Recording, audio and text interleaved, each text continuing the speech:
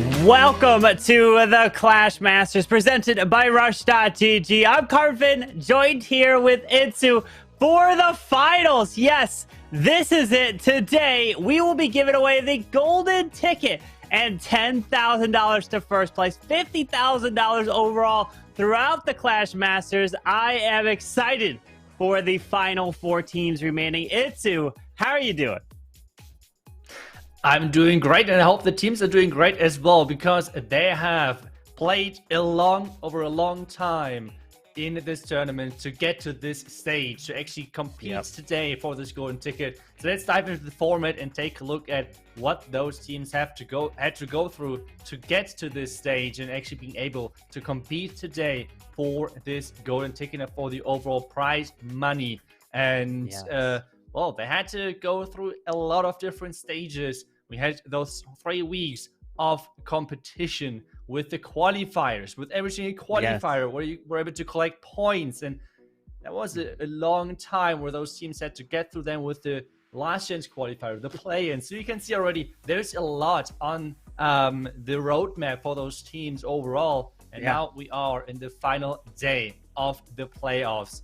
And we have the finals day with 4 teams. It's single elimination, and it's a best of 2 format overall. So it's 2 matches for every single team, or like for every single match overall. And what does this mean as well? Well, both matches are going to be added together. So the teams are going to play 2 matches guaranteed every single time, and the results are going to be added together. Stars and percentage.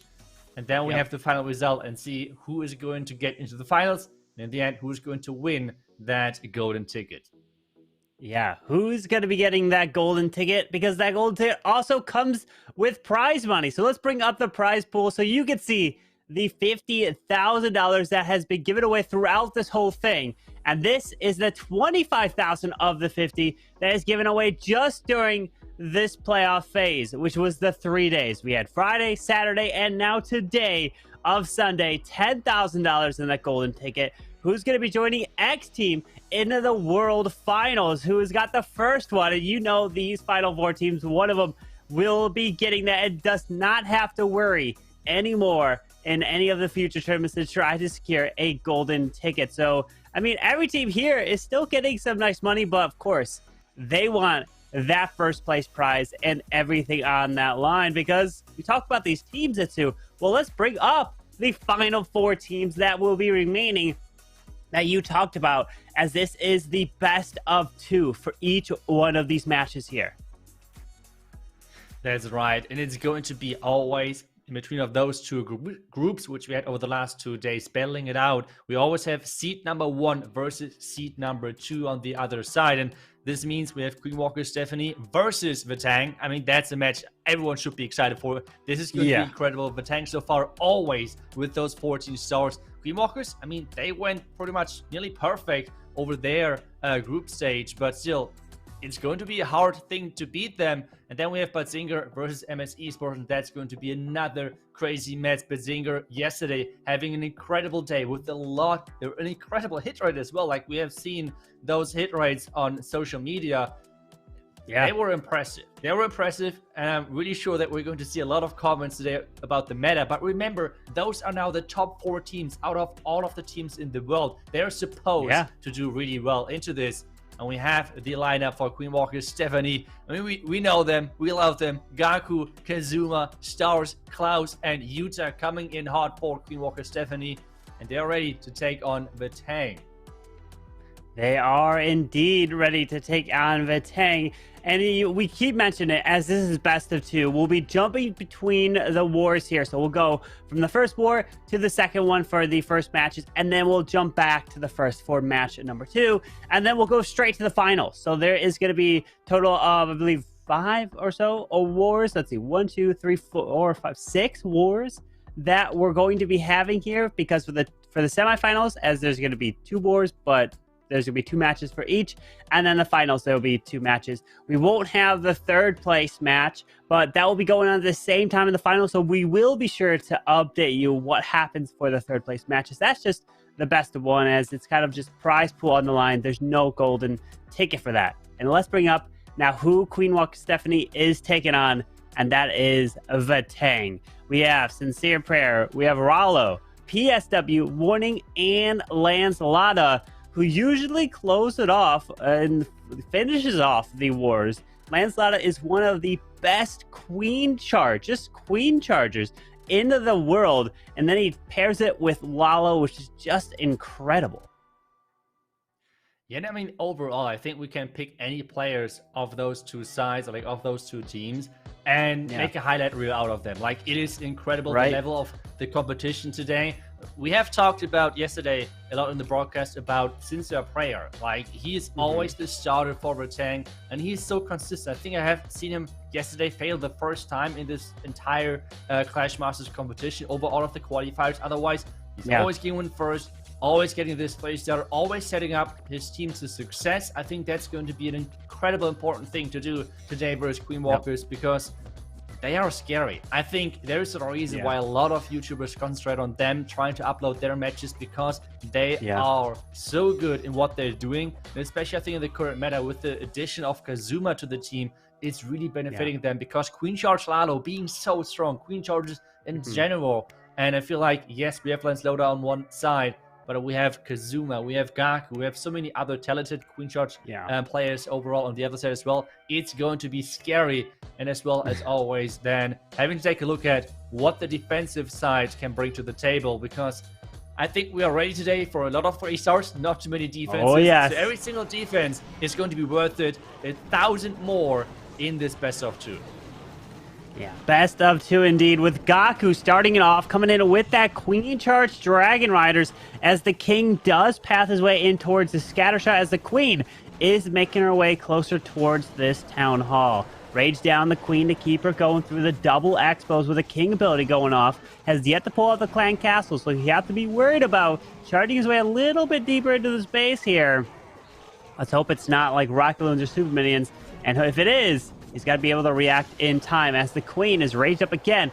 And looks like her pathing might just bring her towards the multi and not the Town Hall. Okay, so there's the Viz, and that reroutes the Queen. Brilliant here, Gaku.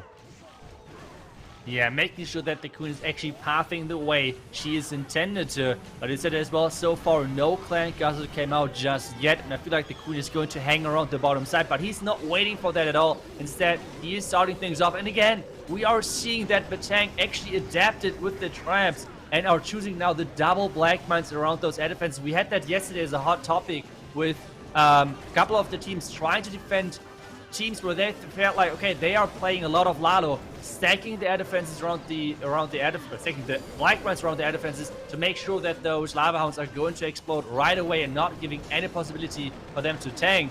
But this is a Dragon Rider attack, and the double black mine went again into the loons, into the slammer in the beginning, and with that, those Dragon Riders are looking really good.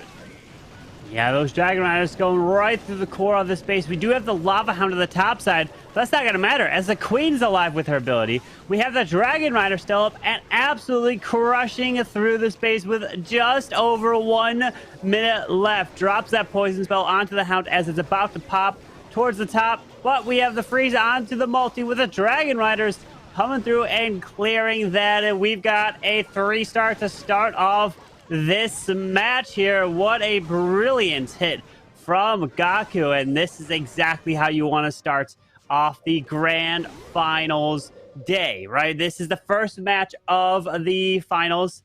This is Queen Walker Stephanie taking on Vatang. This is a best of 2.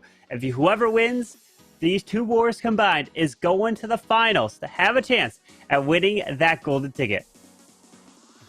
Yes, that's right. Those teams we have seen on Twitter, I feel like Betzinger have posted that it would be just those 4 matches. You're 4 matches away from possibly winning a golden ticket.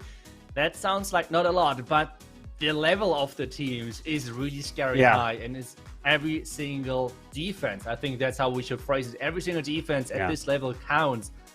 But so far, Gaku coming in strong as first stacker for the Queen Walkers, and starting off with his usual 3-stars, he is as well really strong as this opener, as well preferring the Queen Chargers, but we're seeing such a comeback for a lot of Queen Charge players with the Dragon Riders in those pro matches. Like in Legend, I feel like still it's not getting used that often, but a lot of people like to to change the Lalo into some Dragon Riders overall, because they're just working great. They just have so much power. And typically, they do not need that many spells, which is always a great thing to have when you're doing those queen charges, and you can put every single spell onto that queen. Yeah, and when you can invest those spells in the queen to keep her alive, she stays alive, moving through the whole base and gets incredible value. And it was brilliant pathing that Gaku had with the invisibility spell to bring that queen back for the Town Hall, which made all the difference. And then he finished on the multi-target Inferno, which was brilliant. We know that we're going to see a wide range of attacks in terms of probably air, right? Because they love to bring air attacks, especially with the Lalos. But we're seeing an air of the E-Dragons with Sincere Prayer coming straight on in, freezing up that Town Hall in that Air Expo. As one E-Dragon does lock onto the Town Hall. Warren's helping, and he's another freeze with the Expo just going down on the other side. Yeah, and yesterday we had Sincere Prayer coming in with a 1 minute and around about 20-second 3-star. Can he do it today again? So far, the rage in the middle, I'm not really sure, because Lazy Dragon is going down with that. We have pretty much the Warden now raged up in the core, having to take down the Mocha Inferno Tower, but his heroes are struggling to get to the back end. There's a Super Dragon still inside the core of the base with that queen together, and the openings on the outside are giving his queen and his king some nice pathing to actually get a lot of value. But those black mines really giving those dragons a lot of struggle. But there's only this one compartment left. Everything is now relying on those two laser dragons and the queen. The queen has her ability, which is going to be huge. She can pop the ability to help take down the air defense with these two E-Dragons coming in. Remember, this is a ground expo. So as long as these bottom defense of the Archer Tower and Tesla go down, there's nothing else that's going to hit these E-Dragons. Archer Tower, Archer Tower goes down, so that's going to help here as these E-Dragons are going to try to finish this off. And I don't know how much health they have. Oh, okay, they got plenty of health here to move through. And we've got an answer and a very quick attack here coming in from Vitang.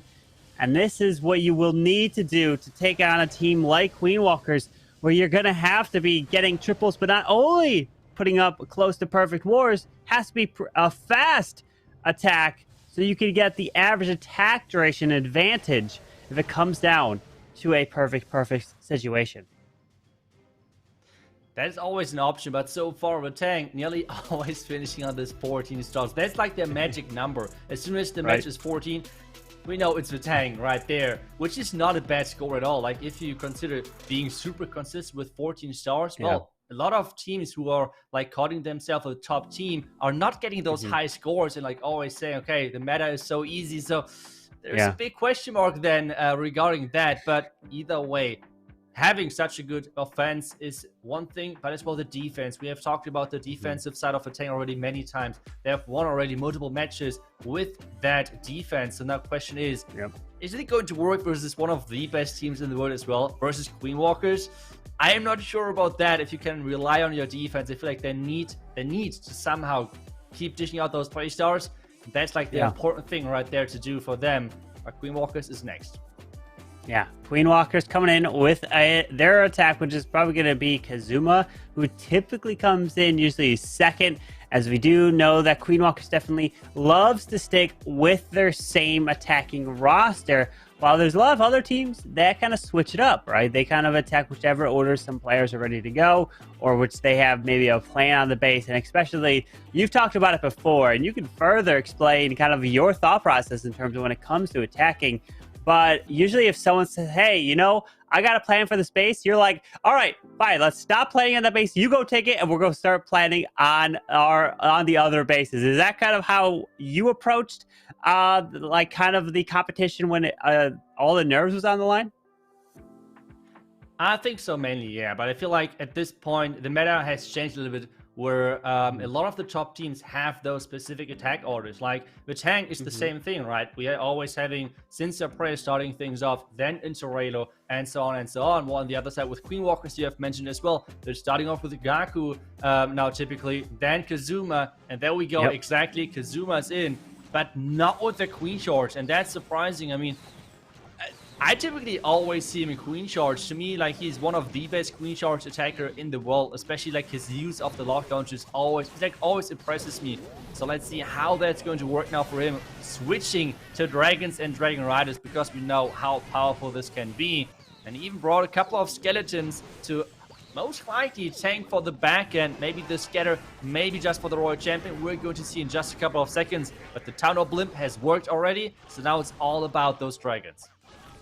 Yeah, that tunnel going down also can help set a funnel to send the dragons through towards the core. Since that won't be up, they can help path their way through as an early warning ability goes off with that double rage to path their way straight on in to help take down the Royal Champ. Move through this air defense scatter shot and lures out this clan castle of archers and a headhunter. Does have a poison spell to use. Not using it just yet, so waiting on that. And the wall break might actually, yep, does indeed, with the headhunter, pull out this lava hound. So he can use a poison spell as the hound goes towards that queen, but using another freeze as these dragons are pathing their way straight through the core, but they're taking a lot of damage through the splash. And these dragons are losing their health, but is it enough? Yeah, all those Redmans in the core were really deadly, and he's trying to somehow tank the back end with those skeleton spells, but I feel like there's not too much left of base, but at the same time, the Royal Champion can be still placed, now getting added at this bottom side. And with that little bit of a spell support, he can still maybe pull this off. We know how strong those heroes are. Oh no, Queen! Come on, what are you doing? Wow. Why? You can just walk around the corner, but the Queen is trying to throw this attack away and going for the wall, taking down the Expo. But now he's going to have a problem with the freeze. But that Queen is now getting healed back up, but the Royal Champion has to suffer for that. Yeah, unfortunately, just misses the RC, so now he's going to have to try to get through the enemy Queen, but the Expo is going to be too much. This Queen's not going to survive, and it looks like Raylo's going to have a defense here, which can be huge. And that's exactly what you need to try to stop Queen Walkers. Is even anything below a triple is a fantastic defense, and you know it, as we have these final buildings left on the backside of the Grand Ward Altar Arch Tower. That's definitely gonna be way too much for this Queen, and unfortunately Kazuma is going to fall short here. Yeah, really unfortunate, and at the same time still wondering why he chose to come with those dragons.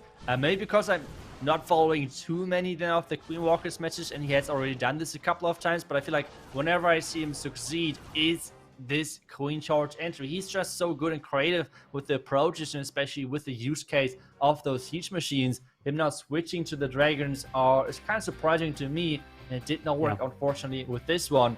But at the same time, I can be really sure that the tank is going to be most likely coming in with those 14 stars. So having one fail isn't the end of the world. And especially, we have to remember that it's a best of two. All of those matches today getting broadcasted are going to be a best of two combination, which means you have the chance of a comeback always happening, especially with only 3 of overall the 10 attacks done so far. Yeah, that best of two really changed it up to give you a kind of a second life, right? It's not a double elimination where the loser goes to the lower bracket, but best of two, meaning that you play 2 wars and you add up the total stars and percentage of it, and then you crown your winner to advance. So now Raylo, who had the defense, is coming in with an answer, coming with a Suilala with a skeleton, a heal, a bunch of spells with a double poison as his heroes are clearing the eagle of this whole bottom side compartment. Yeah, great value. Now we have this lock launcher coming in, and that was something we have seen over the last couple of days multiple times. The lock launcher with the hero dive, it's such a powerful siege, and I feel like it's always the discussion about which siege is the most effective one, is the strongest one overall. And I feel like for sure the lock launcher is up there, giving that flame flinger a challenge, a run for its money. But overall, it's giving you so much value, being able to open up so much in the base, because just take a look at that. Royal Champion already down. Inferno Tower down. First get a shot. It's crazy value so far. And yes, he has to ladder through the Town Hall, but I feel like people are getting better and better at how to counteract the Town Hall poison, how to work around it. Let's see if he can do that now with this attack, because that if it's a 3-star, this would give them the lead. And take a look at that. The queen is even at least damaging that Royal Champion, not really taking it down, but the Royal Champion is staying barely alive. Yeah, he can't use that rage, but over the town hall decides not to do that. And he's going to haste out of it with the Warden ability, perfectly used. Those balloons get shot right past that tunnel poison, as the Hound that popped earlier did pull the tornado trap, so that's why he didn't have to worry about a tornado trap spinning these balloons around the town hall with a freeze. Rage to the backside of this base, and this is crushed. Look at these, with these backside skellies that were not only cleared the enemy RC, but are now used to help clean up, and swags that poison spell with these balloons pathing their way through. And what a brilliant attack here for Rello Vatang. Wow, that was impressive, and it always looks so easy in the hand of the pros with this Lalo. And this hero dive was just incredible. With the lock launcher, we are seeing it with just a regular hero dive, sometimes with combined with lightning, maybe even with Skelly Donut. There's a lot of different possibilities using that lock launcher with the heroes together, but it's just so powerful, getting the value. Do not have to invest resources into wall breakers, for example, because remember, at the end of the day, even though super wall breakers are incredibly powerful, there are 8 housing space each. So this is kind of like summing up quite a bit. So using the lock launcher instead is saving you a lot of housing space to bring even more loons, maybe clean up. We're seeing a lot of time problems. So that's another powerful thing. And the match is starting off strong already. So far, 5-6 after 2 attacks each. Yeah, and that one fail came in from Kazuma of Queen Walkers. And is that going to be a difference maker in a best of 2? So you imagine that you have 10 attacks and only 1 fail, which could cost you a match. That's just insane to think about, where that's what it literally might come down to, where you have to be answering with 3 stars after 3 stars against your opponent. And one slip up could cost you an opportunity at trying to get a golden ticket. That's right. And I mean, overall, if the stats are correct, like from Group A, I think we have seen overall 29 out of 30 stars for Queen Walkers over the group phase in Group A. Wow. On the other side, from Vatang, we have seen 42 stars over the amount of being possibly getting this 45 stars. So 3 stars missed over there. They had to play this one extra match in the lower bracket. Otherwise, still, it's a really close match. And both teams are showcasing those stats that they're capable of getting those high-scoring matches really consistent. So every fail is really uncharacteristic for them, I guess. Yep. Yeah, absolutely. Like, if these players fail, it's definitely a shock to us casting and the viewers at home of like, whoa, wait, this base defended. Let me go right out and try to copy this one right now, because a pro player of this caliber did not get that 3-star. But remember that these players don't have that much time to plan, right? If you're, it's not like your typical war where you have 24 hours in the war day to plan your attack in a regular war or even in the CWL. This is, you have, if you're coming with the very first attack, you have just a few minutes to plan your attack. It's almost like Legends style, not like, it's not Legends per se where you can't go without scouting and planning your army, but you get almost no time. And Stars, unfortunately, use the last invis to make that multi-target invisible and doesn't go down. That is unfortunate. With that tornado trap, it should be no problem to take down that town hall. But I mean, I remember him using the Blizzard a lot of times, and he even likes to fade the Blizzard just to give the defender hope to still smash the base at the end. So, Multi-Inferno Tower surviving is, if someone is coming back from that, or even capable of coming back from that, I think it is going to be Stars, one of the best Lalo attackers in the entire world. And so far, even though the Inferno Tower is staying up, the attack is still not looking too bad, with the Queen now joining up with that King. But wait a second, is that Queen now joining, or is she going somewhere different? The ground expo is being kind of like a problem. But where's that Royal Champion now going with that King together? The Multi-Inferno Tower is getting skipped for now. Let's see if we can somehow get some loons in there to make it go down with the Queen. Oh, that Royal Champion. That is just insane. Royal Champion going for the Multi-Inferno Tower, and the attack looking great again. Yeah, that Inferno Tower going down, so the balloons do not get hit by it. That was clutch from the RC as he could pop this one ability to protect the balloons. But remember, there's probably a bunch of red air bombs somewhere in the core by these Infernos. Pops the Warden ability, but also clips the Hound so it can tank this bottom air defense and World Champion. He's moving his way through. Oh, there's the red air bombs that I was worried about. That Sweeper's going to be a huge problem as he's pathing his way to the Scatter Shot now. Only one free spell remaining. There it is. And he needs this World Champion to go down, but there's not too many lava pups on her. The Owl needs the help. This RC is slowly picking these balloons off. Go Owl, take it down. Maybe the death damage of some of those loons can take her out. And yes, indeed, she is going down. But at the same time, is it going to be still enough power? Time is looking good, especially when we have just the Unicorn and the Minion on the right side is looking good as well. I don't know what it's doing over there, man. but now the question is, can the Owl with that Warden together maybe finish off the base? Because that Minion is looking good with that Unicorn, but time is ticking, but the Warden might be able to take down the remaining buildings. I don't know. Minions could tank for the Warden. Who knows? That single target Inferno, the Minions, the Warden tried to step in. 12 seconds, come on. What is he going to get? Warden. Oh no, wait, the Owl's helping. Come on. 5, 4, 3, 2, 1, Warden, yes! What?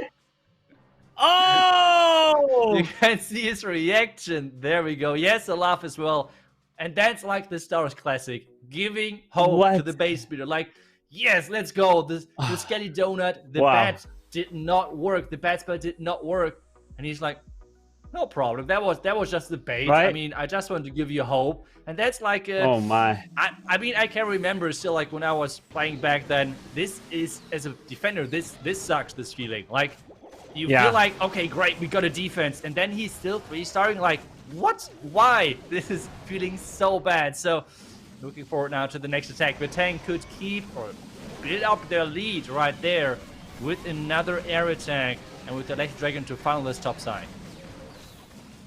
Yeah, that Electric Dragon's also taking the arch shot, which does go down. Warden ability goes through to help protect this blimp to try to make its way into this multi. Yeah, I don't think he wanted to push it all the way to that town hall. He wanted to clone into the multi.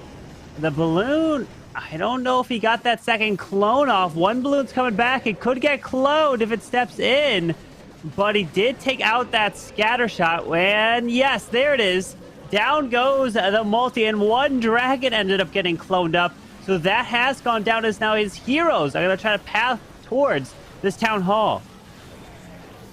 Yeah, and there's a lot of freezes still left, which he's trying to use now. But still, like, something has to take down this town hall with this air defense around the bottom side. Things are getting taken care of really quickly. The king is now pathing into that town hall, but this means he's going to have a lot of problems inside this town hall. Poison, Queen so far is doing a great job of like keeping herself out of danger, but the single Inferno Tower is going to be out of reach for her, and nothing so far is targeting it. Maybe he has to use the Royal Champion in there. Who knows how he's going to react, but so far this attack could fall short as well. That would be the defense Queen Walker Stephanie would look for. Queen so far going around the outside. He has the one priest which he can use onto the scatter, onto the defending queen to maybe keep his Royal Champion alive. Yeah, with that freeze coming in onto the enemy queen and scattershot, there is the defending king to the top side, but you don't have to worry. You don't have to kill the king as his platform has been removed. And that's all that matters, but the problem is this queen is making her way down south with her ability still intact. Is it going to be enough to overpower this ground expo, which will lock onto this queen pretty far away, as we did have a 91% come in from Kazuma's attack that failed. So as long as PSW gets above a 91, they will have the advantage with just under 40 seconds left. He's approaching it. There's 90. He'll definitely get above that mark as the queen steps in. That is huge there, as the queen can use her ability on this ground expo. Yeah, and especially the unicorn staying alive. That is Clash right now to make sure that this can work. If there is no giant bomb and the archers can keep tanking the warden, this can still work. Another close attack. The giant bomb. No way. Wow. As long as there is no giant bomb, last famous words, going to finish this attack. And that means it is going to be the defense And this means stars are tied up again between those two teams. You just had to say it, Itsu, didn't you? The giant bomb, of course, popped up right there to stop his queen. And you know, the reason why he didn't get it is because, did he have the minor queen skin? You know, she just would have went underground to avoid the giant bomb, right? It just... Oh, man, too bad. No, that does not happen. And, of course, she steps in, pulls that giant bomb, and goes down. Needed those archers to help tank and protect her. Just not enough there. And now this war is all tied up on stars. Buffetang has that small lead in percentage. Yeah, but considering that this is a best of 2 and we are going to play 2 matches, this lead so far, yes, it feels maybe great in this current moment, but I feel like there's so many things which can go good or wrong or wherever direction. So a lot of attacks still to go. Nothing is even close to being decided yet. And we have to wait for the next attack of Queen Walkers now coming in with their next attacker. I feel like so far, we have seen a lot of dragon attacks fail. We have seen Kazuma falling short with the Dragon Rider combination, and now another attack with the Dragon Rider combination falling short in this match so far. So let's see if that's going to keep happening, but that means another Skelly Donut coming in, and Klaus is going for it all.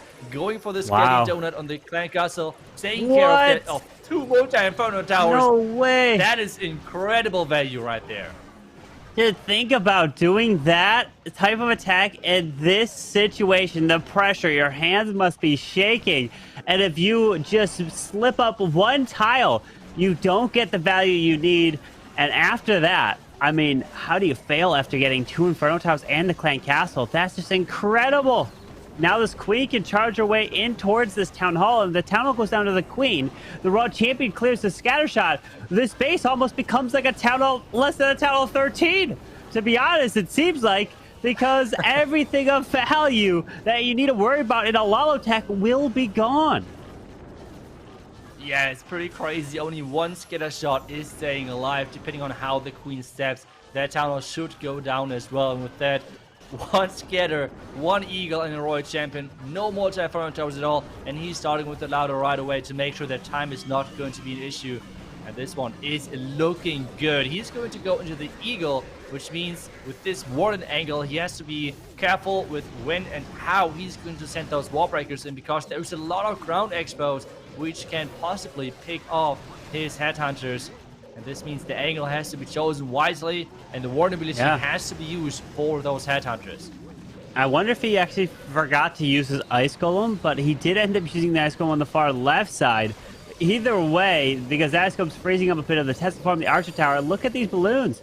Warden ability going off to protect, and I told you, I don't see a way you fail after getting that kind of value. As the balloons are pathing their way around with over a minute left in the attack.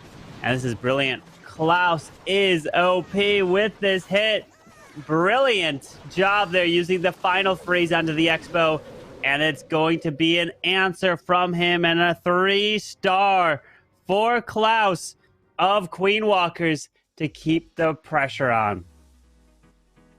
Yeah, those Skelly Donuts, they always look so, I don't know, like when you see them, they look so obvious. But I feel like just identifying the size of the invisibility spell, that you can actually place the invisibility spell perfectly to take those 2 Inferno Towers out and the Clan Castle. I feel like that is just so crazy. I would never really see the exact size you need of a invisibility spell. I would be like, is it 1 more or 1 less tile? Am I good? Should I go for it? It's just crazy how good they are with those Skelly Donuts overall, and you can see how powerful this is. But at the same time, if you want to try it out as well in some Clan Wars and Legend, make sure to test it before that in Friendly Challenge. Like, it's not as easy as those guys make it look like, because 1 invisibility spell misdropped and your entire attack feels like done. Like, there's no coming back pretty much most of the time. So it's tricky. Make sure that you practice it a little bit before triggering your teammates and messing up your Clan War. Yeah, you don't want to predict wrong, right? Where you are placing your spells like, okay, I got it. I can drop my spells here, and then you completely don't take anything out, even like an Inferno or the Clan Castle. And it's like, Wait, did you just use all your spells to get nothing? Like, that's one of the worst feelings when you try to use a Skelly Donut. But we have warning of Vitang coming in with a Suiolala. He's not going Skelly Donut. He's taking a poison deal with whatever comes out of that clan castle, as his heroes and Log Launcher is going to try to open up the walls that connect both these Inferno Towers so that his heroes could get some incredible value. Yeah, and to me, always it looks so satisfying seeing the logs rolling through, sniping down buildings, dealing so much damage. And again, take a look at the angle he chose with the log launcher. My. He is going to take care of the entire clan castle with that. Only the super minions, and they are covered inside the poison. This already looks incredible. Queen, Only though. the queen, again, doing queen things. No. Otherwise, things are looking good. If he's now going to get that scatter, that would be incredible, and this looks really good because both sweepers are pointing away from the town hall, so he should be good looking going into that town hall right there. One invisibility spell can use at the same time. His queen, though, is going to take down this royal champion, which is good value as well. Yeah, that is nice value. Don't have to worry about using headhunters onto her, or even headhunters at all in the rest of this raid, because the Queen and RC are both down, as he's going to have to use the Warden ability.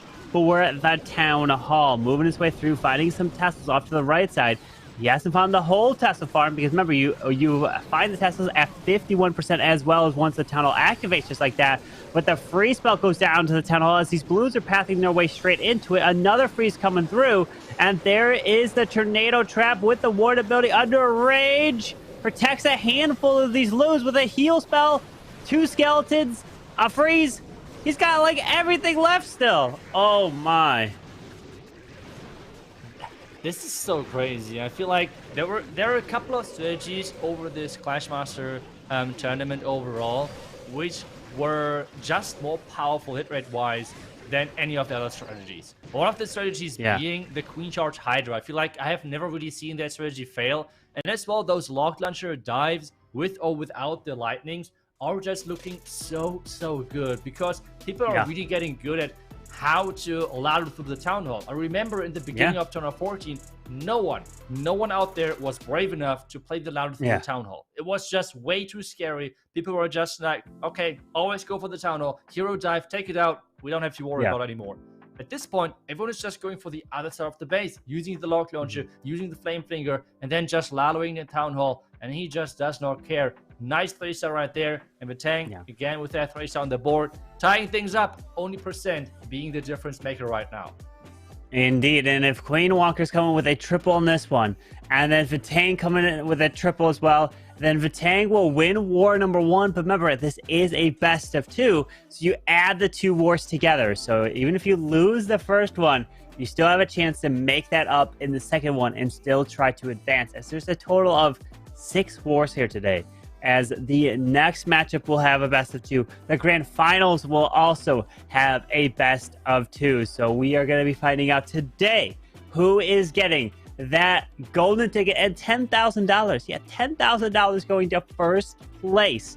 First place team, as the total has been $25,000 for the playoffs and $50,000 overall throughout this Clash Masters. It's been incredible to see, and it's really awesome to see. There's you have to really work your way to get to this point. It's not like you just win a certain war, you make it easy, right? It's totally deserved for these teams to make it here. They've done so much on their journey through the qualifiers, through last chance qualifiers, play-in stages, playoffs, and now they're here, finishing with Yuta in war number 1. Yeah, and I feel like so far the scoreline really shows that. Like, it's really showing how good those teams are in those high-pressure moments as well. Like, this is not going the wrong way right now, but how good they are in adapting to all of this pressure as well. Like, it's different than just like a regular community tournament or something like that. So there's for sure a difference noticed. But now, back to the Queen Charge going in from the wrong side. We have to see how he's going to adapt, because he's not going to be able to pull off the charge as he wanted it in the beginning, where he directly wanted to charge in the Town Hall. He has now to maybe switch the side with Queen Charge Hybrid, because Hybrid is really underrated in my opinion right now. Let's see if there's any spring traps. Like the first spring trap already hit. Are there any more of them? That's the big question. Yeah, moving his way into the scatter shot. And notice that the owl is actually on his queen. Not typically usually it's on your warden, but the unicorn is on his royal champion, moving through with Rocket Loon super minions coming out of this clan castle with that ward ability going off. And his RC is just barely... Okay, she's still alive into the core of the space as hogs are now just coming out of the siege barracks being used as the queen's getting spun into the town hall poison. Oh, the queen with those healers, or especially the healers, are a big problem. But so far, the eagle going down, the heal in the core, making sure they have a nice path in the back. And I say it, Hybrid is so underrated, especially with people paying less and less attention to that strategy. As long as there's not 1,000 spring traps against it, it is so powerful. And you can see those spring traps were meant to defend other things, headhunters and other strategies. And this is looking so good. And another 3-star coming in for Queen Walker Stephanie. 14 stars is going to be the end result for them. The question now is, how is it going to look like for the tank? Can they get their classic 14 stars as well? That would have the first match with the percentage lead. And going to the next one, that's always a great situation to be in, especially if you consider that you're facing right now Queen Walker Stephanie. Yeah, and that triple right now puts the pressure back onto Vitang. And if Vitang triples, then it'll only be a 7% difference between these two teams. And it will be tied on stars. And going into the second match, that's almost like it's tied exactly, right? It's so close. When you average it out between two wars, that'll be almost like just 1 to 2 building difference when it comes down to it. But we're going to have to see all of the attacks for the teams as there will be a whole nother war for this matchup. The pressure's coming on Lancelota for Vitang, who's probably going to be coming in with his classic queen charge. Typically a queen charge Lalo is what he loves to do, and he's not scared to end on the town hall. As you've talked about, these players are being more and more confident to be able to end on the town hall, take it down with rage spells, and then continue on to triple the base. I feel like since the legend rework, players have just become better and better over time so much, because you had so much good practice versus other top base builders and other top players in the entire world. Because legend became so much about skill, so much about like putting in time into your offense and into your defense, that a lot of those players are just getting so good at the game that they can force a lot of those strategies just on any base with having such a good success rate. Like if you're taking a look at Stars, for example, in Legends, he's going like, I don't know, 44 out of 46 Legend attacks or something on one day or something crazy like that. So it is really impressive. Now we see Lancelota as well, pushing a lot of times in Legends with Queen Charge Lado, and he's doing exactly that right now as well. Having a lock launcher selected at the moment. Looking forward to see if he's going to change that or where exactly he tries to use it. But for now, starting his screen at the bottom side, and then following up with Lalo then. Yeah, can the Lalo triple this base as the invisibility spell is used to the right side to force the queen to go left and charge her way in towards the multi-target Inferno. But will the angle of these healers step in? Yes, they are getting hit by the multi-target Inferno. Rage speeds this queen up so the healers don't take too much damage. With another wall break coming into that ground expo, charging this queen through. Just let's be worried about these healers, and hopefully they don't take any red air bombs. But a log launcher is opening up towards the scatter shot as the queen is gonna wait. Look at this wall. Oh no! The wall break gets one-shotted by the Grand Warden, but the queen continues her path towards the eagle. Oh no, and with this opening, the queen is not going to come back most likely. Yes, he's going to... Ooh, Headhunter is coming in too late. Is he going to lose the queen ability? Yes! At least the invisibility spell is in place, so this means that the healers are safe, but... Oh no, the rocket loons and the queen is... Like, they're going in the wrong direction. Eagle shots are coming down, and not even the multi-throne tower is going down. This is not looking good for Vitang. He's trying to push the queen back inside with the king. But this is going to be really tricky with the town hall being on the far other side. He has to make sure that the warden is getting sent with that Lalo into the town hall. maybe he has a chance of somehow getting this as a comeback. There we go. Lalo has started. He knows he shouldn't wait too much longer. Otherwise, time is going to be another factor. But he has to invest some more spells to get through that Town Hall and speed those runes through. But there is no Queen ability left, so every single spell into the Lalo is a risk, which he has to use. Yeah, with that rage securing the Town Hall. Now the Royal Champion coming into the enemy RC. That multi-target Inferno staying up, and it's going to do so much damage. They got slowed down to that Town Hall poison. Headhunters onto the enemy RC with his RC ability. This Queen is still going. The RC is going to finally be able to clear the enemy RC. Wait a second, 27 seconds. Here we go. He needs a triple to keep the stars tied. Only 20 seconds here. He's going to pop the RC ability, skips across. We've got the cannon, drops the two loops out of the RC. Will grab the multi. Now the RC can go to the clan castle and start cleaning up. Wait! Come on. Oh! Wait! We got a sneaky goblin on the clan castle. He's cheering. What? No way! And this is exactly what I meant with player getting so good in Legend. Being able to react to an attack which is going completely wrong. That was just impressive. Such a good comeback. Yeah. Wow, his Lock Launcher did not get that much value. I feel like the Lock Launcher took down, what was it, just the scatter or something? So really not the value he was looking for, but still getting this attack done. That was damn impressive to save this attack, just to make sure that it's going to finish on 14-14 with this first match of the day. What a start into the day. Yeah, incredible. And we have Tang with the lead, who got a 98% in their one fail. And then we had Queen Walkers had a 91% in their one fail. So there's a 7% difference right there between those two attacks, which will come really into play in war number 2. But we're not going to go into war number 2 right now, as we are going to be getting ready for the next match and jumping into that. So we can probably bring up the bracket to show you the other matchup that we have, because there's only 4 teams left here on the final day. And this is going to be a good one between Badzinger and MS Esports is going to try to get to the finals, as we had the first match of that first 4 Queen Walkers versus Vatang, but this next one is going to be a really good one as well.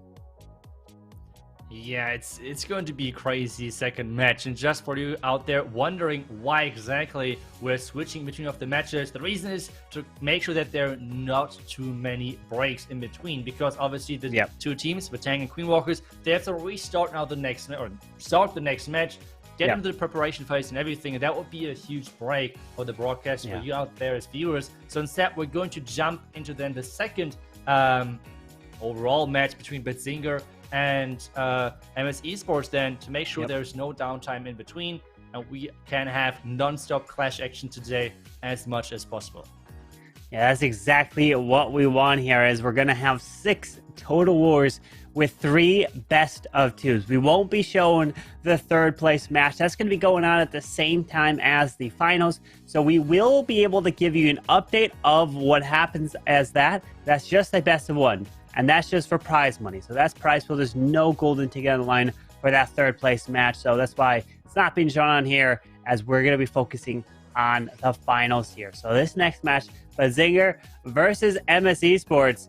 We have an insane matchup, and Bazinger's been on a roll as of late. They've been coming in with some really amazing performances, and they made it to the Worlds, and they did pretty good in last year's competition, right? But there is a whole new kind of roster, right? New players coming in, and the chemistry, right? When you form a new team, you have the experience of bringing new players onto your team when you're playing competitively.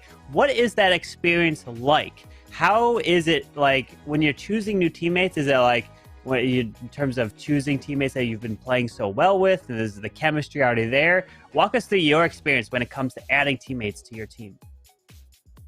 I feel like overall it really depends in what case you're talking about this. I feel like if you're talking about MS Esports, for them it was just like some friends are getting added into the roster. So they knew already each other, I think, kind of well from playing in community leagues together, from playing overall already together. The entire roster is still French, if I believe so. So there's nothing too crazy going on, I believe. So I think overall it's really not the biggest problem of having this roster. I think it's always depending on how big the difference is. We have the first attack in, and while we're seeing the lightning spells hitting the core Inferno Tower, we're going a little bit about the stats, because Batzinger, who's attacking right now, overall in their performance in the group phase, they got 29 out of 30 possible stars. Incredible performance for them over the group stage. And then we had on the other side MS Esports, who overall got only 39 stars from possible 45. So we can see already missed out on 6 stars overall. So stats wise, we can for sure see that the seed 1 Batzinger from group B might have the advantage, but I think overall we know that any of those teams have the possibility of being really scary opponents and getting a lot of 3 stars in. So let's dive into this first attack with the hero dive already going on. The Royal Champion taking care of that scatter. The Queen dodging the Town Hall for now, but for that Town Hall, there's some sneakies in the army camps. Yeah, the Town Hall is going to be staying up with 9 sneaky goblins, like you mentioned, as this Hound is going to pop. Gonna push this Queen. Oh, we find a Giant Bomb near the Town Hall, which hits the Queen now. Her ability's already been used, so she's gonna go down. More sneakies into the Town Hall. Get ready for an invisibility. There we go. Invisibility is being used. Sneaky Goblin's working out of the Town Hall, and down it goes. As he can use a poison, which he does now use as the lava pups come back in towards the Town Hall, with the Lalo going straight into the Eagle. Yeah, Lalo going straight into the Eagle, and there's no sweepers left in this base who could somehow deny the value of that Lalo. Vulnerability nicely covering the Headhunters. In addition to that, Lava Hound. That's always great, because every single Eagle shot got blocked from their vulnerability. In addition, a lot of damage from the air defense and the Expo. So the Hound is going to stay alive for quite some time, still being able to tank for those loons. And with those remaining spells, they should be able to quickly get... Oh, the Tornado Trap. Quickly get into the scatter. But that is a lot of damage right now on his loons. But the back-end Inferno Tower is set to single. So that's not the biggest threat overall. That is not the biggest threat, as he has another haste to use to shoot these balloons straight through this section with a Dragon Rider to help assist, and even the free spell. And this is looking good for Hosea Batzinger to start off with a triple. It's all about cleanup now. Drops that final trailing balloon to get it done. Finish off on that storage. And we've got ourselves a 3-star to start. And that's exactly what Batzinger need to do in this matchup against MS Esports. Yeah, this was looking impressive. Really nice attack, knowing that his Queen is not going to go inside that tunnel compartment. Bringing this the sneaky goblins for that to just... add up in the power. Really nicely done. Meanwhile, taking out the scatter then at the same time. That's like always so impressive how those pros use their heroes, because I feel like every of those attacks is relying on getting as much value with their heroes as possible, because the heroes are the strong part in your army at the moment. If it's a Queen charge, if it's a hero dive, you always try to get the most out of your heroes, and that's so far what those pros are doing in a really great way. Now it's back to MS Esports, and they need to make sure that they are on the board as well. They're getting their 3 stars in as well and tying things up exactly as we had it in the first match of the day. We had like an incredible close first match of the series. Yeah, we did indeed, as that one came down to 7% overall in a 14-14 war. So that one almost, it really feels tied. That one is going to come down to that second match. But here we are with Nachoa's attack for MS Esports to start off with a Queen charge into the Hogs. Oh yes, here we go with that rage onto the Queen to get that enemy king down with the Headhunter to help. And you know, if there's any team out there, the MS Esports is the team to know exactly how to use those Hog Riders, as this Queen is going to clear the Eagle, clear the Grand Warden Altar, and then slowly path in towards this Clan Castle, which these balloons try to test for some traps, as the Blimp is going to try to secure the Town Hall now.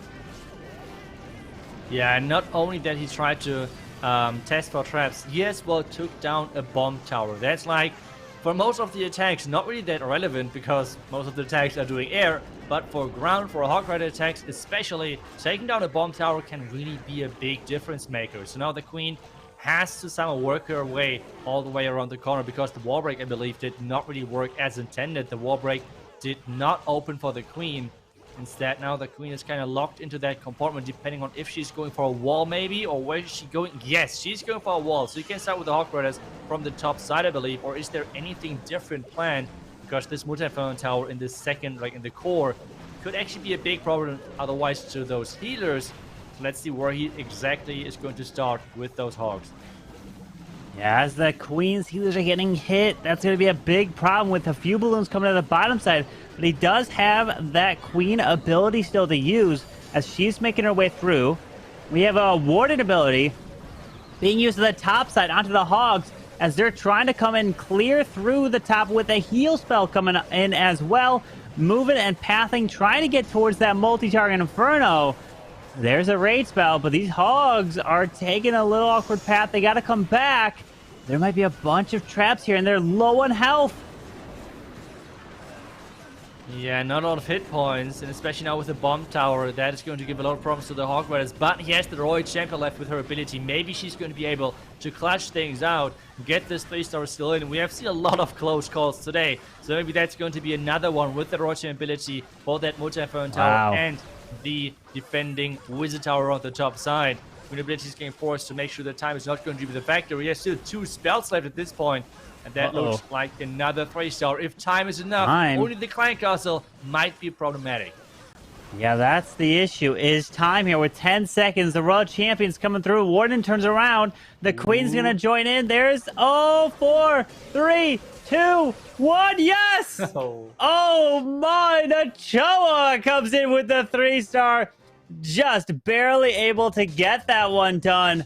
Wow, that was close. We were worried about the time when it came on that. The Hogs did get kind of taken out, right? But they got the value, and it comes down to keeping your Royal Champion alive to finish off the base.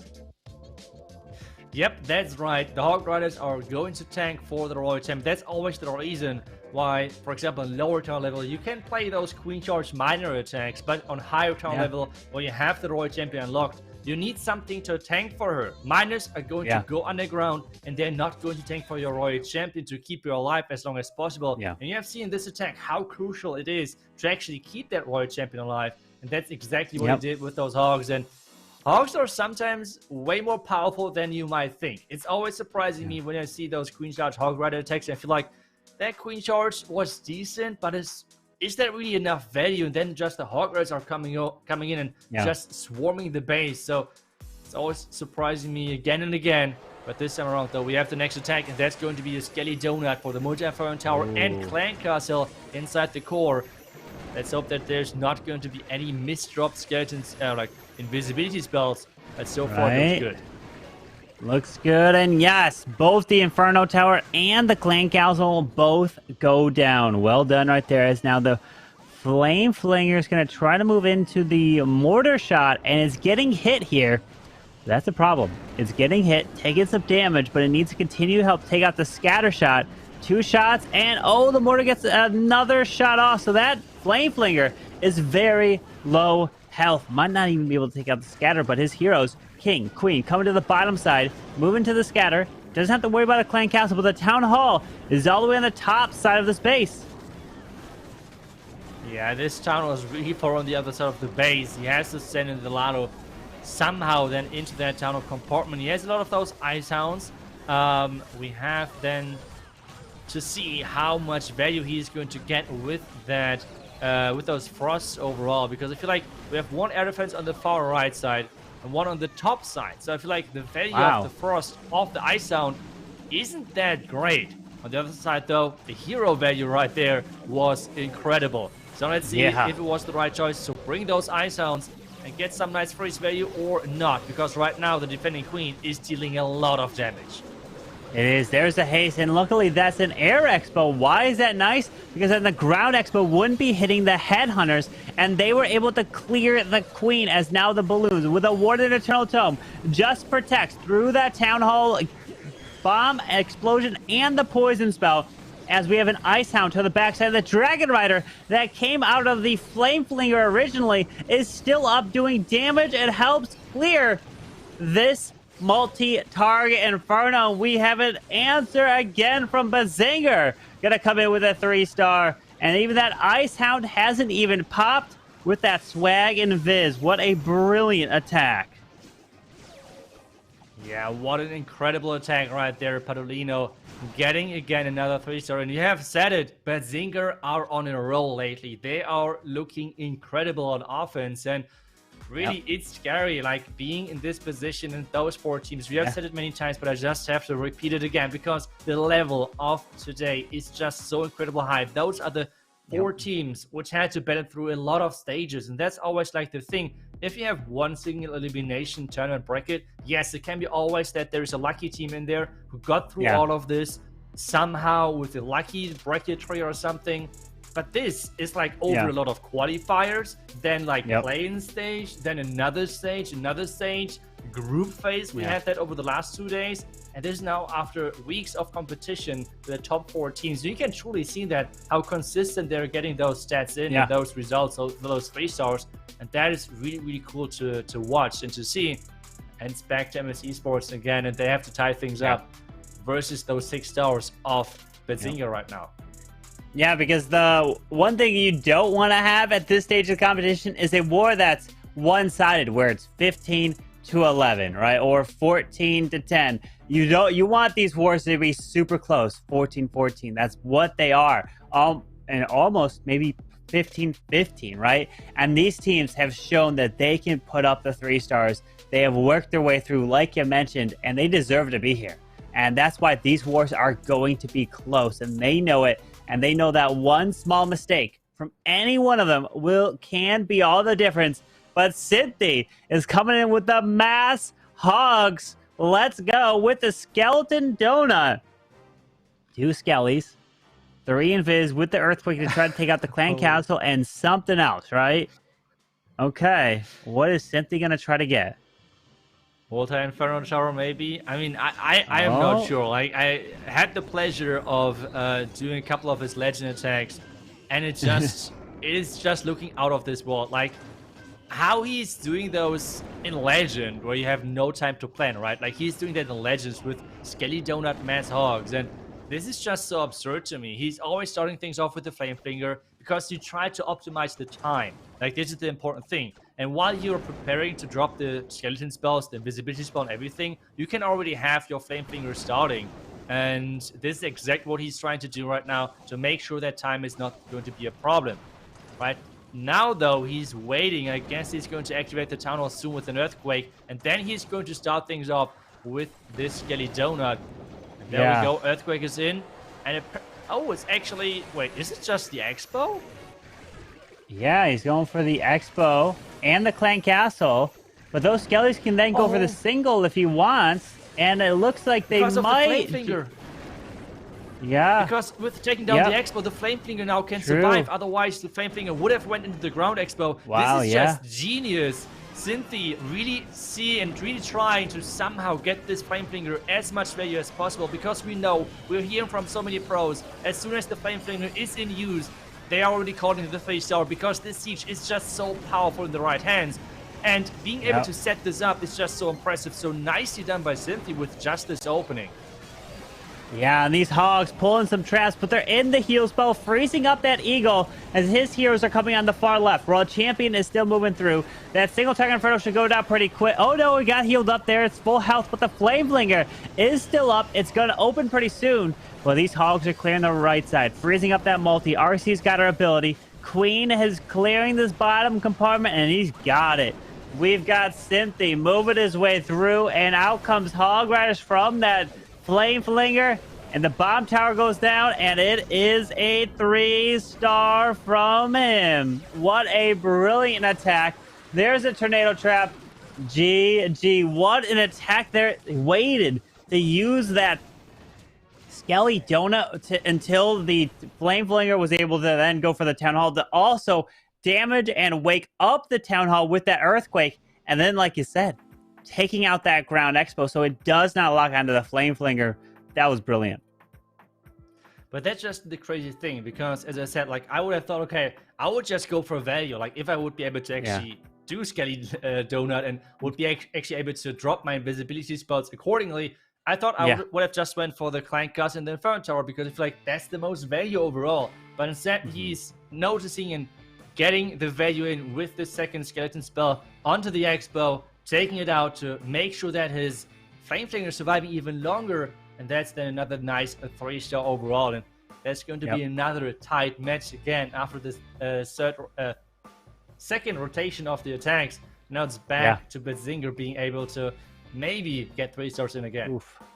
Yeah, 3 stars are all that have been coming in so far. And the pressure is now coming back to Betzinger. They're coming with triples, and ClashMSTRS is saying, you know what? We can answer and deliver exactly what you guys are bringing in this war, as this is a best of 2. Every single match here that you're going to see is a best of 2. We have the 2 wars in the semifinals, or the two best of 2s, and then that pushes you to the grand finals, which the golden ticket is on the line for that. And the pressure is even higher. But Ano of Betzinger is coming in with Super Bowlers.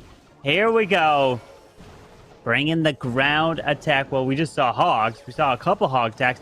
But this one is really trying to smash his way through, as we have to look at that mortar that's next to the Seagull, as that mortar will be doing some damage onto the Flame Flinger if he doesn't distract it. Yeah, that's always the important thing, especially with that mortar now inside. He needs to be careful, but we have the water walk going on around the top side. Skipping the scatter for now, though, so that's always a scary thing. But now taking that out, there's no builder around to make sure that this scatter is going down quickly. Then he's going to be able to send those Super Bowlers, and we have seen quite a few Super Bowlers over in Group B over that qualifier day. They were really successful overall. They had a lot of 3 stars in. Now let's see, next Ball Breaker is connecting to that Builder Hut to get those Super Bowlers even more value, even more path into the base, and with that jump, he's going to be able to for sure connect everything. Hopefully those bowlers are not going to dodge that Town Hall.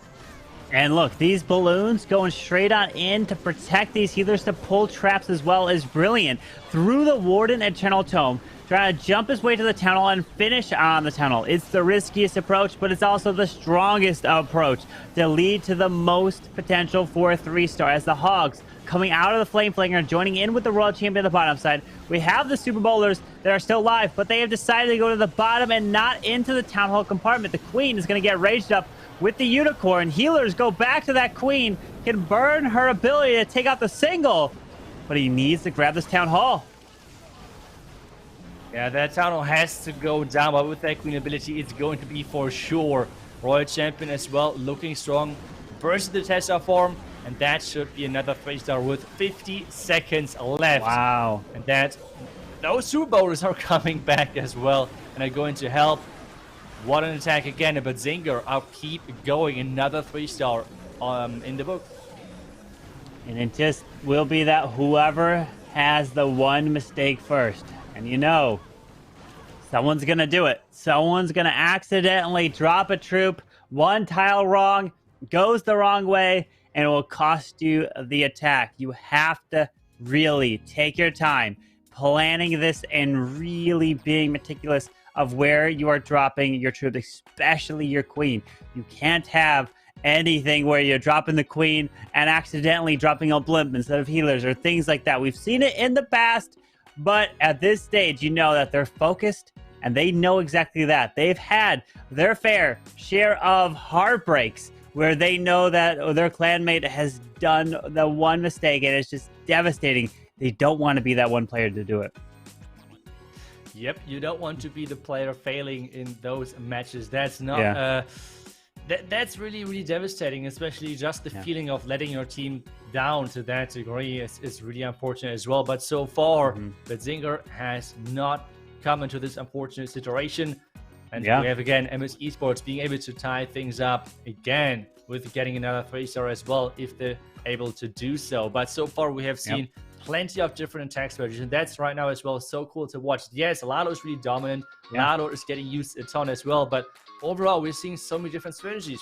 We saw Queen Charge Hybrid. We have seen Mass Hog Race. We're seeing now again a Queen Charge Hog Rider attack from MS Esports. We have seen a lot of air, a lot of dragon, electro dragon attacks. So overall a really widely spread meta, which obviously then is not the optimal thing for the base players because it's just so many things which can work, but it's as well fun to watch, and that's like the cool thing overall. And he is coming in with a Wall Raker. I have not seen that in forever. The Wall Raker is going to be trying to help take out that scatter. Remember, the Wall Raker's health does not go away, so the Wall Raker will go as far as it needs to until it is destroyed, as it's going to lock onto the scatter shot. And oh no, okay, so you're going to open up manually. I would have thought maybe you let the Wall Wrecker try to damage it as just to path your way through. That I would have thought that might have been the better, unless you let the Wall Wrecker open up on its own. That could have been some extra free damage that those Yetis did not now get, as the Queen's had to deal with the CC of Super Minions, which actually go into the poison. The Queen actually picks off those headhunters with ease. Didn't have to use any extra spells to deal with them. Yeah, and that jump then going to lead the Queen into the entire backhand. This is looking good, but there's just so much damage. Wow. Eagle shot, scatter, everything. He has to use the Queen ability. Invisibility spell is getting used as well, but the Queen is skipping that scatter. Hog Riders are in. Eagle is therefore gone, but he has to be careful. That Queen needs to get the Town Hall down, otherwise this might be a problem. The Queen going to jump, that's the question. Yes, she's going to jump for that scatter. Now the question is, how is he going to get that Town Hall? Because so far the Queen... What? She comes back. I thought she would go for the something like the top side, but no, she's coming back. And he has still 2 Hog Riders left for the back end. Yeah, and 6 loons. I didn't even see 6 balloons to use. He just spawning loons, uses a freeze. Oh, misses the other Tesla, and he's just going to use those loons to the top side. RC ability as well. Oh, Elk, brilliant. Look at that. I guess, you know, it's just... those balloons must have been from a different attack that he swagged and just had left over, you know? Because where did they come from? Jeez. Brilliant a hit here, and finishing on the Town Hall, the pressure that he had, and he delivered for MS Esports to keep it all tied up. 3 stars apiece out of the 6 total attacks. That is brilliant. Yeah, we have already said it, that today is going to be scary. Even though we have seen that, for example, in the group, still really big difference sometimes between the top 2 teams and the bottom 2 teams. For example, in Group B, we have seen really quite a big, you have to kind of sadly say it like that, as it is, really that Vatang and Bazinger came out on top swinging. They were really unstoppable in that group, and you can see that the difference between the top 8 teams then in this competition and the top 4 teams is being that big. And this is really showcasing today that this level of the competition today is just so incredible high. 9 stars each. Really strong showing from both sides, and so far they're looking strong. Especially the cool thing is both are coming in with their own interpretation of the meta right now. Seeing a lot of Hog Riders from the MS Esports team.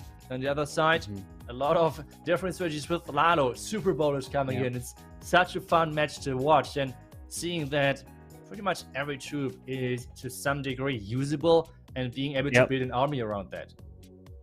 Yeah, and then we know once we get to the finals, we already know the 1 golden ticket has gone to X Team, and we know that they love to also, with XBB, bring in Felks, right? So we're having a lot of different attacks because that is what these teams are fighting for. They're trying to join X Team to get that 2nd golden ticket to see if Dima can help add another triple to the board for Bazinger.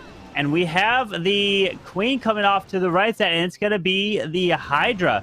We have the Dragons and Dragon Riders, and this attack has actually not been doing too well for some other players today. So let's see if Dima can turn that around and increase the hit rate for this Hydra attack. Yeah, increase the hit rate for it and see if it can... we know that it can 3-star, like we do not have to forget that. It's insanely strong strategy today, though. Unfortunately, one of the I think it's the only strategy today which so far has failed, right? Like the 2 failed so far in out of the matches which we have seen yet. And so far, both of those fails were with the strategy. But right now, wait a second, that queen, I think she's going to skip that scatter. That is not planned. He wants to take that scatter out. And with that scatter staying alive, that Tesla from right there was awesome. And this means scatter staying alive, and he has to react. Because this is actually more of a drag bat. He's got bat spells to use, and that scatter shot staying up is even more of a bigger deal now because Splash.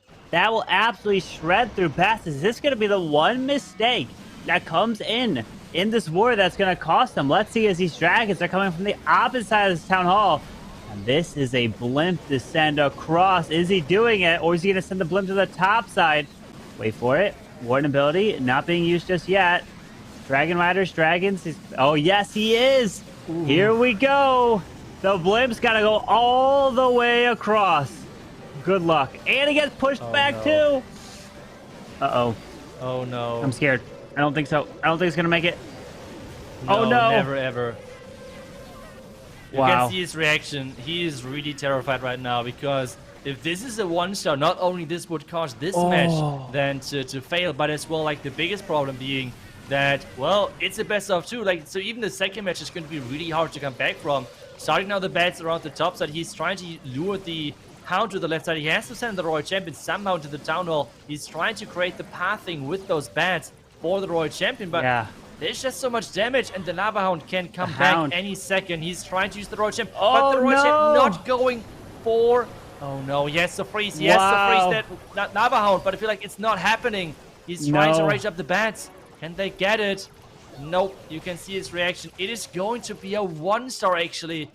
And again, Dragons and Dragon Riders falling short this time around, though, because of the heroes not getting the scatter. And this Blame being really ambitious with sending it into that sweeper. That was a risky move, and he knows it. This is a big, big defense for ClashMSTRS. I just wonder, if he sent the blimp from the top side, would he have been able to make it to the town hall and take that down? Because that's the risk you run of sending the blimp all the way to the opposite side just to use your Warden ability to protect it.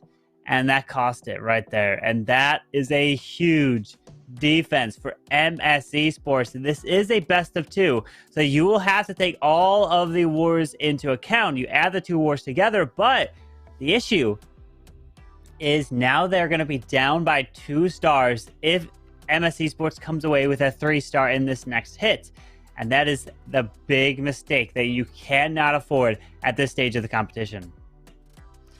Yeah, it is a huge mistake right there, or like a really, I think, decision mistake based. But I feel like still the scatter, he could have maybe overcome that.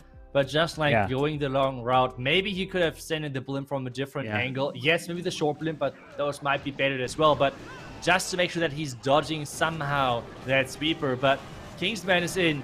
He is back with his Queen Charge Hybrid again, coming in with those healers, making sure those the Queen is staying safe, and with that poison is looking good. And then he's going to Classic Hybrid, charge the Town Hall, and see that he's going to get this pathing set up for the Hybrid. Yeah, with that Queen gonna path her way around, is he gonna use some Sneaky Goblins onto the Dark Elixir Drill and Gold Mine towards the kind of left side over there by the Arch Tower, which will definitely help kind of path this Queen in towards the Town Hall. Looks like we're having some stuff being used to the top side of the space where he might deploy the King. Yeah, okay, so he finds a Tesla Farm straight to that scatter shot, and he pulls Skelly, so that is actually really nice. I'm just worried about if this Queen walks outside. Oh, wait, Queen. Oh, there. Okay, so she is gonna go to the outside, and he's gonna wall break the Queen up there. Okay, I see. Yeah, wall breaking the Queen just in case, and then getting that rage in. I'm not really sure. I guess this rage is mainly based on time, because he needs the rage anyways for the Town Hall. So instead, he's now using that freeze now, making sure that he's diving into that interesting enough, choosing to use the freeze first and then later apparently the invisibility spell. I always feel like I want to use the invisibility spell first, because the invisibility spell is not that useful for the hybrid, but the freezes are. So interesting that he has used both freezes now for the queen charge, enough for the hybrid. King is, with his ability, on the run, approaching that defending king. I think so far looking good, with still another heal spell, another rage, another invisibility spell still to place.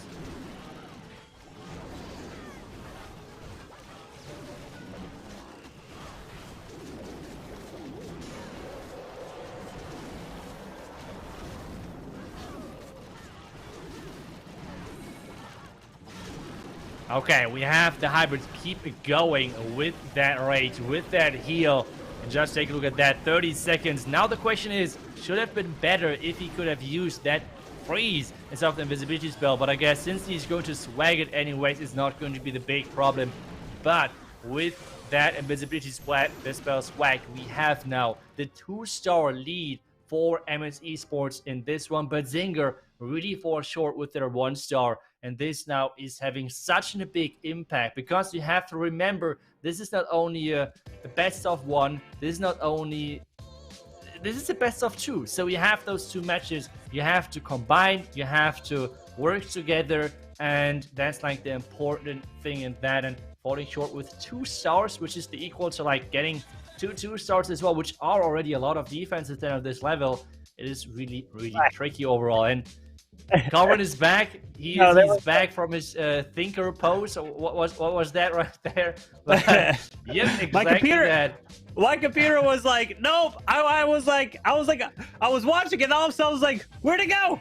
My computer went black screen, so I couldn't see anything there. And so did it end up tripling? I wasn't able to see. Yes.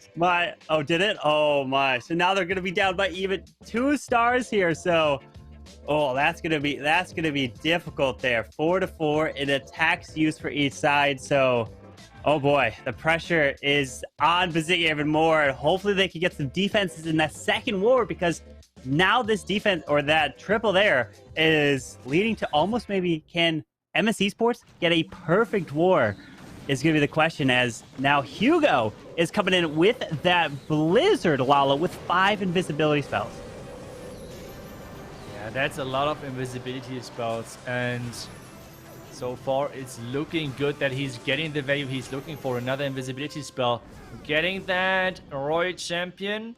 Nope, the Giant Bomb is going to deny that value, so he's not going to get that. Having 2 invisibility spells left over, cannot use that obviously for the heroes, which is never a bad thing, but typically he would have liked to get the Warden. He would have liked to get, with the Splash most likely, the Sweeper as well with that Royal Champion.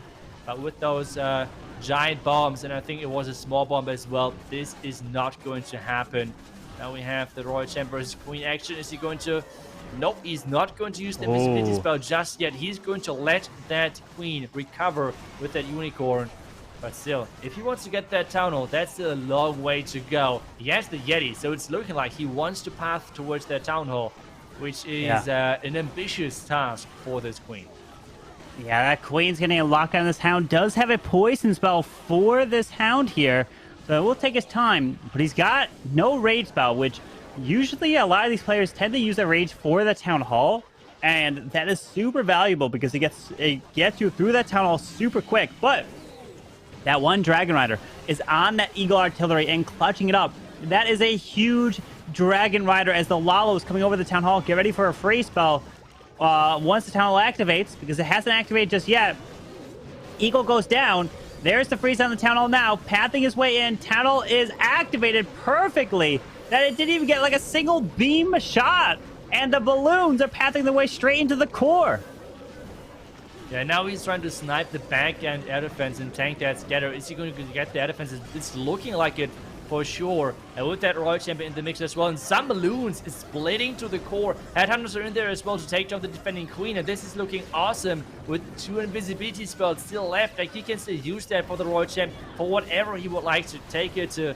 And this is going to be the next place show. But Zinger, for sure, just once, one small mistake, it cost them heavily. but they're going to save themselves onto a 13-star match, and they still have the possibility of coming back. Hugo's using the last remaining spots, turning the king invisible, turning his royal champ invisible, just because he knows time could be a factor, and every single percent, every single second, they need to use that to have maybe the chance, have maybe the hope of coming back into this match, which is not going to be easy. But I feel like it would be a huge momentum shift if MS Esports would fail now. Like, this would be crazy because it would be only a 1-star difference. And at the same time, they would go, or especially Bazinga would go into the second match then with a huge momentum boost. Like, after coming into the 1-star, obviously was a huge low. But if they defend now, this would be a really, really big boost for them. Well, for example, still for MS Esports, even though they're still ahead, it would feel like a defeat to some degree. So I feel like this next attack is going to decide a lot when it's coming down to the momentum, to the motivation for the second match. And let's see how they're going to perform in that one. Yeah, that's the question is, will they be able to get another triple, which would put them actually at the perfect war, and they would have a 2-star advantage going into a final war. And the thing about going into a war, just to think about, like, if you're told at the start that, you know, you're playing this war, well, we'll give you a 2-star kind of a little bonus, right? So no matter what you get plus 2 stars on top of that. Every single player, every single team would be like, that is insane. That is so much. So this is what's on the line right now, is Arium. If you triple, MS Esports are looking really good. And he's coming in with a Queen Charge Hydra. I've seen really Arium almost always come in with exclusively with the Blizzard Lalo. So he's switching it up. Yeah, he's switching it up to a strategy, I have to say. I mean, I would be kind of happy if my teammates would switch to this strategy, because it is, I think, the strategy with the highest hit rate overall, I think, in this tournament. If we have any stats from maybe Chase the Ace or someone who could confirm that. But just from, like, watching all of the attacks, I feel like this attack has the highest hit rate. Yes, it's not getting used that often, but overall, it is really a powerful strategy. But he has to be careful with that elephant. Already setting a couple of loons in there to tank for his heaters. But so far, it seems like the Queen is really dodging that elephant. He has now to freeze, but getting that elephant out of the way. And then he's going to start with those dragons on the top side. This attack already looks crushing with those dragons now from the top side. He's going to send the blimp in. The only thing is, he is not going to get the clan caster, I believe, so far. Raising in, the king is going inside. He walked back in. I saw his reaction. So he's going to have to beat through this wall, and he does go back out. So the king just moved a little bit awkwardly as these dragons are going to try to pat their way into the core. And the king pulls out the hound as the blimp is going for the town hall here. Are we going to find a tornado trap? Yes, we find the tornado trap, but rages up this whole area and freezes the town hall.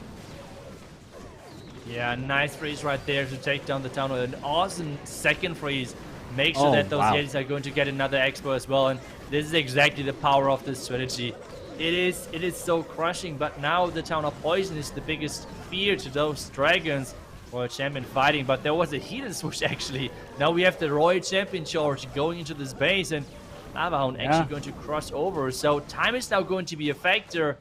Is Arium falling short? Maybe because of his king. The Queen died, he said it. Maybe because of the king walking inside and luring out this Lava Hound. Oh no. He freezes up these pups here as the RC is trying to get healed. But remember, there's no other cleanup. So the RC would have to move throughout this whole base, clean it up. So this is going to fall short. And this is only going to be a 2-star because the RC will not be able to finish this base off in time. And this is a big defense. You just said it right before this attack. If Arium did not triple, that is a huge momentum shift for Bazinga to really give them the confidence after their 1-star. So this is only an 88% 2-star here for Arium of MS Esports. And that is unfortunate, but they are going to have a 14 to 13-star lead. But it's only a 1-star advantage going in, even though Bazinga did come in with a 1-star themselves. Yeah, I feel like, as I've already mentioned before the attack, this defense was incredible for Bazinga. It was such an important Yeah. thing to get this defense in, just moving into the next match, having this hope still left. Because I feel like on such a high level, if you are in a best of two stars behind, this feels like impossible to overcome. But at the same time, if it's only a 1-star lead, it feels still doable. Like, it's still possible to get that in. But that was, I think, a really important fail for Bazinga to have the chance of getting this comeback. But so far, we had 2 incredible matches. One 14-14, and then the second match with Bazinga and MS Esports 13-14. Yeah. And those 2 matches are going to happen again, which makes this even more exciting. Indeed. So let's probably take a look at the bracket, and then we can bring up the teams that are here, right? As if you guys have been here since the start of this stream, of the cast, you'll be able to see those 2 matches. But this is where we're going to do it again. We're going to be getting into match 2 for Queen Walkers versus Vatang. And the difference right now is 91% fail from Queen Walkers and a 98% fail from Vatang. So Queen Walkers have the 7% advantage, or no, I would say Vatang has the 7% or 7 building almost advantage right now going into this next match. And the winner of this goes to the finals, and that's just 2 wars away after that for a golden ticket. It's really close. Like, all of those teams can for sure already smell the golden ticket. It is really in front of them. And yeah, I cannot wait for this match now to start. Again, back to Queen Walkers versus Vatang. And oh boy, let's see if Vatang is back to the 14 stars and what exactly is going to happen to Queen Walkers then. Yeah, we're going to be seeing that really shortly. So we're going to take a quick break, and we're going to get all ready to see who is going to be the first team to go into the finals to be getting that golden ticket. So we'll be right back after this.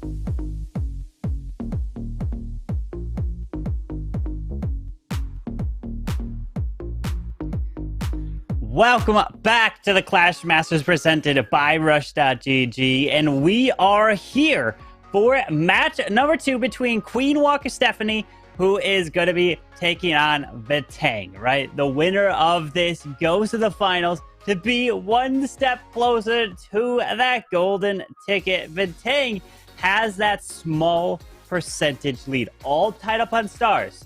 So whoever wins this war by 1 star takes it all and moves to the final, Itsu. Yeah, and maybe we're going to see another 14-14 and then another percentage base. Like, it can't get any closer than this already. It is so close between those two teams, and especially they had so many great attacks. Like, we have seen a lot of different strategies. We have seen, unfortunately, Kazuma falling short in the first one with a surprise attack with the dragons. The same thing happened to Vatang as well, where they as well tried to attempt going in with the dragons and dragon riders. So far, this strategy in this match really was not working out for any of those two teams. So let's see if they're going to have any switch ups over there, or if they're going to come up with anything else. But I feel like so far over the entirety of the tournament, both teams are standing out to me because they have always their same routine when it's coming down to attacks. Like, all of their players have always like their comfort zone, which they really try to force onto all of those bases, if it's queen charges or other strategies. And the attack order is always the same as well for both teams. So for Queen Walkers, we have Gaku starting things off, followed up by Kazuma, and so on. On the other side, then we have the same thing happening with Sincere Prayer starting things off, then into Rado, and so on. So they really like their routine, strategy, and attacking order wise. So I feel like that's already something which they have not to worry about, which might then give them an advantage overall. You talk about the kind of attacking order. You know what would be kind of interesting if they were forced to attack in the reverse order? Like if Yuta was attacked first, Gaku was attacked last. I wonder, like, what would the hit rates be? You know, is it because they are so kind of comfortable attacking their attack order that it's not as much pressure? Let's say because Yuta is always attacking at the end, so that means it always comes down to his attack, is if they're going to win or not, if it's a close war. Where you don't think back to that first attack where Gaku or Kazuma or someone that let it off that came in with a 3-star. So that's kind of really interesting, as both these teams, like you mentioned, do have that attack order that they tend to stick with, as some other teams, maybe not. They kind of have their players to say, you know what, I'm ready, I got the attack, and they kind of jump into it. So we're going to be getting into this attack very shortly. This match, as I should say, as this is the second match. These are best of 2 wars, and the prize pool, $25,000 during the playoffs, $50,000 total throughout the whole Clash Masters, and $10,000 go to the team who comes in first place. Oh my, as we're starting off with Sincere Prayer to kick it off with those mass E-Dragons here, Itsu.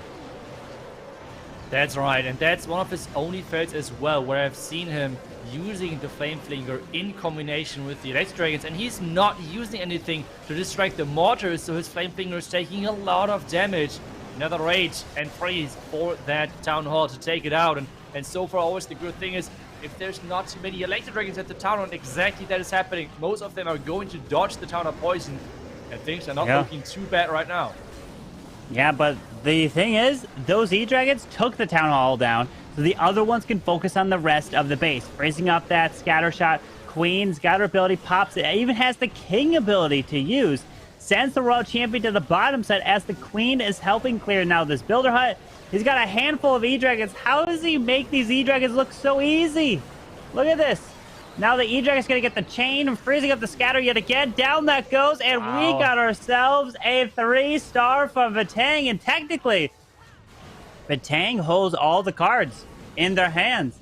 If they 3-star, get a perfect war, and they don't fail one attack, they will win and go to the finals and knock out Queen Walkers. That would be crazy. I mean, Vatang, they were so consistent overall. It would be one of their first perfects in Clash Masters. Like, I do not want to say that they're not getting perfect wars anywhere else, but like within Clash Masters, in one of the broadcasted matches, it would be one of their first ones. And I mean, so far, again, since the prayer, we have talked about him. It is such an important thing for the team, for them to start things off with the 3-star. I think it's giving them so much momentum moving into the next few attacks. And he so far was just so strong. And I feel like the only reason why this attack was a little bit slower, like only 2 minutes, was because of the Flamebringer, and he gave the Flamebringer a little bit of time to actually work for some defenses. And it's E-Dragons. If you get those spells right, they're just so powerful. And I feel like it's such a big difference between a, let's say, 5,000 trophy player who's just using the E-Dragons and this guy who is using E-Dragons, because it feels like such a different world where someone who's not that used to Electro Dragons or in general air, those spells are just so slow. Why for them, you have seen that with the finish, with the scatter shot and the, I think it was the defending queen close to each other. This queen, this scatter have not gotten any shots onto his Electro Dragon's health because the freezes always were chaining perfectly to make sure that there's no damage output whatsoever. So that's always really impressive to see how quick they are with those spells and how much they can think ahead with using those freezes, for example. Yeah, it's the spell timing and placement that they get down to a perfect, right? They're perfection with it, and they know exactly when to use it to get the best value with the chains of those E-Dragons, freezing up sweepers, scatters, queens, royal champions, and especially having just enough E-Dragons to go to the Town Hall and take that down. But now we have Gaku, who needs to triple here to keep pace with Vatang, because if you don't, that is going to be a huge advantage for Vatang going in. As you can see, the total stars and the percentage that is going to be continuing to add up over the two wars, as we have Vatang with 17 stars total right now. A triple from Queen Walkers would put them to 17, as this is the best out of 30 stars. It's the two wars combined. So whoever gets the most will advance to the finals.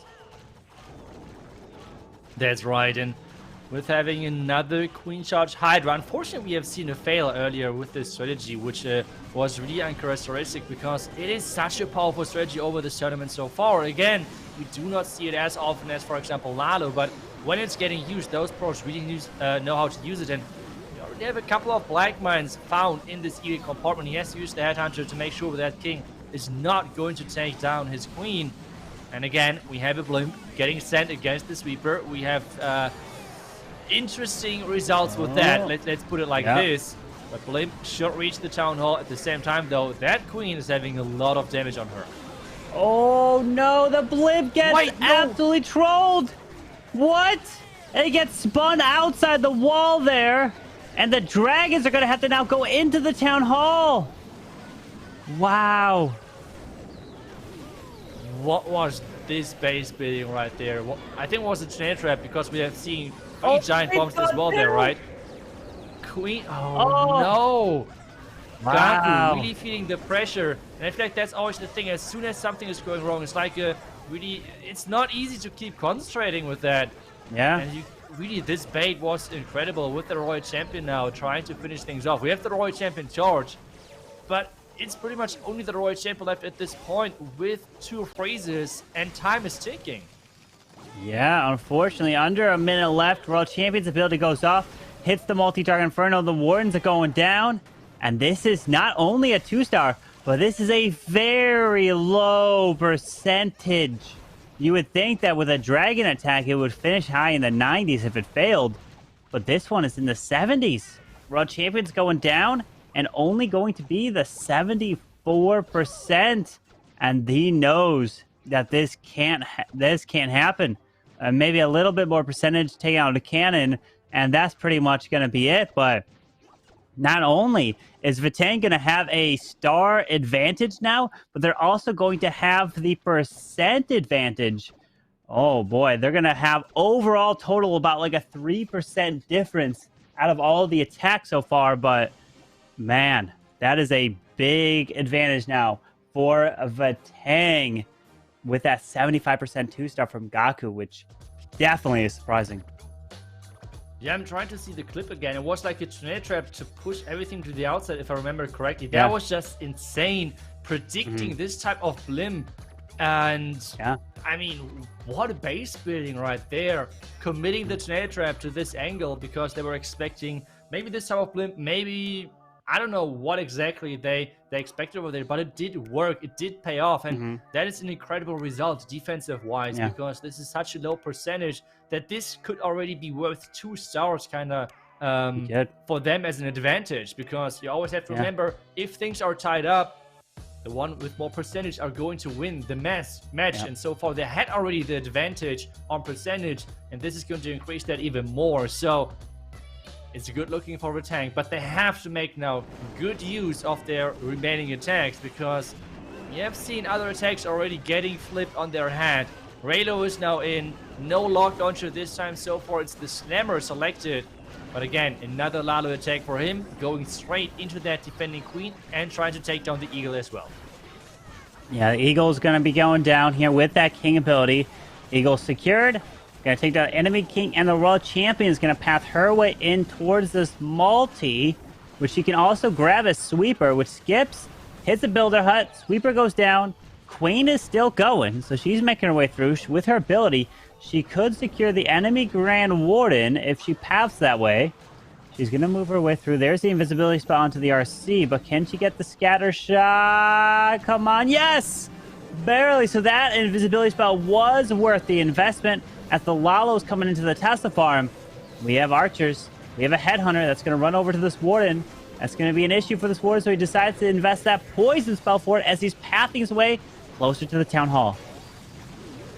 Yeah, pathing his way closer to the town hall with that rage now, trying to get to that town hall without any problems. The warden, though, so far not close enough. Maybe he's going to catch up and catch those students around the town hall. Warden ability.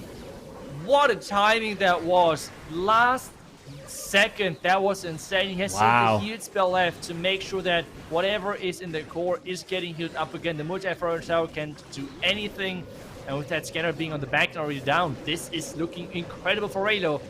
That should be another 3-star for the tank.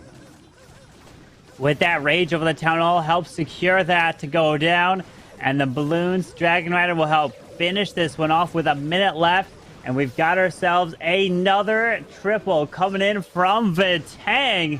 And this is huge, as they're going to only be 3 attacks away from moving on to the grand finals match and being that much closer to a golden ticket. And we had, what was it, last year, where it was Strut that qualified first. Was it Queen Walkers that, did they qualify second? So, I mean, if it comes down to it, Queen Walkers are gonna have to like try to qualify later in the year if they're not able to make the comeback here. Yeah, I feel like typically always Queen Walkers tend to show up later in the year. Like that's how it has been over the last couple of years, I believe, because they always had because I don't think they had a winter break, like for example Strut or some other teams. They just keep grinding.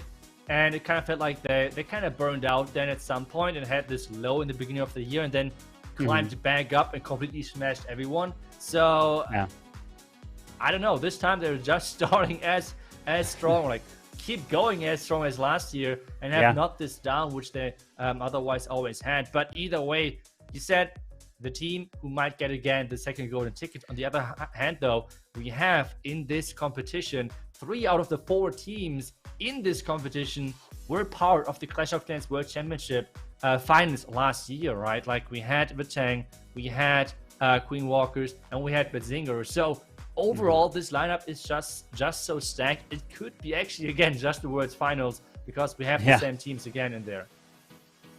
That's what it feels like. And ClashMSTRS is definitely a deserving team. You could easily see that in a World Final scenario. You could take out any team and place ClashMSTRS, and you wouldn't even question it. You would know that they can compete with those teams and have a chance at winning the title. And that's what they're going to try to do, which we'll see in the very next war. But it's coming to Queen Walkers, as we saw Gaku with the fail. We're going to have to see probably Kazuma coming in. Yes, it is. Kazuma must triple this, keep pace, and have a chance. Because if he doesn't, it's going to be almost way too far for Queen Walkers to try to make that comeback here. As we've got the Queen charging her way in from the bottom side. And look at that. Kazuma listened to you, Itsu. And you told him to go Queen charge. And he is now bringing back the Queen charge. I'm scared that this plan is too obvious. I'm really scared that this plan is too obvious. He's going to charge his queen all the way around the scatter. He's going to break into the arch tower on the 8 o'clock side, and he's going to use the lock launchers to take down the core multi-phone tower. That's going to be the plan. But it looks to me super obvious. I really hope that this is not baited, because another fail would be really unfortunate as well for Kazuma coming in, and if he would fail twice in this best of 2, that would be really unfortunate, because we know that he is better than that. So let's see if there's anything baited with that, or if there's any traps set up against this. Freezes in the wall break for the queen. He's having a jump spell instead, so not the wall break. I was wrong with that, but he's getting the jump then directly into the tower compartment with that lock launcher now for the core multi-phone tower. And with that, he is getting so much value as well with the king. Like, this plan so far is looking incredible. He has not decided to use the warden with his king together. Instead, he's just playing bowling with all of those tank castle troops. And yeah, the queen now has to deal with the lava hound. Queen should make easy work of this hound, as the poison spell does come down, as we got Rocket Loon coming out and pulling some traps. Yeti's going into the core. And there is the jump, like you said, to give the queen access to that town hall easily. So she passed her way there as the minions to help clear up some of these minion lava pups. As the Lalo is now coming to the top side of the space, he has to multitask. And look at that, the Yeti mites from the Yeti took out the sweeper that would be pushing these balloons to the top side back. What a brilliant Yeti to clutch up and grab that value. Yeah, and this plan is looking incredible. The queen, though, has to get the town hall. The freeze is there. The queen should be able to take down the town hall now with the loons coming from the top side. And still having so many of them. He's now trying to force the queen ability to make sure the town hall is not giving the opportunity to take care of those loons. Instead, he's just keep raging that queen, and with taking care of the town hall that early, he makes sure that the loons are avoiding the town hall poison, which is clutch at this point. And Kazuma got it. I told him, go back to queen charge. Yep. That's your thing. That's where he is. I mean, that's where just he is one of the goats of the game. And that's exactly what is happening right here. What an attack. Queen charge Lalo never looks that easy when you watch those attacks. Right? He makes it look simple. And they're going to be down by now 1 star. And they're still going to be down a percentage. So, like you said, it's kind of almost like being down 2 stars in a way.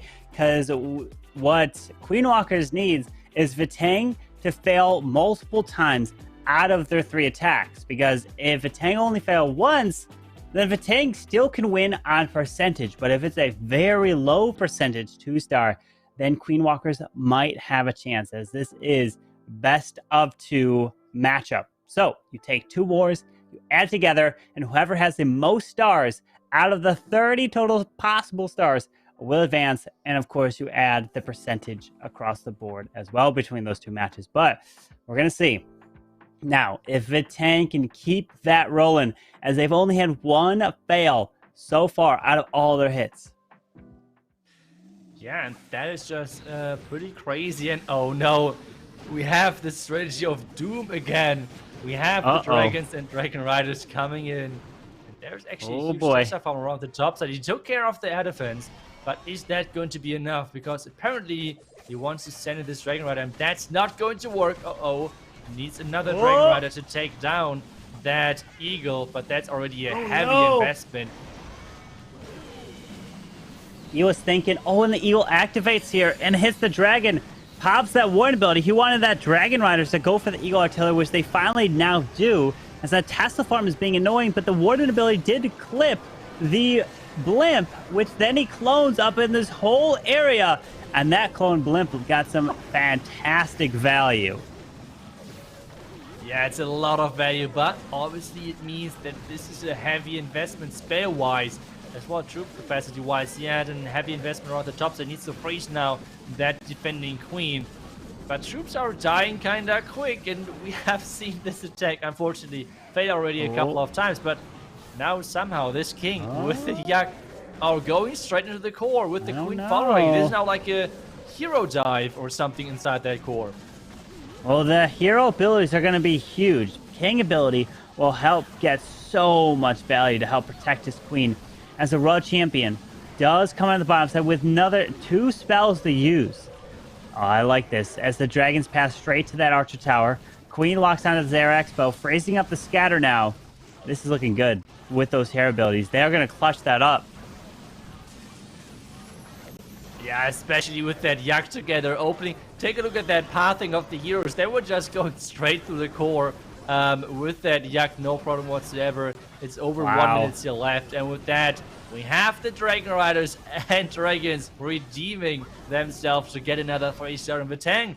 That's a far short for Queen Walkers to have a chance in this match to get back into this. But the tank just refused to fail. And that's like a big problem for Queen Walkers, because they need at least either 2 defenses, or incredible low percentage defense, or even a 1-star to somehow have a chance of getting back into this. And at the same time, they need to keep 3-starring. 1 fail, and this is pretty much over. Yeah, 1 fail, and it would be over.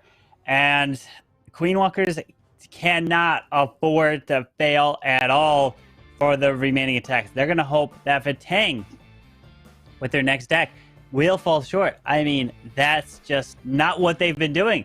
They have been doing fantastic so far here in the final day of the playoffs.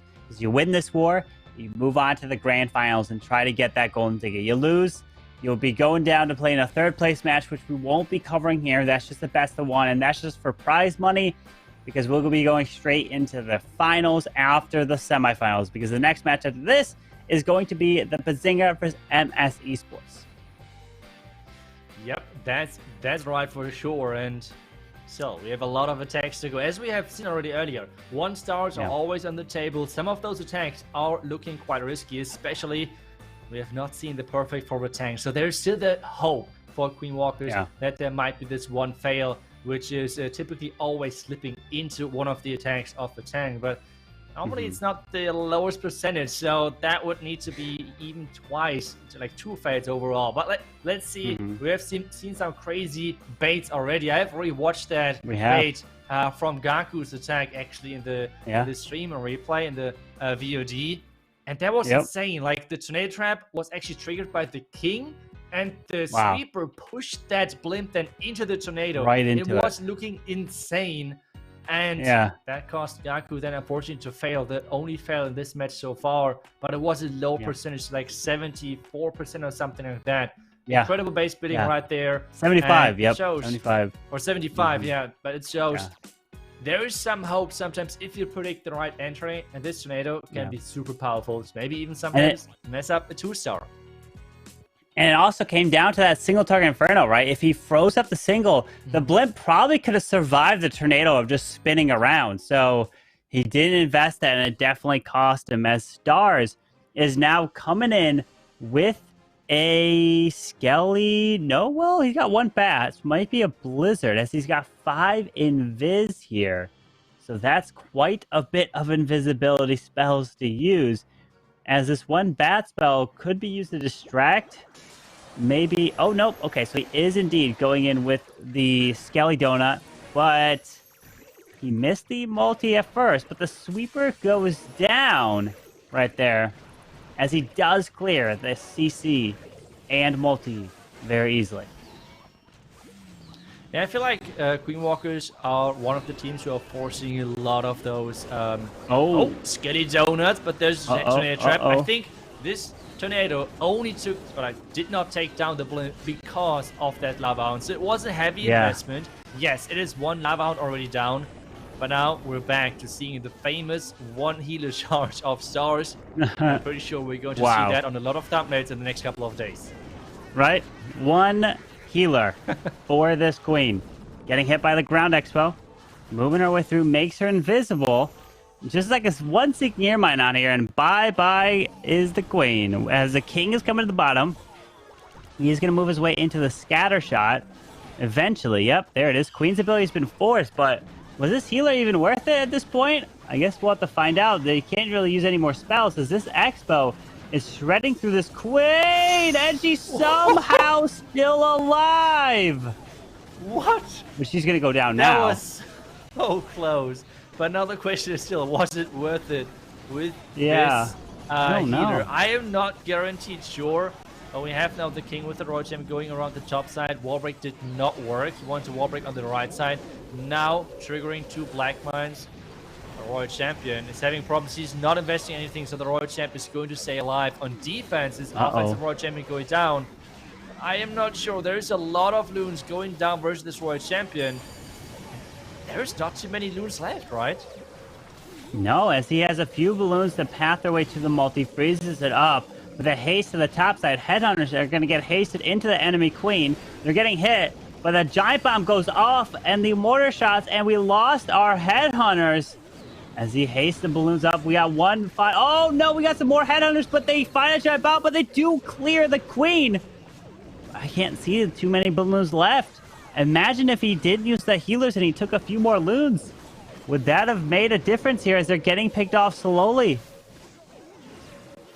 That's a good question, but it feels like that stars might fall short. I mean, you never want to call those attacks too early when those guys are attacking, because they're just wizards in turning attacks around, especially with that king still tanking. But I feel like with this expert, with this warden still being there and time ticking low, this should be another defense for Batang. We have talked about Batang so much. Their offense, they're always getting those at least 14 stars. On defense, they're looking incredible. And really, Queen Walkers are struggling quite a bit versus those bases, and this seems to be another defense this time around, though. Decent percentage. 94% that he just got. Stars fall short. Man, it's been a kind of Vitang-sided war here, as they've been coming in with the triples, and then Queen Walkers just has not been getting the 3 stars to answer here in the second match. The first one was way closer, as that one finished with a 14 star performance, as Warning is saying, hey, we're going to go ahead and try to add a 3 star to the board. And if the Queen Walkers with Klaus and Yuta triple out, then Vitang pretty much only has to get, let's see, about like an 82% for each one of their next 2 attacks, and they win this war with the 2 stars. So that's something to kind of keep in mind, as the number that they want to hit in terms of percentage-wise is around the 82% mark. Yeah, and surprisingly, he just used the queen ability, like did not invest any rage whatsoever, did not invest in one of the 2 invisibility spells, just decided that the queen ability is not important enough, or like, I don't know, like did not want to invest anything else, so just use that queen ability instead. And with that, he's going to go into a lot of damage. That could be the end of the queen. Maybe the invisibility spell now. Use it, maybe, please. That freeze was awesome. And now the dragons are going to the town hall compartment as well at the same time. But there's just so much damage on this queen. Yeah, queen's going to go down. There she is. She is no longer there. So remember, he needs to get it closer into the 80% to have a chance with both these attacks. If he doesn't, then Queen Walkers might be able to have a chance, but a triple here is huge. And then they only pretty much have to get a 1 star at the end, as the king can pop his ability to the top side. Dragons are still coming through. Use the invisibility spell onto the dragon and the royal champion into the core to help grab that multi. 3 balloons left. There's one more invis. Oh, the dragon pulls a sinking air mine, freezing the top side. The RC does have her ability, though. Hang on. Oh. 50 seconds. 50 seconds. I am not really sure with that scatter compartment around the top side. No. And he has only 1 minion for cleanup, which is going to be used now. I just feel like the queen ability, considering that he has charged in so much damage, should have not been used that early. He somehow had to protect it.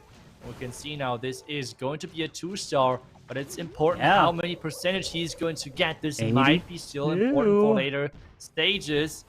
80%. Yeah, 81. He's getting closer. All right, 18. Yeah, I think he might just get an 82, maybe even 83. Cannon's going down. Yes, there's the 82 right there. It's kind of like I almost predicted it. Oh, 83 right there. 83%, just barely able to get that one. So now that he got an 83, that means that Vitang only needs to get an 81%. And their next attack, without even Queen Walkers needing to do anything, assuming they triple, that they could still have this one and win by 1 building. So that's what it comes down to. Queen Walkers triple out, and then hope that Vitang gets less than 80% in their final attack. Yeah, but you have to think about that it's Lance Loda who is doing the last attack, Yeah, right? Like true. Lance Loda so far has looked incredible in this tournament, has done really good Queen Charge, and especially always came in clutch for his team when his team needed him the most. So there's better other players you would hope that they might attack last, but Lance Loda is for sure not one of them. But still, as I said as well, Queen Walkers first have to 3-star twice, which so far in this match, they were really struggling with that. And now we have Klaus coming in with a Lalo attack right there. 2 poison, not going for the Skelly Donut, anything like that. Instead, bringing the Lock Launcher, bringing a Golem for a really big hero dive to make sure that he's taken care of as much as possible in this base. Yeah, as the Queen's going to try to path her way in towards the town hall. There's a skeleton spell to distract the Ground Expo as the Queen's going to make her approach slowly around this corner with the help of the Wizard to try to funnel. As this King's going to try to go in towards the bottom compartment as a Golem is now being used. This King is getting hit by the Ground Expo, which is doing a lot of damage as the Queen does perfectly path to the town hall, and the Queen pulls a Tornado Trap, which is right on the outside of this base. This means at least no Tornado Trap anymore for this Lalo, which is, I guess, great news. We have now the Rocket Loon Clan cast, which we have not seen too much over the last couple of matches so far. Superminions are out, are about to deal a lot of damage, but the double poison is really doing work versus this Clan casted troops. And the Royal Champion now should be able to deal even more damage to those remaining defenses. Invisibility spell now, maybe to take down even the defending Queen. Let's see if he's going to get that, but the front tower is going to fall for sure.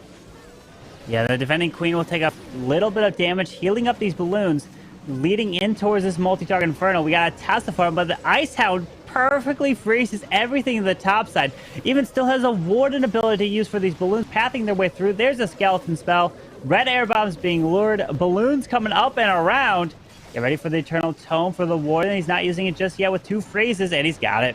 Plenty of balloons, plenty of spells, and this is a 3-star for Klaus, and that's exactly what they need. But comes from Vitang. If Vitang in their final attack get an 80% 2-star, they will win the war by 1 building. But if he gets a 79%, then it could be all tied up on the final triple from Queen Walkers. So Lancelota, the pressure is on you. Yeah, they have everything in their own hands. Like they can win now or give Queen Walkers the opportunity of coming back into this match overall. And this might be then again a close one, but everything so far in Vitang's favor. They have done incredible, and it's again, like if they're 3-star now, it's again their normal 14 stars. Like if you want to beat Vitang, you need to get either a better percentage as them on 14 stars, or you need to get 15 stars. There's nothing in between, because you already already guaranteed they're going to get those 14 stars. This is what they have done so far, always in the tournament. And well, Queen Walkers had some problems versus some of those bases from Vitang. But Lance Loda, everything is in his hands. He has the power now to finish this match or make it interesting again.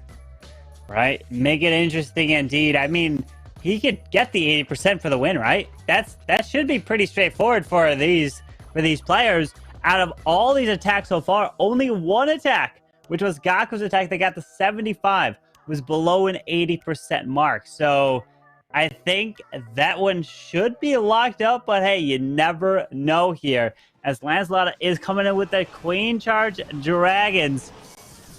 This is what happened with Gaku that fell short, which was a low percent as he lost the blimp. But good luck. Makes that invisible to help ensure that the queen goes to the... Wait. Oh! Oh, no! Okay, things are getting interesting here. Queen goes the wrong way. Uh-oh. Well... I mean, that's classic for Lancelot, right? It's always about how can he react. That's typical Lancelot. Things don't go according to plan, but he still triples. Yeah, we have seen that already earlier today. That is right, where he is just reacting and is doing insane things. Let's see. I mean, he has to completely adapt now because obviously Queen Charge Hydra is way different to Queen Charge Dado, for example. So let's see if the queen is going inside or not. Let's see. Queen. Going in. Oh no! No. But the wall breakers, he's trying to react. He's just insane with coming in with those reactional plays. King has cleared out the eagle, and now I guess, I don't know, blimp the town hall and start the dragons from the right side, or I have no clue what the next step is going to be because he's running out of wall breakers. Maybe you could switch the... Let's see what he's going to do. That single target Inferno is going to be a big problem for this queen as she steps in range. There's the poison spell. Rage out of the queen. Freeze on the single. So he's going to deal with the CC. But remember, he needs an 80% two-star to win. If he doesn't, it opens up the door for queen walkers. There's the freeze again. The blimp lands pretty early. And the sneakies might not go for the town hall as they go for the storage. And there's a giant bomb. The town hall doesn't go down. Oh boy! Now the queen, she's gonna walk for the town hall. She should go inside, and yes, she is. Queen ability should be enough to get the town hall, but still, he needs now the percentage with those dragons. He's sending them in rage for the dragons. Warn ability as well, pushing them through. 3 stars are looking out of range. The question though is now, is the percentage going to be enough? The king on defense is taking down the queen. It's getting close to 70. It is. Oh, my goodness. Oh, he needs an 80. He needs 10 more percent. The dragons have 28 seconds. Oh, come on. He's got the RC ability, which can clutch a bunch of these point defenses. Skips across. He's going to get it. There's an 80. There's an 81, and he's got it. And there it is. Vatang. Well done, as that's going to be enough percentage. So no matter what happens in the final attack from Queen Walkers, all they could do is tie it up on stars. And look at that, 93 finishes off right there. So that'll be at 97.4. Oh man, overall on the total for the two wars together, and or about 97.5, pretty close to that. So well done to Vatang, and they are gonna have enough. Queen Walkers, unfortunately, due to that 75% attack, and that's all it took. One attack to cause you to not be able to advance. If Gaku got more percentage, then they would have had a potential chance to do it because, oh man, that's unfortunate. Yeah, but overall, we have seen quite a few fails overall still in this second match. Like the first one was impressive from both sides, with only a couple of attacks falling short. Overall, it were only 2, but in the second match, we have seen way more attacks falling short. Really great baits, some of them as well, with the Giant Trap, for example. And, well, now it's up to Utah if they can actually claim another 3-star. So, again, tie things up. Then both matches would have first ended 14-14, and the second one would be 13-13. Let's see if that's going to be the case. We have a Queen Charge Dragon Rider tank from Utah, and he's bringing a Yeti for funneling, and the Queen is supposed to charge directly into that Town Hall with 4 Dragon Riders with the Slammer then to follow things up, and hopefully for him to get the 3-star. Yeah, with that Queen charging away closer to this Town Hall, does have one more Super Wall Breaker. The Archer Tower goes down to the Yeti Mites from that Yeti, so that is nice. We've got no jump for the Queen, so he's going to use a Hog to try to lure out this flank castle. Makes the storage up top invisible to kind of make sure the Queen goes towards the right side, which she does indeed. Another Hog is used. Pulls out finally the Lava Hound so the Queen can deal with that, as this Queen has a little interesting pathing as she's going to try to walk her way around these walls to eventually make her way to the Town Hall. Yeah, like, I'm not really sure how that Queen is going to path. I mean, I'm kind of wondering that he's not broke the queen in again or something like that. Let's see what exactly he has in mind. Maybe he's going to wall break at that Royal Champion platform. We have to know and wait and see what exactly is. Okay, that queen is rushing ahead quite a bit. Oh, where's that wall break now coming in? Is he going to wait for that scatter compartment to be clear? Oh, the healers. No, the town hall is activated and the healers are inside. Oh, those healers taking a massive amount of damage to get the freeze again. Because if the town hall gets another shot off, oh! No. But he's got no freeze for the single now, though. The queen pathing is really not good for him. The queen is completely avoiding that town hall. She's going for everything but the town hall. Rotated into the town hall, but nope, this is not looking good for him. The town hall's going to survive, and with that, those Dragon Riders have to push really far. I mean, the match was already over before that, but they could really fall short now in the end with this one to make this kind of like more one-sided overall. It comes down to the result, even though we know how close this match overall was over the majority of time. But it feels like this is going to end on a 1-star. Yeah, unfortunately, he knew that they couldn't even get the win off of the triple anyways, because they needed to have a lower percent than what Lancelot got. But unfortunately, Yuta looks like he's going to be finishing with a 1-star here. So Queen Walkers will go play in a 3rd place match, but we will not be watching that one as the Dragon Riders are going to be coming around. We will go into the finals after the next match of Zinger taking on ClashMSTRS in the semifinals there. So Yuta, nice try there, but unfortunately, Queen Walkers did fall short. And congratulations, though, to Vatang. And Vatang is going to be advancing to the grand finals. And that will be another best of 2. And Vatang has just been on fire lately. It's just an incredible performance, and especially to hold Queen Walkers to 13. Granted, they got a 13 war themselves in that second one. And that's going to finish with 27 out of 30 stars for Vatang there. Yeah, well, actually, it was 11 stars for Queen Walkers in the second one, right? With the 1-star. Oh, true. In the end. That's right. So overall, not the highest scores we were expecting going into this, or like after the start we were expecting. Like the first match was insane, 14-14, and that was looking kind of crazy. But I think as well that we can take a look at the bracket to actually see how things are looking, how things are standing right now, because we have our second semifinal as well still going on with Zinger versus ClashMSTRS. But there we go, Vatang getting into the final. We have Queen Walkers in the 3rd place match. But now we have one more match to take a look at with Zinger versus ClashMSTRS. The first match over there already was a close one, with Zinger getting a 1-star overall, which was a big surprise. But that one was 14-13, so a close one still. And this second match then is going to decide who is going to face Vatang in that final to battle it out for the golden ticket. Yeah, indeed. Who is going to want to take on Vatang in the grand finals?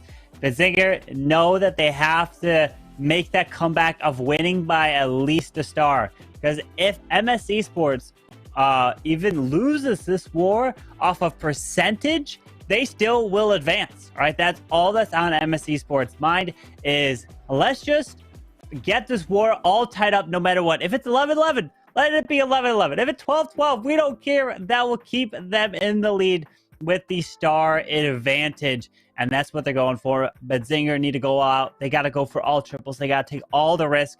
And now the question is, ClashMSTRS, are you going to take the risk when everything on the line? I mean, at this stage, I think you still have to, because you have to get 3 stars. You're going to have to assume that Zinger is going to be putting up close to a 14-star, maybe even a perfect war. So you might almost have to do that yourselves, ClashMSTRS. Yeah, I mean, but Zinger had a perfect war in the Group B in one of their matches over there, so they're definitely capable of that. But let's jump into some rosters again and take a look at what are the players we are taking a look at. We have ClashMSTRS, Nachoa, Cynthia, Alec, Kingsman, and Ariam. And that attack in the first match of Cynthia, if you have not seen that, you should definitely rewatch the stream, because that attack was incredible. With this Skelly Donut Mass Hog Rider attack, like his signature move, if you want to call it like that, where he's just so good at it. Oh, yeah. And it looked, again, as impressive as always. Absolutely amazing at what they do. And they came in with a lot of hogs, right? And that's the question is, but Zinger, are you going to try to pick bases to stop Hog Rider attacks and to see? Because the big thing is to really deal damage to those hogs is placing spring traps within the base, right? Versus placing spring traps to the outside to try to catch headhunters. You talked about it before, but let's bring up Zinger's roster here that is coming in. And we've got ourselves Jose, Dolino, Ano, Dima, and Hugo Stiglitz. And it was Dima that unfortunately did come in with the 1 star in their previous war. And that is how much they are down right now, is they're down by that 1 star. And that's going to be really interesting to see if Dima can turn this around. Will he be able to 3-star after that huge letdown? It's going to be a huge mental weight on his shoulders. Yeah, I mean that's for sure. But I feel like they have the possibility of cheer them up again after the attack. I mean overall after the match, because I feel like they did great. It was this one blimp that was all what cost them, and this one risky blimp. As soon as they're avoiding that, they look great. I mean they went 4 out of 4, except this one attack. And if that one blimp wouldn't be the case, we would have had a 14-14 again on our hands. So just this one blimp, a little bit too much risk involved overall. Otherwise, both teams are looking incredible in the first match. But as well, remember, for some reason, it seems like that the second match always is getting a little bit messy, especially to the end, where you have to come with a lot of plans over time. You have to play already then for a couple of hours, and they can always cause some problems with the concentration and maybe things falling short or things not looking as good anymore. So that's always something to consider.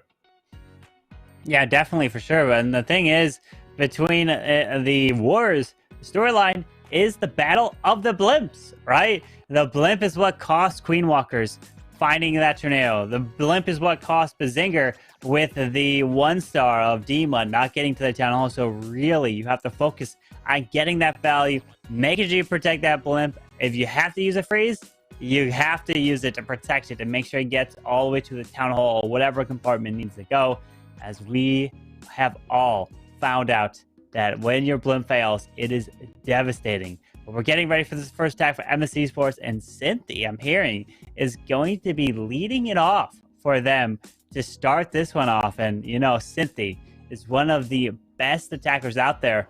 But, yeah, he did get a triple today, but in the previous day when they qualified or kind of made to this stage, I believe he went 0 for 3 and still made it. And, you know, that is something that is very just crazy to think about. Cynthia, of all players, going 0 for 3 in a day, but he turned it around with that first triple. Yeah, he got his confidence for sure back, I feel. And I mean, that's always the great thing if you have a good team around you, right? You have something you can rely on. You have something you can play with, and you can still like have some mistakes happen with your teams covering your back. But back to this attack, he's again coming in with the Skelly Donut onto this base. This time around, going for the Clan Cast and the Singaphone Tower with the Flame Flinger around the bottom side. And the cool thing about this strategy, which I feel like is really underestimated, is with having so many ground troops, you can actually really make sure that this Flame Flinger is going to have as many hit points as possible. So let's see how he's going to deal with that mortar, if he's going to tank for his Flame Flinger, if he's going to somehow distract it, because I feel like that's a really important thing to make sure that this Flame Flinger is getting all the value he's looking for.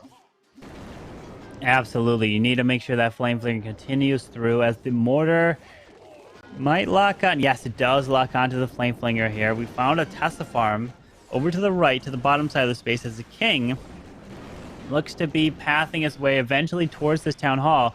The Ice Golem will go for the Arch Tower, or the Queen will actually follow the Ice Golem in towards the town hall, as the king can go and grab the Air Expo. Yeah, the Air Expo.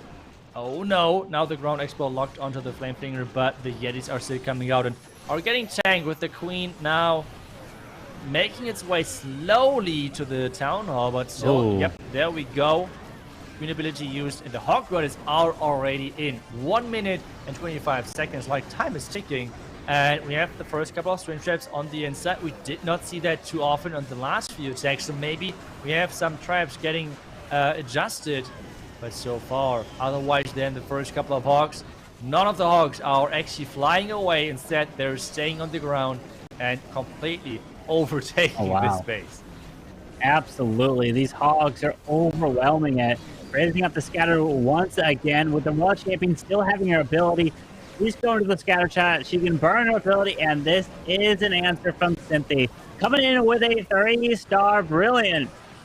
And he is happy here. You know, he is going to take a deep breath, coming with the triple to help his team try to keep the lead. Well done to you, Cynthia. And that is a way to start it off and keep their advantage right now going into the second match of the best of two. Yes, that is exactly. I mean, how do you stop that? How do you test that? It's pretty crazy. I feel like it's always up to Cynthia. Messing up maybe the Skelly Donut or something like that. It's looking such like such signature attack of him, which means it's really hard then for others to even test that, because you somehow need to see the plan first to then maybe even test it, maybe trap it. So it's kind of tricky. But one thing which surprised me is how little amount of spring traps were inside the base, because I mean, we have now seen a lot of Hog Rider attacks from ClashMSTRS in the first match, and there was some time in between for the tank to adjust the traps on their bases. So surprised they have not switched those and keep using the headhunters or using the spring traps on the outside. So let's see if that's going to bite them, because they are going to rely on 1 to 2 defenses overall from ClashMSTRS. Otherwise, the Zinger has no chance of coming back. Yeah, but Zinger need those defenses, needs ClashMSTRS to make those mistakes to have a chance to try to join Vitang in the finals.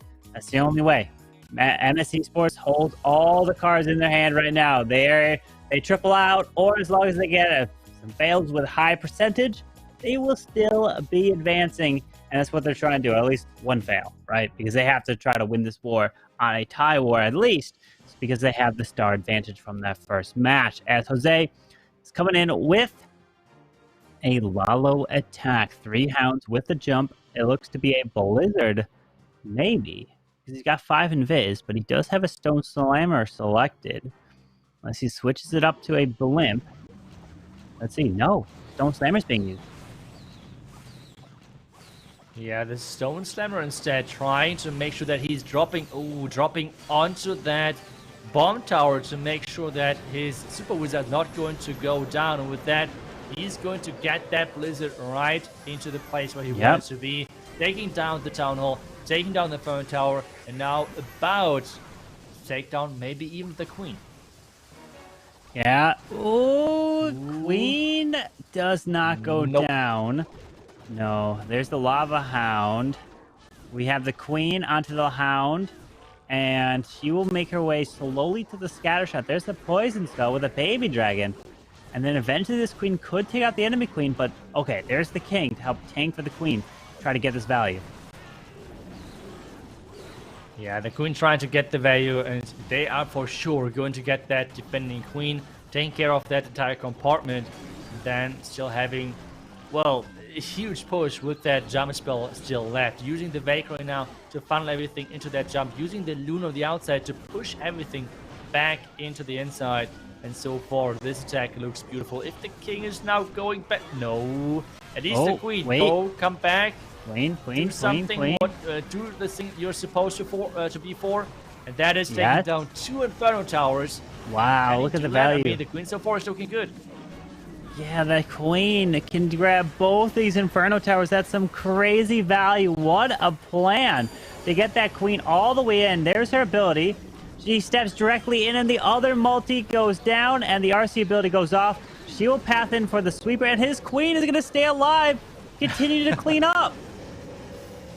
That's just crazy. Those a Blizzard with the jump right there, nicely done. The Loons are triggering actually the Black Mine, so the Hound is staying alive a little bit longer. Back end Loons are coming in, and with that, the base is just getting obliterated. Invisibility spell to make sure the Royal Champion staying alive. The last couple of defenses are getting overpowered. Corbin, what a beautiful attack was this.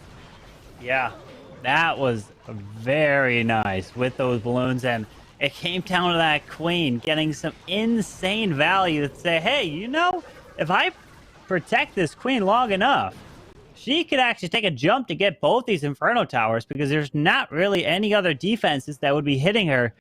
That was brilliant planning from Jose Bazinger to get that done, to get that 3-star, and to keep pace here. And they need to keep 3-starring out, hope that MS Esports gets at least 2 fails because they're down. Well, I mean, unless MS Esports gets a fail and 2 fails, and then they have a very low percentage, then Bazinga will have a chance. But it's going to be tough to make that comeback.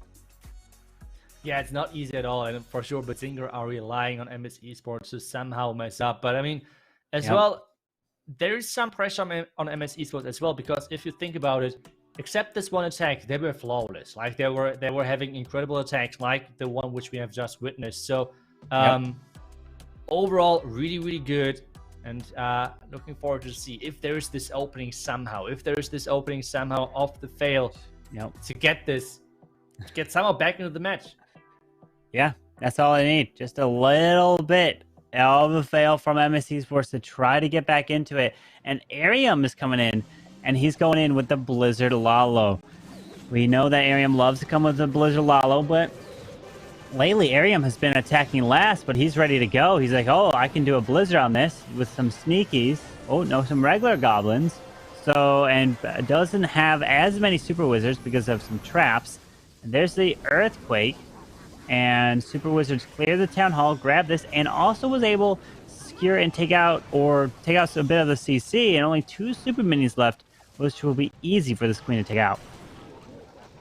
Yeah, that shouldn't be any problem whatsoever. And again, he's bringing a lot of those invisibility spells, which means he has even now 2 more invisibility spells to support whatever hero he would like supporting the queen, supporting the royal champion, whatever he would like to give some more opportunity to take some more defenses out. Queen out with that king together, walking towards that scatter compartment. At the same time, though, it looks like this queen should go into the channel, and the king so far not really going to the scatter compartment.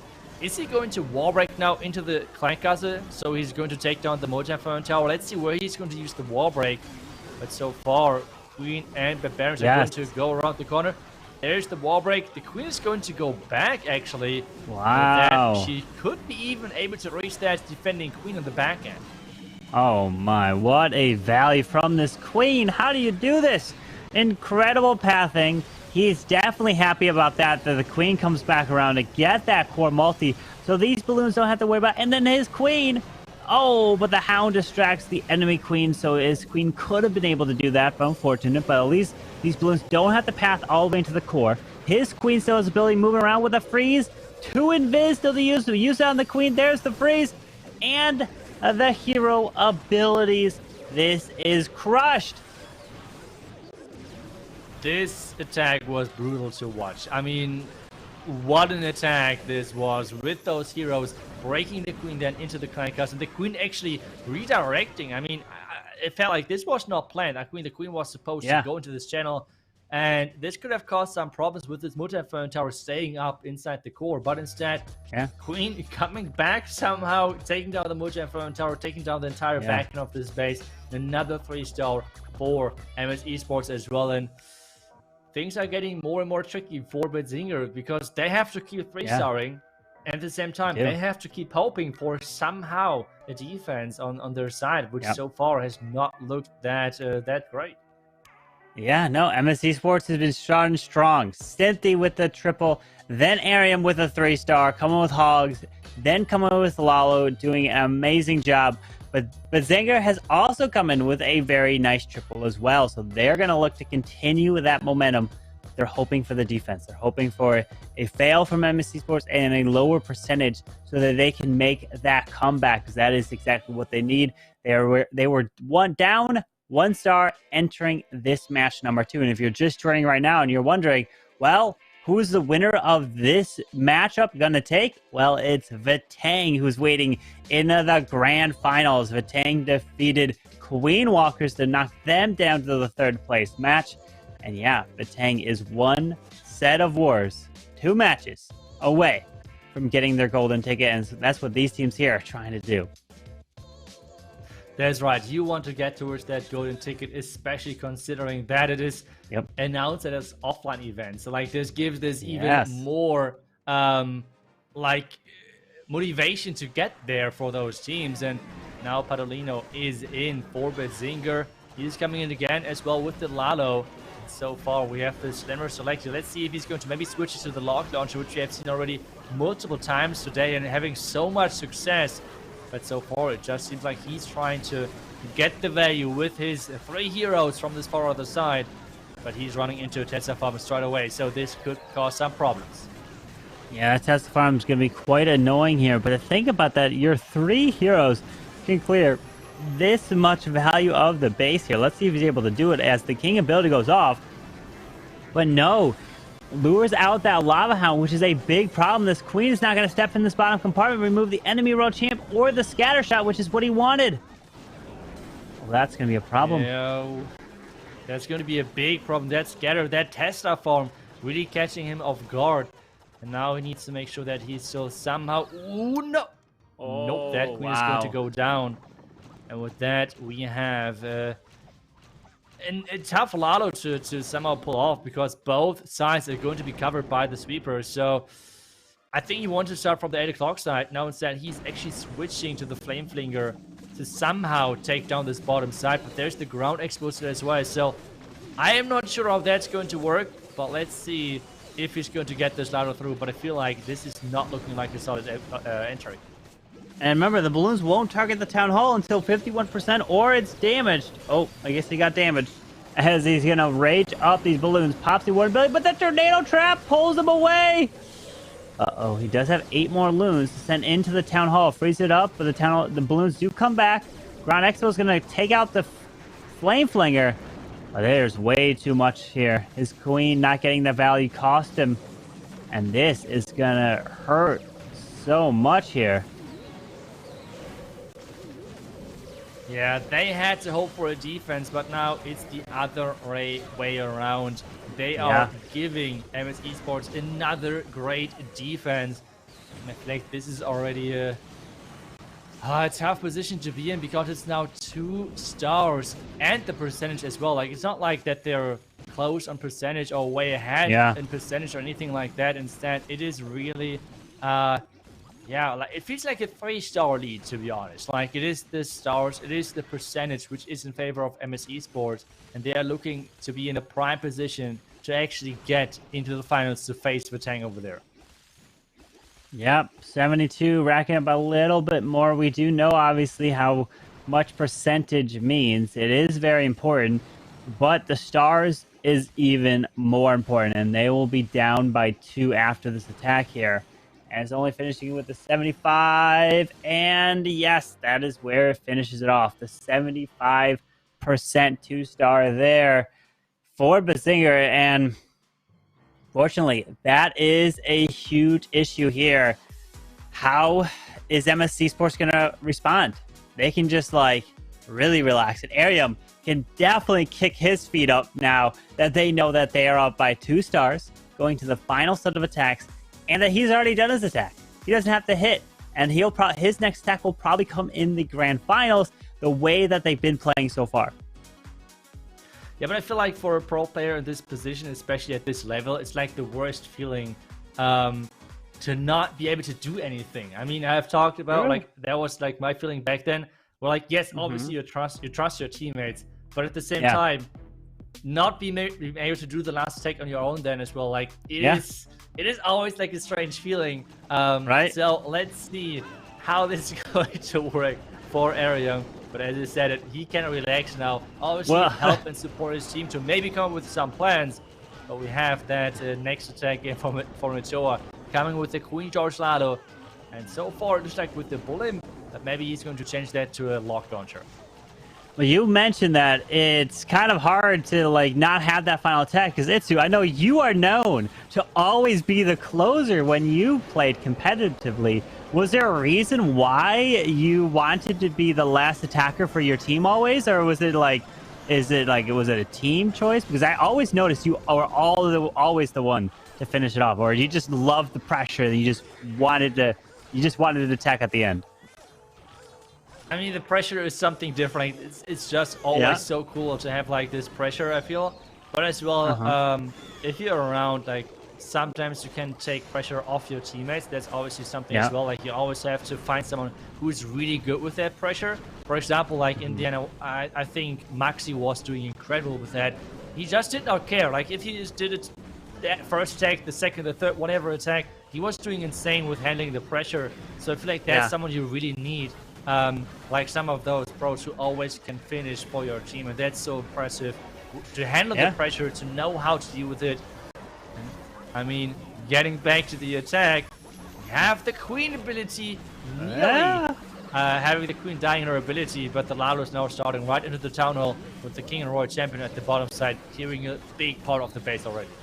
Yeah, because the pressure's now on Nachoa to see if he can have these balloons take this Town Hall down. 51% activates the Town Hall, freezes down for these balloons with the Warden ability. Come on, Warden. You're not using the Rage. Okay, I would say that's a little bit of a late Rage, and the Rage was a little off. He could have dropped the Rage leading into the single target Inferno a little bit more here, as he does have the Royal Champion at her ability. Raising it up yet again. RC's ability will go off, skip through. 2 balloons to use to the top side if he wants. There it is, takes out the Arch Tower and uses it onto Tesla, and he's got it. Look at this. Nachoa does get it with the pressure. Well done. And he is happy. You can see him celebrating there. Well done. He's got himself that smiley face. Yes, well done. Congrats to Nachoa, adding another triple to the board. And they only have 2 more attacks to do in this match. And they're up by the 2 stars from both of these matches combined now. Yeah, they're looking really, really good right now. And that's like always the thing as well, like being able to perform when it matters. Like this is the important thing, because if we take a look at the stats overall so far, we have Betzinger looking incredible. I mean, over the group stage in Group B, they had 1 fail overall. Like that was everything they got. On the other side, ClashMSTRS had overall way more fails, but they are here then when it matters. They're performing when it matters, and that's the important thing overall, to show up when everything is on the line. And that is right now the case for this team.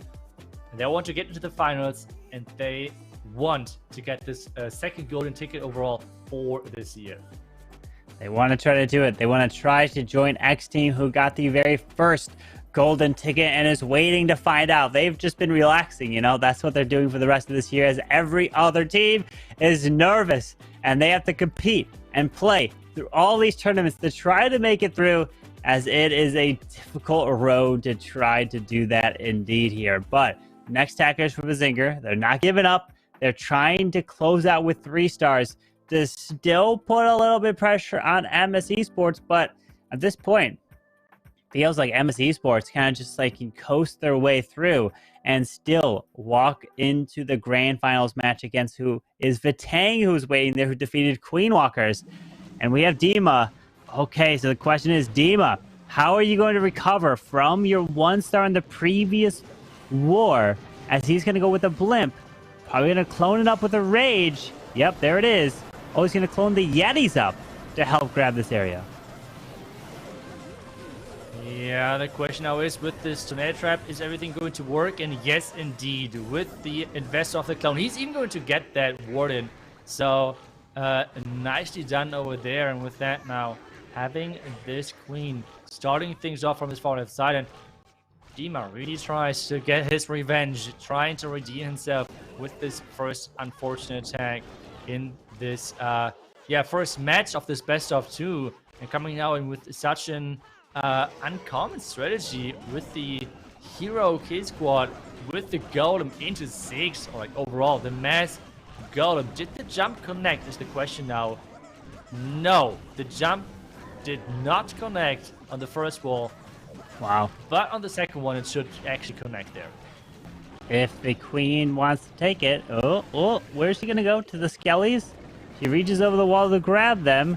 Queen should come back around. She's going for the... Okay. Yeah, I mean, that's one way you could just go for the wall. Why not? Yeah, I mean the queen is. I guess the queen. You know, the queen was a wall breaker in her previous life, right? That's why she loves to go for it. Yeah, I mean, now with the Dragon Rise from the bottom side, he's not having any sweepers against him whatsoever. But just take a look at that. Queen ability is still there. She's able to reach a lot of defenses from in that compartment. The only thing he has to worry about now is that defending Royal Champion. From that, he has another Headhunter. He needs to make sure that he's hitting that Warden ability in time. And Headhunter's running, and there we go. Warden ability is there. Rage is there as well. And this is not looking too bad overall for this attack. You can use the freeze on the back end air defense, and Air Expo, he does just that. And the Royal Champion, I don't see anymore. I feel like, oh, she's just barely alive, and down she goes right now. As the Dragon Riders, we got one. What? How many do we have? 1, 2, 3, 4, 5, 6 Dragon Riders still up, as one of them pulls some red air bombs. So we should have plenty to make it through these final defense at the top side. But he still needs some cleanup. He does have minions at the bottom, but he's under 25 seconds here, though. That's the issue. That's the issue. Time is ticking and time can be close. But that Sneaky Goblin is trying to run for his life to somehow get this 3-star in. It's 12 more. Oh no. Oh no, don't tell me. On the bottom side, the Dragon Riders are splitting nicely. Wait a second, that split is no not too bad overall. way. It's 3, 2, 1. The Dragon Riders. Oh! No freaking way. Wow. It's just on his day. It's just on his day. Oh, I feel bad for him. Like, you see his expression in the face cam, like, yeah. Once the unfortunate blimp, and now just having bad luck with the time, even though it was a crushing attack. Unfortunate. Yeah, the 1-star, then the 99 is just devastating there for Dima. Just, yeah, again, not his day today here, and you need all your teammates to have their days to have a chance to make it to the finals and then get that golden ticket. And that is what ClashMSTRS is looking like. They can really just coast their way through, as they're going to be up by even more stars going in here by 3. 3 stars with 2 attacks. That is almost, it's going to be such difficult to come back, as ClashMSTRS just needs to get 2 stars in their next 2 attacks, and they'll be victorious. Yeah, with those wall breaks, he should be able to trigger a lot of traps if there are any. But now, with those sneaky goblins coming in, invisibility spell should be in there in just a second as well to keep those goblins safe. And that town hall going down. Now we have the golem with the hero dive from the bottom side. We have 13 minions. He really wants to make sure that this is not going to be a time fail, and wants to get all the value he could possibly get from this hero dive, to then not have any time problems in the end. Oh, Queen, where you going? The Queen's gonna go follow that lava hound now. Still has a golem to use. Decide not to invest the golem with this king just yet, so the golem will have to be used. Oh, the golem's probably gonna tank a wizard or a splash or something. That's probably what it's gonna use. That's my guess. Yeah. Do you think on the top right on the cannon, maybe the wizard tower and the scatter or something like that? I'm not sure. Well, here's going to the left side. Got a lot of splash over to the right. That's gonna be an issue. Wizard tower never went down. I think that wizard tower to the bottom side is what he planned for his queen to get. So I think he's gonna have to adapt on the fly. Oh wait, he's got dragon riders. They will clear the bottom side. There's the, okay, so he's gonna bat bomb. He's gonna bat bomb. Oh, a Tesla farm pops though. That's gonna hurt. Uh-oh. Dragon riders. Tesla farms sometimes feel like even worse than a wizard tower, to be honest. Like, they're shooting so quick and dealing so much damage to those bats, and it feels like this attack might fall short depending on how this queen is stepping. The queen is actually now inside the range of the expo, and it looks like another defense with the Royal Champion alive on defense, with an expo, with 2 expos actually alive. There's no way for those Dragon Riders to get the value they needed, and this is going to be another defense, but like, this is coming too late. Yeah, well, I mean, it's okay. It's all right for MS Esports as they got the 2 stars, because if they get one more 2-star in their final attack from Kingsman, they win no matter what. It doesn't even matter what happens in the final set of attacks for Bazinger, because they have the percentage. Because that would put them to what, 25 here, then 27. They'll be even up by the star, so that percentage wouldn't even be a factor. So 2-star in the final attack, and they are coasting to the grand finals. Very nice try, Elk. Hey, it happens, 80%. Still, got what you needed, 2-star, and then you put the hope into the final attack. Just try 2-star as well. That's right, putting everything in the last few attacks. And I mean, there's always the possibility, okay? Let's put it like this. Yes, there is. Unlikely, but there's always the possibility to keep this match somehow alive for Bazinger. But yeah, they had some unfortunate attacks. At least the percentage now is a little bit better for them, looking now after those 2 attacks with the 99 and with the lower percentage now on the other side. But still, they need the stars. You can see right there, they need now a huge 3-star. And they need 2 huge 3-stars, and then an incredible fail from the other side. But MS Esports really look like in a prime position to be in, to take this best of 2 to then meet the Tang in the finals. Indeed, that's what they're trying to do. I mean, Kingsman doesn't care what's going to happen for what Bazinger is going to do. He's just focused on going to be securing the 2, as Ano and Bazinger is coming in next with a Queen Charge Dragon Rider. Ano came in with a Super Bowler attack in the first war, and which was a crushing attack as well. But now he's going in with a little bit of an air attack with these Dragon Riders, as this Queen's going to try to charge her way in closer towards this Eagle Artillery, healing her up, as this Queen could take advantage of the opening in the wall up top, so she could just step directly into the Eagle. Charging directly into the Eagle, as you said, but there's 2 heroes behind it, so we need to be careful with headhunters and everything. Block Launcher is the follow-up of choice, it looks like at the moment, but it's already nearly 1 minute gone of this attack, with Skeleton Traps stalling even longer. Then we have Dragon Riders again. I feel like it's the rise of the Dragon Riders again. We are seeing more and more of them overall, which I feel like is pretty cool, because this meta was overall otherwise so Lalo dominated. Headhunter is in, Queen is fine, that looks good. Question still is, when is the Headhunter going to be placed? Like, where is he trying to enter? I think now there's the Headhunter. Question though is he going to get that tunnel with those logs? I feel like if you're starting at the 12 o'clock side or like complete other side of the town hall, I am not sure if that oh no! If that lockdown is going to stay alive long enough, and right now the Queen is not really going how she is supposed to. Maybe that was planned. Maybe he's just trying to take down those 2 Inferno Towers with the Yetis now inside. I'm not really sure. Well, the Yetis do open into the core here. The Rage is down. I'm gonna take out the multi on the right. They will probably skip to the sweeper.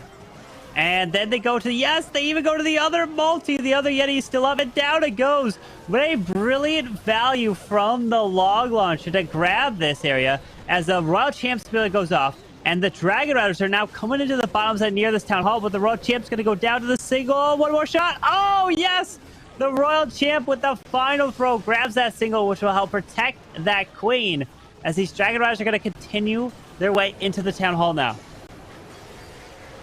Yeah, with the Rage, he should be able to push there really quickly into it. But time is such a problem for all of those attacks. But Zinger really struggling with that.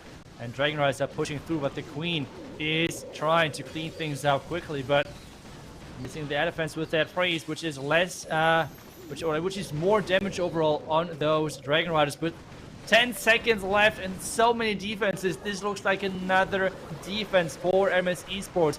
But Zinger not having the best day overall power-wise. This would be enough, but just the time being the deciding factor, and this means another 90% 2-star, and this is pretty much done. I mean, this is not going to be possible to come back, I feel.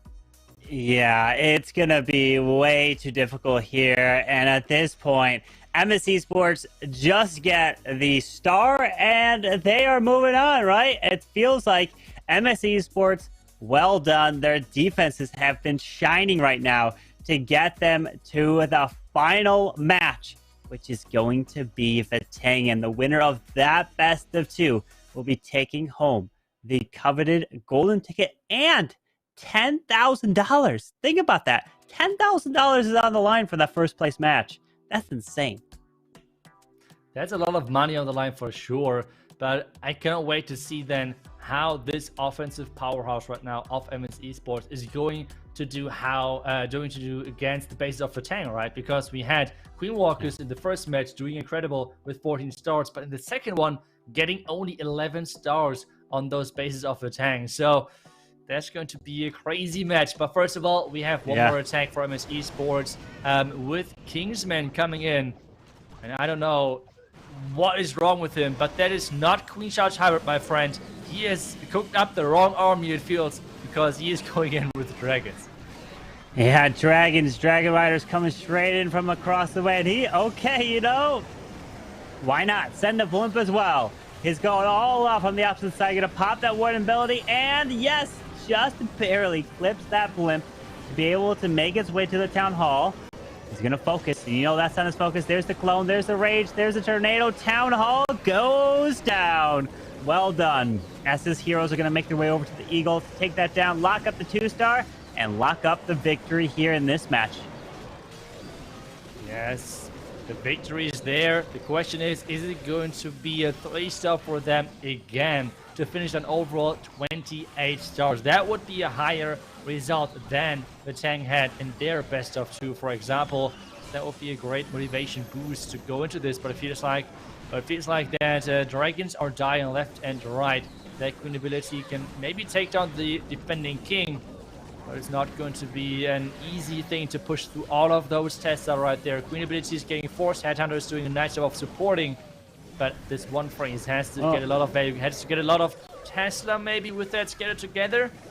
Maybe that's it. Possible. You know, one way to use your warden is as a cleanup. You know, that's one way to use him. I like to use my warden to clean up on the outside as well. Like that's typically what happens is like you try to drop your warden and you think you might follow some troops, and then he goes and does his own thing. That's typical warden behavior right there. And hey, 2 stars is locks it up. Even a 1-star locks it up as well. So GG, congratulations to MSE Sports and Kingsman as they will be coasting into this grand finals match, which, yes, is going to be right after this next attack coming in from Bazinger. We're going to be jumping straight to the finals. So we're not going to be showing the 3rd place match here. That will be happening at the exact same time as the finals. And that 3rd place match is only a best of 1, as that's just for prize money, right? To find out who's going to come in 3rd place between Queen Walkers and Bazinger, as we know that Bazinger won't be able to advance. And the finals, the grand finals for the golden ticket, that is again going to be a best of 2. So we'll see 2 wars to close it out. That's right, and I cannot wait because this can't be any closer. Both teams, MSE Sports and Vatang, both finished on 27 stars in their best of 2 in the semifinals. And then they have to face off in the finals. I think it's going to be an incredible match. But before, as you said, jumping into that one, we are going to watch one more time the attack from Bazinger to see if they can finish on a high and get to the 25 stars as well. Because, well, 25 stars, that would be the result as well, which Queen Walkers had in their best of 2 match in the other semifinals. So it would be 2 crazy close matches just based on the score so far, which they have achieved so far in the day. But I feel like one thing which is interesting is that I think all of the teams so far have done a little bit worse in every single match. So it's going to be interesting to see if this trend is going to continue for the finals, because you always need to remember this is a lot of matches back to back for those players, right? And you need to concentrate on a really high level non-stop, because even though it looks easy to save attacks left and right without any problems, it's not. Like, it's not that easy how those pros make it look like, but it takes a lot of concentration, and it's sometimes a little problematic to keep this concentration high and up during this time frame overall. So let's see the last attack from Bazinger. from Hugo with the Queen Charge Hog Rider attack. So you've played in many competitions and like this, and so you've played in days where you've had to play 5, 6, maybe even 7 wars. My question to you is, how do you keep that composure? How do you keep that, like, it's like a mental game at that point? How do you like stay focused for all those matches? Is there something you kind of do or practice, or you just like push your way through it all? I guess the routine is the best thing you can do. I mean, I notice it, for example, at the moment, if I'm doing a long stream and then doing some legend attacks at the end of the stream, they're typically horrible, really horrible. Because the concentration level just goes down that much. So I feel like overall practice is the best thing you can do. Maybe just being healthy, mental and physical. So that might be another nice move to do. But I mean, otherwise, I feel like practice, as everything in life, is the best thing how you can improve overall. And then like playing in other tournaments, trying to do that to make sure that you're, I don't know, not running out of concentration level. Yeah, you want to stay focused, and that's the key. And Hugo is focused on that Warden ability to go through the bottom side with those hogs to path directly through the Royal Champ. Moving in with the heal to the left side. Hog split with the Royal Champion to the right side to grab that multi-target for him. The Flame Flinger should be opening up, probably to have Hog Riders join in with this main push of Hogs as he rages his Queen up yet again to keep her alive. Moving towards the top side, scattering even... Wait, where's his king? Hugo, you didn't even drop your king yet. What? Hugo! That is just crazy. He's just saying, okay, guys, this match is over anyway, so I'm just using this as swag competition. And I'm just... Does this give it like bonus stars, you know? I feel like it would give him bonus stars. Maybe we could come back with the fan voting. Are you serious? Something like... Did he not use it? He literally didn't even use his king. What? And he swagged as well. He must have been just upgrading his king. That's probably why. He was taking his king to 81 somehow or something, you know? Like, okay, well, he did need that king there. Let's give just a round of applause to Hugo there to close it out in style. And incredible. Wow. Well, that was an attack for sure. Even though imagine that was the final attack and he needed a triple and he didn't use the king, that would have been just cherry on top. Incredible there. So let's take a look at the bracket so that we see now what teams are remaining and who is playing in the grand finals, because that is it, Will. Because MS Esports, we know that they are going to be taking on Vitang right now in the finals, and that's going to be a best of 2. We have Queen Walker Stephanie taking on Bazinger in a third place match, which we won't be covering here on the stream. We will find out the results of what happens in that for the third place, as that has no influence on the golden ticket, as that is the focus right now of these 2 top remaining teams, Vitang and MS Esports. That's right, and I feel like that is going to be a crazy head-to-head match. I mean, both teams so far had a really solid defense, had the best offense so far of the day out of the 4 teams. So I think this match is going to be really good. But as well, you said it's going to be a mental game as well, where it depends on which team is being able to play over this time non-stop pretty much. I mean, we're casting all of this at the same time, which means it's over already like 3 hours going on, something like this. And they have to go for like 2 more hours because obviously we're going to have some breaks in between. So, I mean, that is just insane. Like, they need to concentrate for so long, which is not easy at all, and have to keep up with the planning, with the execution, and that is not going to be easy. So really looking forward to see if we're going to see now a blowout, like where it's a crazy result, or if we're going to have really these scores dropping quite a bit for those 2 teams. Yeah, that's the question of who is going to step up here in the final match between these 2 teams. They've both done really well, right? But it was really Vitang that I would say stood out the most and had one of the best performances, and as they took down Queen Walker Stephanie, as many would have favored. I would say I didn't take a look at the COC Esports Twitter because they put out a poll. My guess would be that the Queen Walkers would probably pick had the highest of what people thought who would take the golden ticket, but it's not the case so far, as Vitang knocked them down, knocked them out, and Vitang versus MSE is now going to be the grand finals, which we're going to be jumping into next. And that's just, it's crazy to think that we are just 2 matches away from a golden ticket now. Yeah, I just double checked. That's why I looked kind of to the right a little bit. The exact question of CSC Esports was, which team are you rooting for? And it was 81% for Queen Walkers. 81%. Oh my overall. goodness. And the crazy thing about this is, Vitang had the lowest score. 8.7% only for Vitang. We had Bitzinger with 16.3 and MS Esports with 13.5. But you can see already, overall, 81% or something like that. Yeah. Sorry, 61%. I'm sorry, 61%. Okay. I guess I'm getting old. I need sunglasses or something. But yeah, 61% overall. That is a crazy amount of people rooting for Queen Walkers. It did not ask who they think would win, but I feel like the result would be pretty much the same.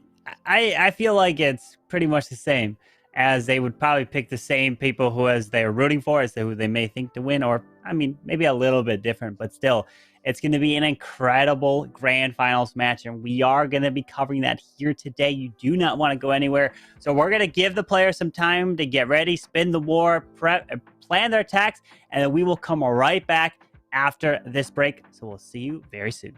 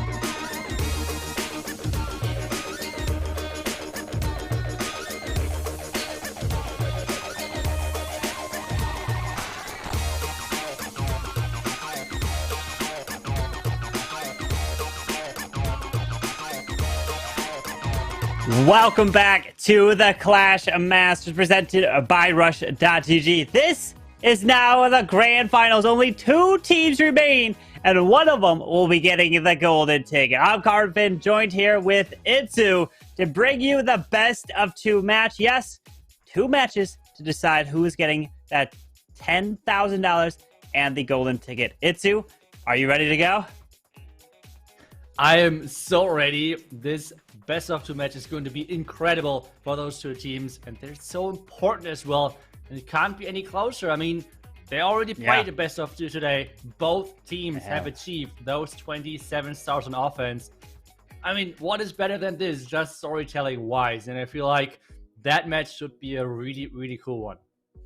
Yeah, indeed. It will be an awesome match to see. Cannot wait. But let's go ahead and bring up the bracket to show the viewers at home that are just joining to see what battles they have gone through, because we've had 4 teams that started and only 2 remain. There is going to be a 3rd place match that's going to be between Queen Walkers versus Badzinger, but we will not be covering that one here, as that will be happening off stream. They'll let us know the results of what happened in that war, and then we will relay that and let you know who wins 3rd place. But this is what matters. Vatang defeated Queen Walkers. ClashMSTRS defeated Badzinger, and now they're battling out in the grand finals for the best of 2 for that golden ticket, as X Team is the first team to get the golden ticket earlier in the year, so they are waiting to see who's going to be joining them in the World Finals later towards the end of this year. Cannot wait for what's about to happen. And we've seen these wars come down to 14-14, 15-14 wars, but the storyline has really been, they started off hot, and then the second war is where they slowed down, and we started to see some fails, some mess ups, and things like that. Is that going to carry over into the start of this war, or are they going to be coming in kind of just charging full steam ahead and getting a 14, maybe even a perfect war? That's the big question. I feel like we should go in with that first attack, and there we go. And actually, we have a huge switch from anti-3 to anti-2-star bases, which might be a smart choice, because we already have, as we have said, many minutes, many hours already into this tournament.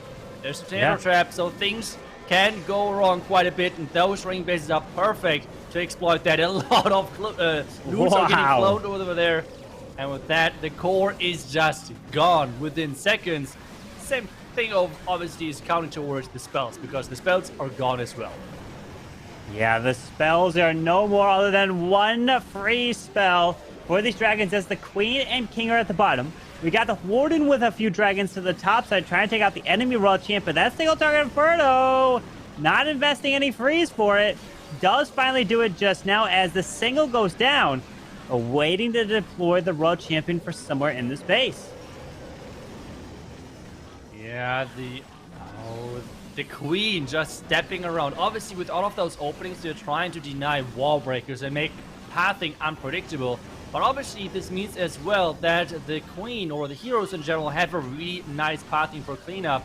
And with that rotation ability still there, since Prayer is doing it again, getting the 3-star in for his team early on, and again, with plenty of time left. And there were a lot of loons cloned in that core, a lot of loons just overpowering that, and that means anti-2-star bases got wrecked. Looking forward to see if Vatang as well switched on defense to maybe anti-2-star style. That could be, who knows. But at the same time, I feel like anti-2-star bases sometimes are really annoying, and since it's the best of 2, what can you lose? I mean, both of those teams are expected to get high scores anyway, so why shouldn't you try to have at least in one of them those anti-2-star bases? Because especially in the first match, if we see a 1-star or a low percentage, we have seen earlier today what this can do to a team if this is happening. So might worth trying or risking it and seeing how it works. And the question is, would you run ring bases or anti-2s against ClashMSTRS? Because it seemed like that was their kryptonite last year. That's what really stopped them from trying to get to Worlds, and they were stopped in their tracks because of ring bases. And I'm sure they have put in a lot of practice to try to really crack them and take them down. And would Vatang try to run those rings to say, hey, you know, you've really struggled in the past. Have you really improved? Have you learned from that? I guess that's really kind of the question. Would you run it at this stage? But MSC Sports said, you know, let's go and throw one of those anti 2-stars at Vatang. And like we saw, it did not hold up. Nope, it did not work. But at the same time, I don't know if ClashMSTRS is the player you are targeting with those anti 2-star bases, because Queen Charge Lalo, if something is going wrong with the Queen Charge over there, or like one opening as the Queen is walking in an unpredictable fashion, this can be, or those can be the attacks which are really hurting your percentage, might even costing a 1-star. So I think more Warning and then Slowdown are the people who are getting targeted by those anti 2-star bases. I feel like overall, we're going to see later on in this match, you're typically always the attacker 4 and 5 for Vatang. So we have to wait and see if that's going to be all anti 2-star bases or only a couple of them getting thrown into the mix. Then obviously we still have to see and wait what Vatang does on defense, because I feel like, if I remember correctly, it happened multiple times that last year the team kind of got stopped by those ring bases. So you always said, okay, the next time they actually learned how to take the ring bases, okay, but this time really, the next time they know how to next attack time, them, right? Right, please. So that's like always the thing. So I feel like it did not happen once overall. So the question is this the case? I feel like a lot of them are pushing on Legends, but it feels like it does not matter anyways, because Vatang is staying with those anti 2-star bases. And if you remember on this base, that was the base where we had Gaku falling short with this really interesting bait on this bottom side around this wizard tower. But this one is simply going in with his Skelly Donut, but missing that one. Never mind. It was just a prank. Right? Wow, look at that. The Earthquake helped clutch that single up right there and activating the Town Hall. Whew, that was a little close right there. That could have been an issue, but no worries. Is able now to have this Flame Flinger lock on to the Town Hall and help take that down as the king. Coming to the bottom side, in towards that scatter shot. Flame Flinger, come on, go for the Town Hall. Wizard Tower finally goes down, and yes, the Town Hall is going to get locked down to, and even the multi-mortar, that went down as well. So brilliant, as the one balloon helped, I believe, take that down either way, as his heroes are going into the scatter by the enemy Royal Champion. Doesn't have to worry about a clan castle, as the Hogs are coming straight into this Eagle to try to help take that down. Yeah, going straight into the Eagle, sending in the headhunts as well, because he has to face the King and the defending Queen really early on. 50% so far, not reached. Other tests are still there. I think they were around this bottom side already, all of them triggered. So 50, nope, they're all around this top side compartment. They have changed the Tesla form completely with a lot of traps around this top side, a lot of skeleton traps, a lot of giant bombs. I feel like so many Hogs are still alive, and this is no problem for Cynthia. Yeah, look at that. The Hogs are staying alive. There's the tornado trap, so they moved it to the top. RC's ability goes off with a minute left. Yetis are going to come off to the right side, and Cynthia is going to be starting this one off with a 3-star. Brilliant to him, and that's a great way to start this. You have total of 10 attacks for your team, 2 for each person, for a best of 2 match, as it's really the best team or the closest one to get to 30 stars kind of wins, right? You just have to outpace your opponent, and Cynthia is keeping pace right there. That's right, making sure that he's following up as well what ClashMSTRS did to their bases. With that, Skelly, a donut, Hog Rider attack. What a beautiful attack again. And he's always doing like the same thing, but it's always so clean that he's always getting the value he needs. Like, even though he misplaced the one invisibility spell a little bit, Earthquake was there, no problem whatsoever, getting the Inferno Tower as well. And with that, another 3-star for Cynthia. You said as well, he struggled a little bit in the group stage, but today he's on fire for sure for his team, starting things off always with a nice attack, and starting for his team with 3 stars, which are so important, I feel, going into those matches, especially over this long time, with the matches going on or 10 attacks, like for each team with 10 attacks. So failing early on always feels a little bit underwhelming, like especially with the teams kind of expecting for themselves to 3-star. So you want to start strong into those best of 2 matchup. And so far, both teams were able to do that. Next attack is in. Raylo is in. Another legend-style base. So my question is, how is this going to work? Because that's a wide army composition. We have Golem, we have Ice Golems, we have Lalo, we have Bats. And he's trying to take down the Eagle just with Bats. That is looking brilliant. He's starting off with the bats at the bottom, noticing that there is no splash down here. So wants to take advantage. And down goes the Eagle. Look at that. Okay. What? Down goes the Expos. Okay. And then these bats will take for the world champion going into the single. Okay. What? What is this? On? That is genius. I mean, how do you plan those? Like, how do you see things like that? That is just insane. 2 headhunters are getting taken care of. The top side with the Tesla is looking a bit annoying for him to funnel, but still getting things done. And now he still has this hero dive. And the question then, is this only this 9 o'clock compartment which is still left at this point then for fun, like for the Lalo? This attack looks insane so far. Oh, it looks absolutely wild. We have 2 ground expo that he can use a golem and does just that. Finds a Tassa farm. Ice golems down. Help protect his king, queen to path their way in with 2 super wall breaks or just 1. I see 1 right there. A Valkyrie being used. Okay, I don't see a second one to get him deeper in towards the town hall compartment area as the Lalo is starting in from the left side with that one and even has a blimp, which he can send a blimp for the town hall.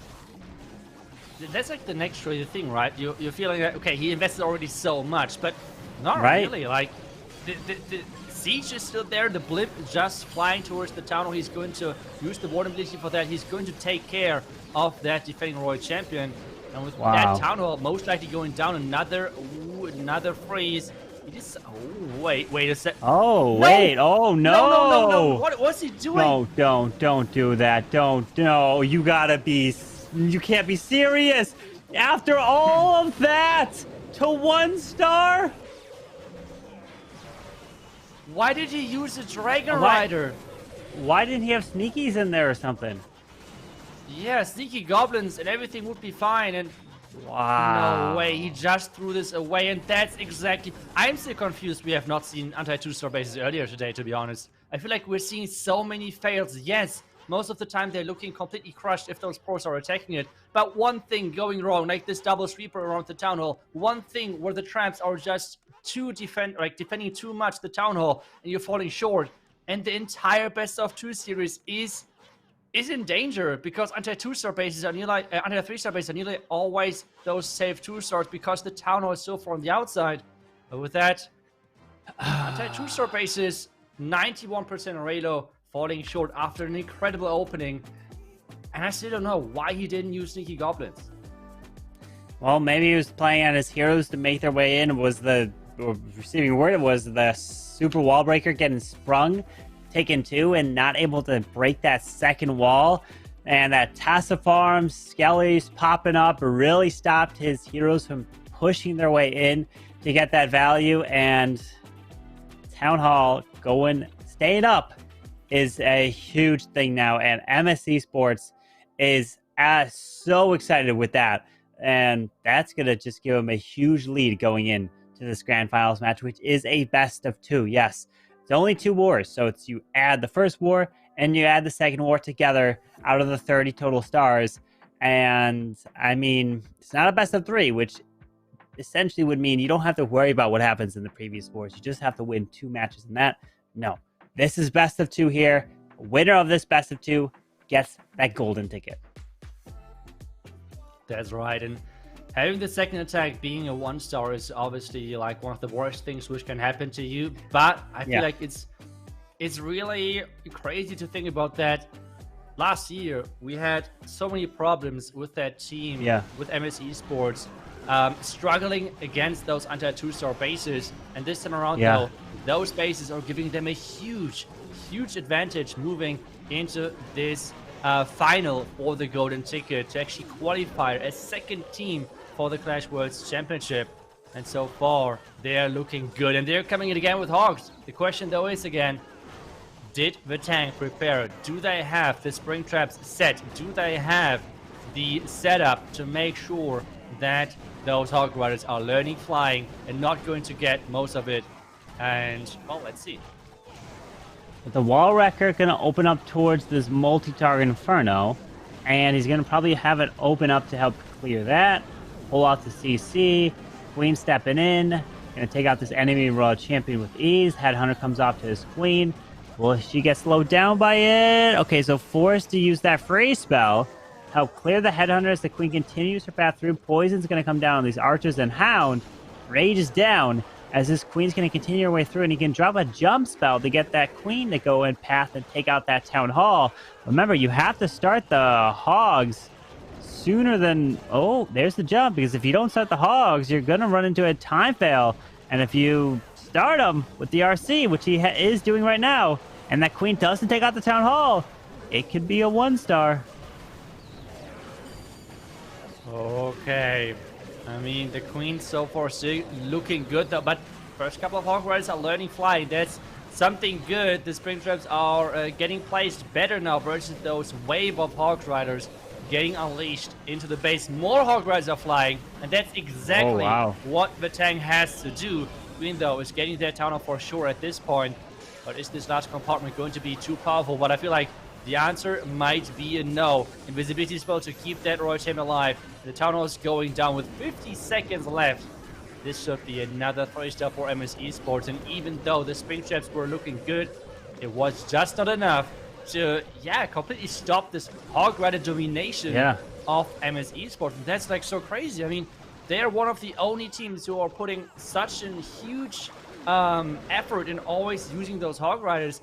And I love it. I love it that those Hog Riders, they seem to be back to some degree. And I don't know if it's just because most of the other teams are trying to defend Headhunters so much, but I feel like the spring traps were against the Hog Riders, but you just have too many of them. And if you do not predict 100% where those Hog Riders are coming in, you have no chance. They're just going to swarm your base, and that's crazy.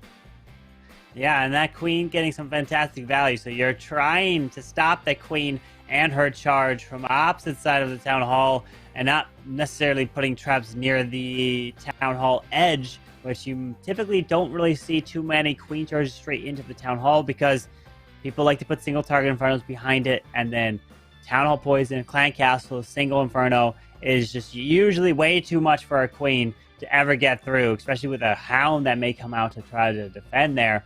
But he had enough to get it done, and that's another triple cast coming in from MS Esports, and the 1-star that came in from Vitang, which we thought that was not going to happen after the start of that raid, was very surprising. But now we're seeing this Super Wizard Yeti attack coming in right here from PSW, and this one is just about overloading the base, trying to make your way all the way to the core to that Town Hall.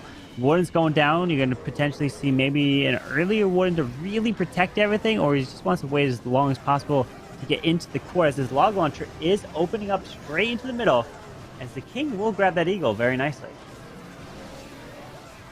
Yeah, the Eagle is down early. Now all of those lava pups have to be dealt with somehow. You have the siege getting open. The Warden ability is there as well with that rage, leading everything perfect. Wait.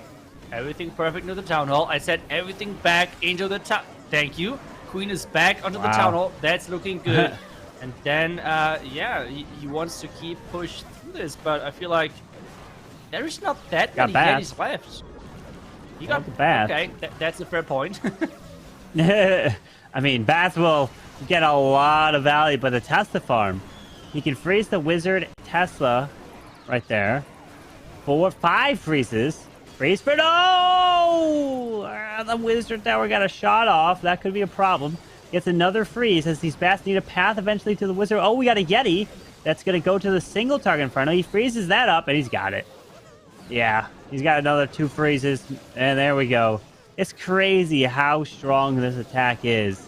I've tried it, and I have 3-starred with it. And if I can 3-star with it, then it's crazy strong. Yeah, it's working really good, especially against those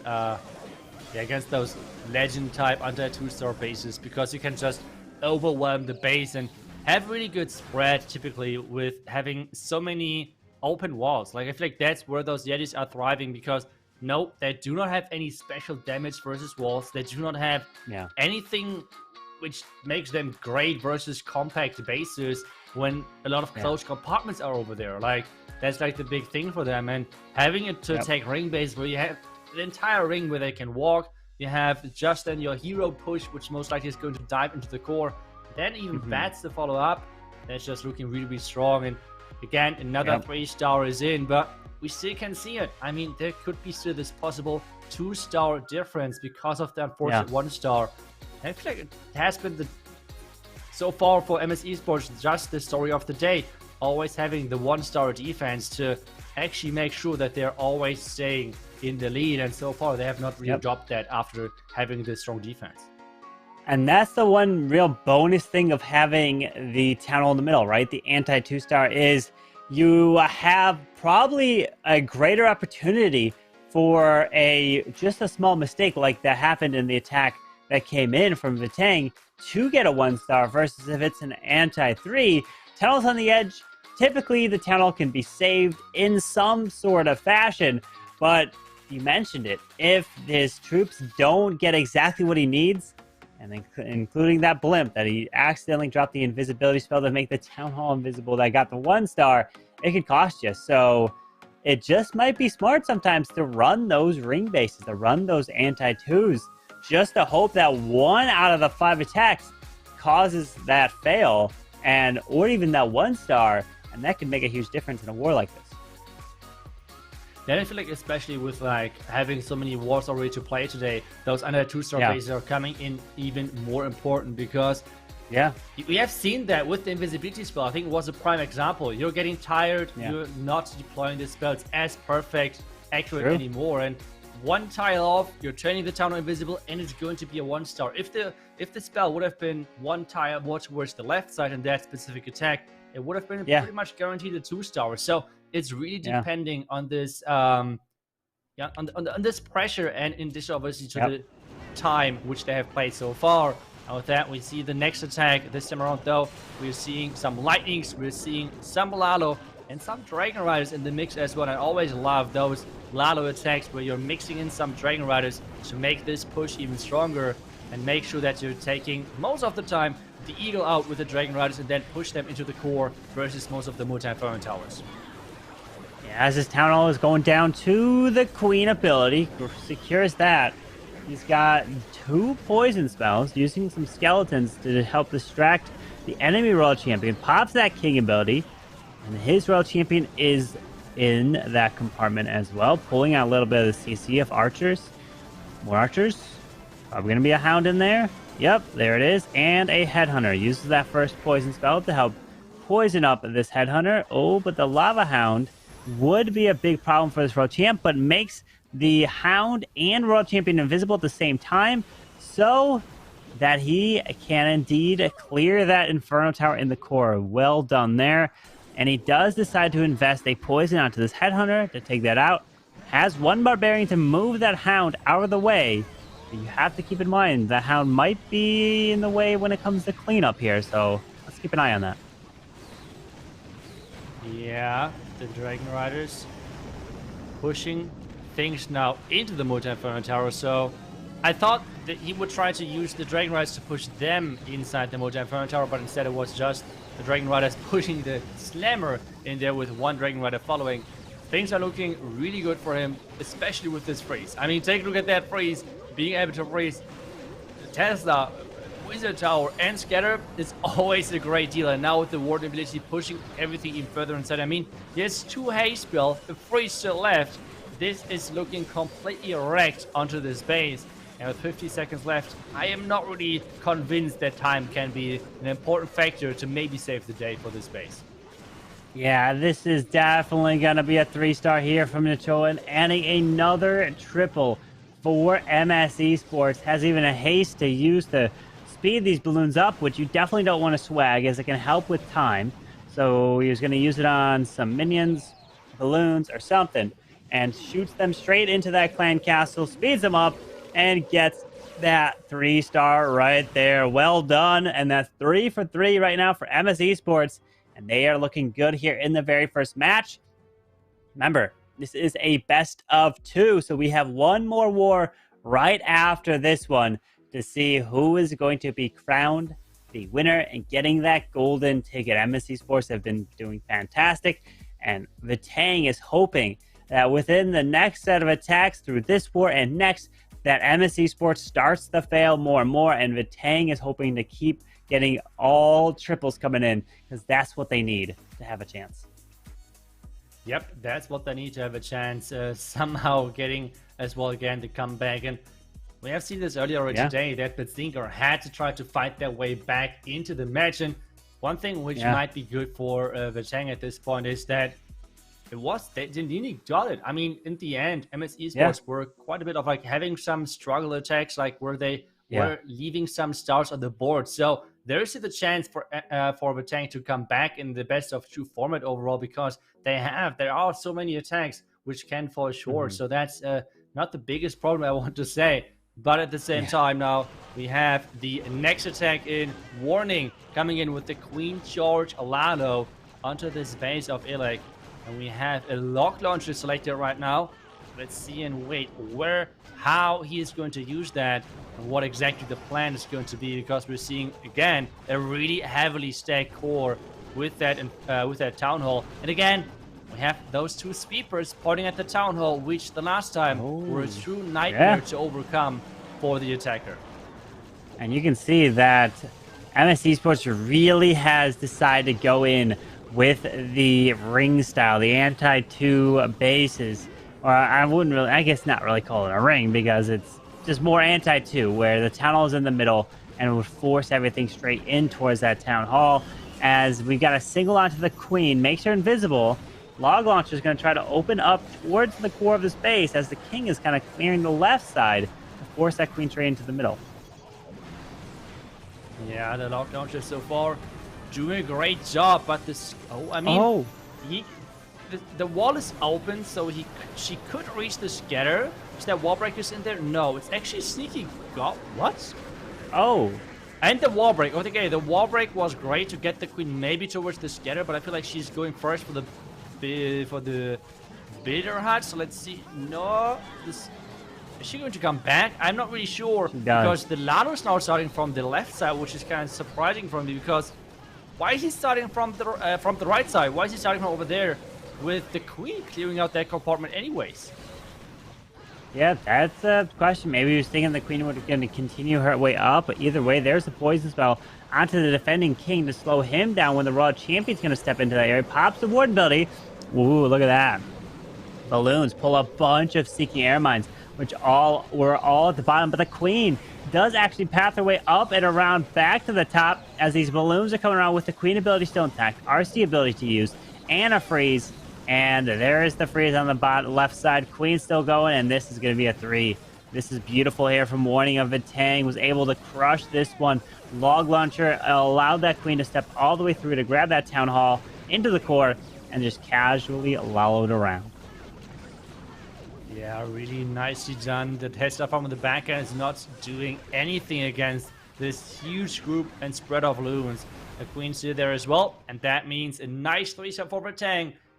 And they're not letting a lot of stars slip. It was just this one attack, which unfortunately, one invisibility spell, one small misplacement cost them already 2 stars in this matchup, which is not what they were hoping for.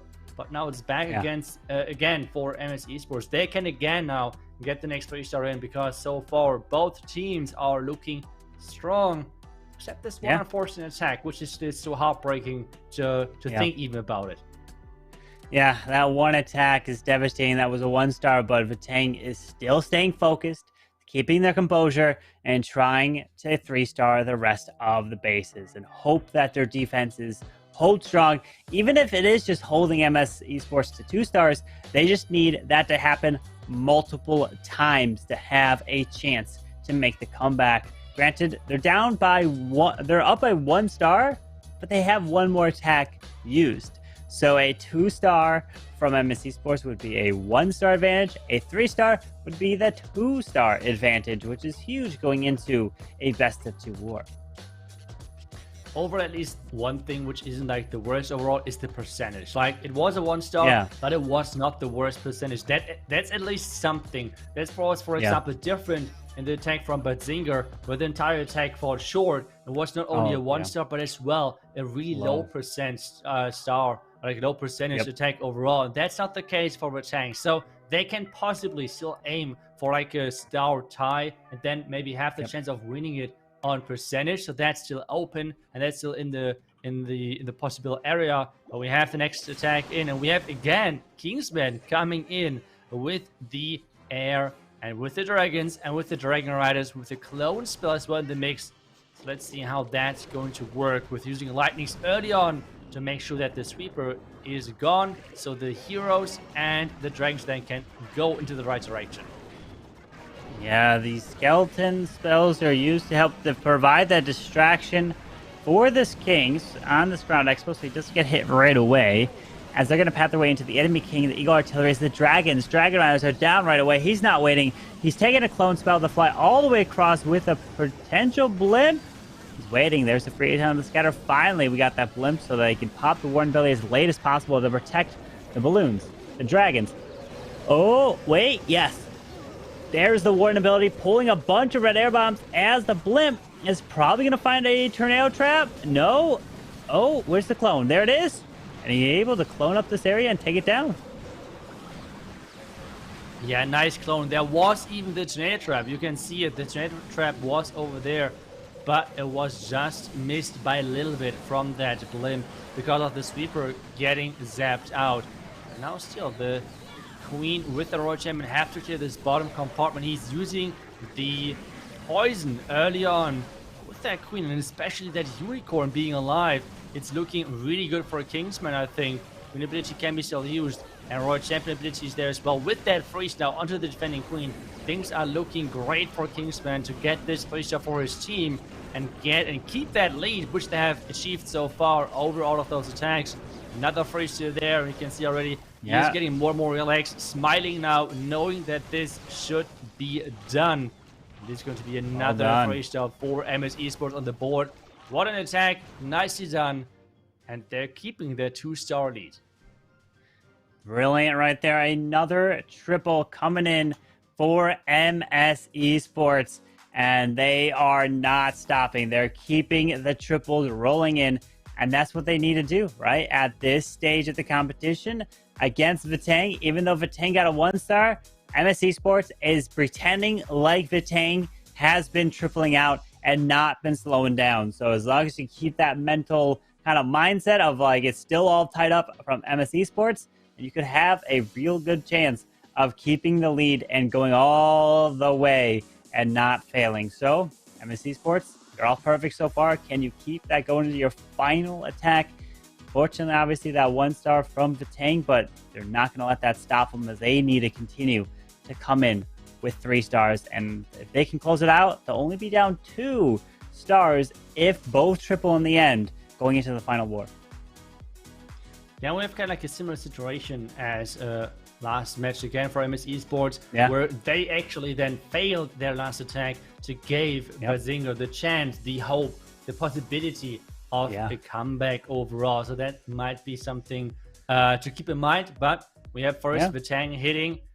Lance Loda is the last attacker, and he needs the 3-star not only to have overall their overall score improved, but as well just to keep them in their match, because one more fail most likely, and that would be the dream done pretty much for them. And it's again another ring base, and oh my goodness, they're getting more and more annoying, it feels like. So cannot wait to see how this is going to do versus the attack from Lance Loda. Lanzalotto. We have the Queen to the top with the Queen to charge her way all the way into the middle. Can she make it is the question. We have a No jump. I was going to say we have a jump, but no.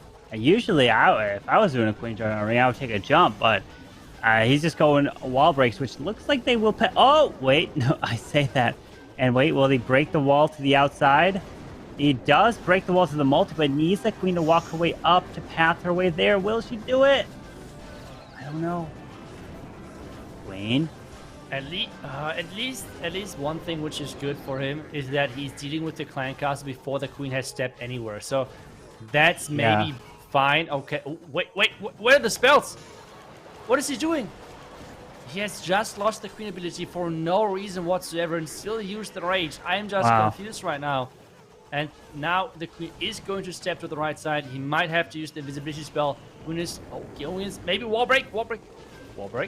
Yes, okay, there's the wall break now. But needs to make sure that somehow... Ooh, that invisibility spell would have been nice for the Inferno Tower, because those healers are going down. She's gone. No way, as She's gone. Oh, no. She's not going in. They're struggling so much versus those anti-2-star bases. Yeah, the roles have really switched. It's now Vitang that is not getting these ring bases down, as MS Esports knew the pain last year that they couldn't take these ring bases down. And it just seems like the ring bases are just being really the kryptonite for a handful of these teams. I think the only team that really just excels on ring bases and anti-2s is Strut. They're like the one team that absolutely dominates them. You never want to throw it their way. But it looks like that is how you stop Vitang right there. And it's going to be even a lower percentage, too. Trying to rack him a little bit more, but wow. No jump. It really hurt this queen that she did not want to jump directly in towards that tunnel compartment. I was going to say take a jump, but wow. Yeah, the queen getting distracted at the side was really unfortunate. Then as well, in addition to that, he completely... I still don't know why, but he's completely swagged the queen ability with not using anything. Like, maybe he was on the other side of the map, like checking out how the pathing might look like, how he might be able to affect the pathing to, I don't know, get his queen back on track, or maybe how to save the attack or something. But yeah, that did not work out, losing his queen ability then early on. And this means another 2-star, another defense for MS Esports. And if they now can get 3 stars in their last attack, oh man, it's best of 2 looks pretty much done at this point then, unfortunately. Yeah, because a 3-star that would come in from the final attack of MS Esports would put out by 3 stars total. Going into the next war, I just think that's almost impossible to make a comeback from. Granted, it happened in this war, right? So maybe Vitang is like, fine, you know what? We are going to give you a taste of your own medicine, and we're going to give you the ring bases. So we'll see what happens to you. I feel like that's the only shot that Vitang has, is to throw all anti-2s at MS Esports in the final one and just say, you know, we have to go all out and just hope that something happens to them to have a chance, because a 3-star here, and it is not looking good at all for Vitang. And it looks like MS Esports might just be the team to get that second golden ticket. We'll just see what Arium is about to do here with his Blizzard Lalo. Yeah, but I feel like at the same time, with those anti-2-star bases, you need to have good anti-2-star bases. There's a big difference between just like a decent or a normal anti-2-star base and something like MS Esports have. Like, they have really put a lot of time into testing it, building those bases most likely. So you need to be careful with what sort of anti-2-star base you are using overall. And at the same time, we're seeing that the Blizzard from Arium is already getting a lot of value, taking down Inferno Tower, taking down Eagle and Expo right there early on into the attack, luring out the Clan Castle now to the top side to then maybe get the scatter. Maybe, I'm not really sure yet if he's going to try to get one of his heroes towards the town hall, or if he's going to fully commit into this top compartment, because it looks like there's a lot of value as well.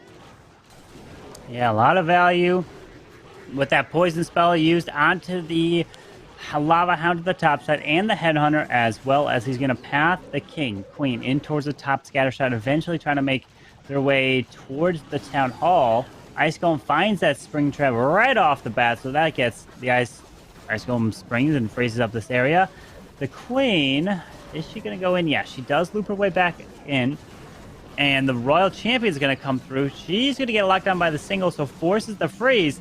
And she's going to path through to the single, help take that down as Alalo is coming straight for the Town Hall. Yep, indeed. They're coming straight for the Town Hall with the Tornado being triggered early. So now the haste into the Town Hall. We have the Warden ability soon. Probably again delayed to the last second. Wow. And there we go. Nicely done. And even covering those headhunters inside the Warden ability to take down this back-end Royal Champion. Brilliant Warden to barely clip those headhunters and protect them, as now this huge group of loons. I feel like this is definitely enough to one-shot every single building, including a town hall. There's that many balloons left in this giant group here. Like, this is insane. You just need like a few balloons. You don't need all those. But they've all grouped up here. Queen's ability goes off. 30 seconds left in the raid. And this is going to give them a 3-star advantage going into the second match, the second war. And that is huge. And you can see the smiles on Arium's face and the rest of ClashMSTRS looking fantastic here to try to coast their way to getting the second golden ticket. What a great performance from them. Getting a perfect war. 15 stars to 12. That's exactly what they needed to start off this war. And they are looking really good to try to win the Clash Masters here. Yeah, and I feel like maybe 1 star would be able to like come back from. Maybe 2 stars, but that's already getting tricky. But 3-star lead, that is incredible. And you have said it, anti-2-star bases feel like at this point the only chance which Vatang has, forcing some 1-stars on their own, forcing some defenses, and hoping that those bases are going to give ClashMSTRS some problems, because right now anti-3-star bases do not look to work versus them, and they're just smashing bases left and right.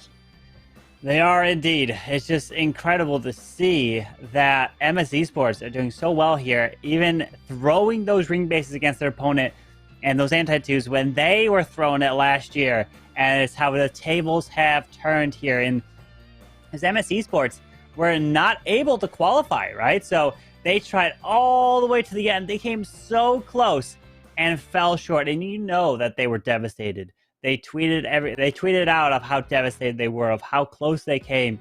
And they have sat back, watched that finals go through, have been practicing, and have really stepped up their game. And they are just 1 match away, 5 attacks from getting that golden ticket. But also think about it, 5 attacks away from winning $10,000.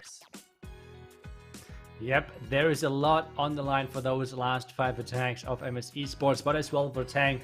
Maybe they get the miracle run. Maybe there is some chance for them. I think you should never underestimate Tang in how well they can do, but at the same time, it's like really like ClashMSTRS pulling out the Uno reverse card with like, okay, we have struggled against those. We have suffered against those ring bases. We have really suffered against those under 2-star bases. Try it as well. See how you can do against them.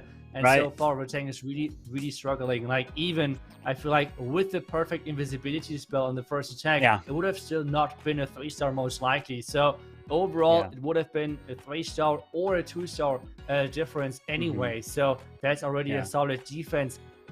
Overall, like, that's a really great defense, especially considering that those are now right now the top 2 teams in this tournament in the entire world, and seeing one of them struggling so much is really unfortunate. But on the other side, though, which we haven't really highlighted too much because we were so concentrated on the defense, it's a perfect war as well for ClashMSTRS. Like, that's not something which we're seeing that crazy often on the highest level, because the base building typically is that high as well. It's the first perfect of the entire day so far.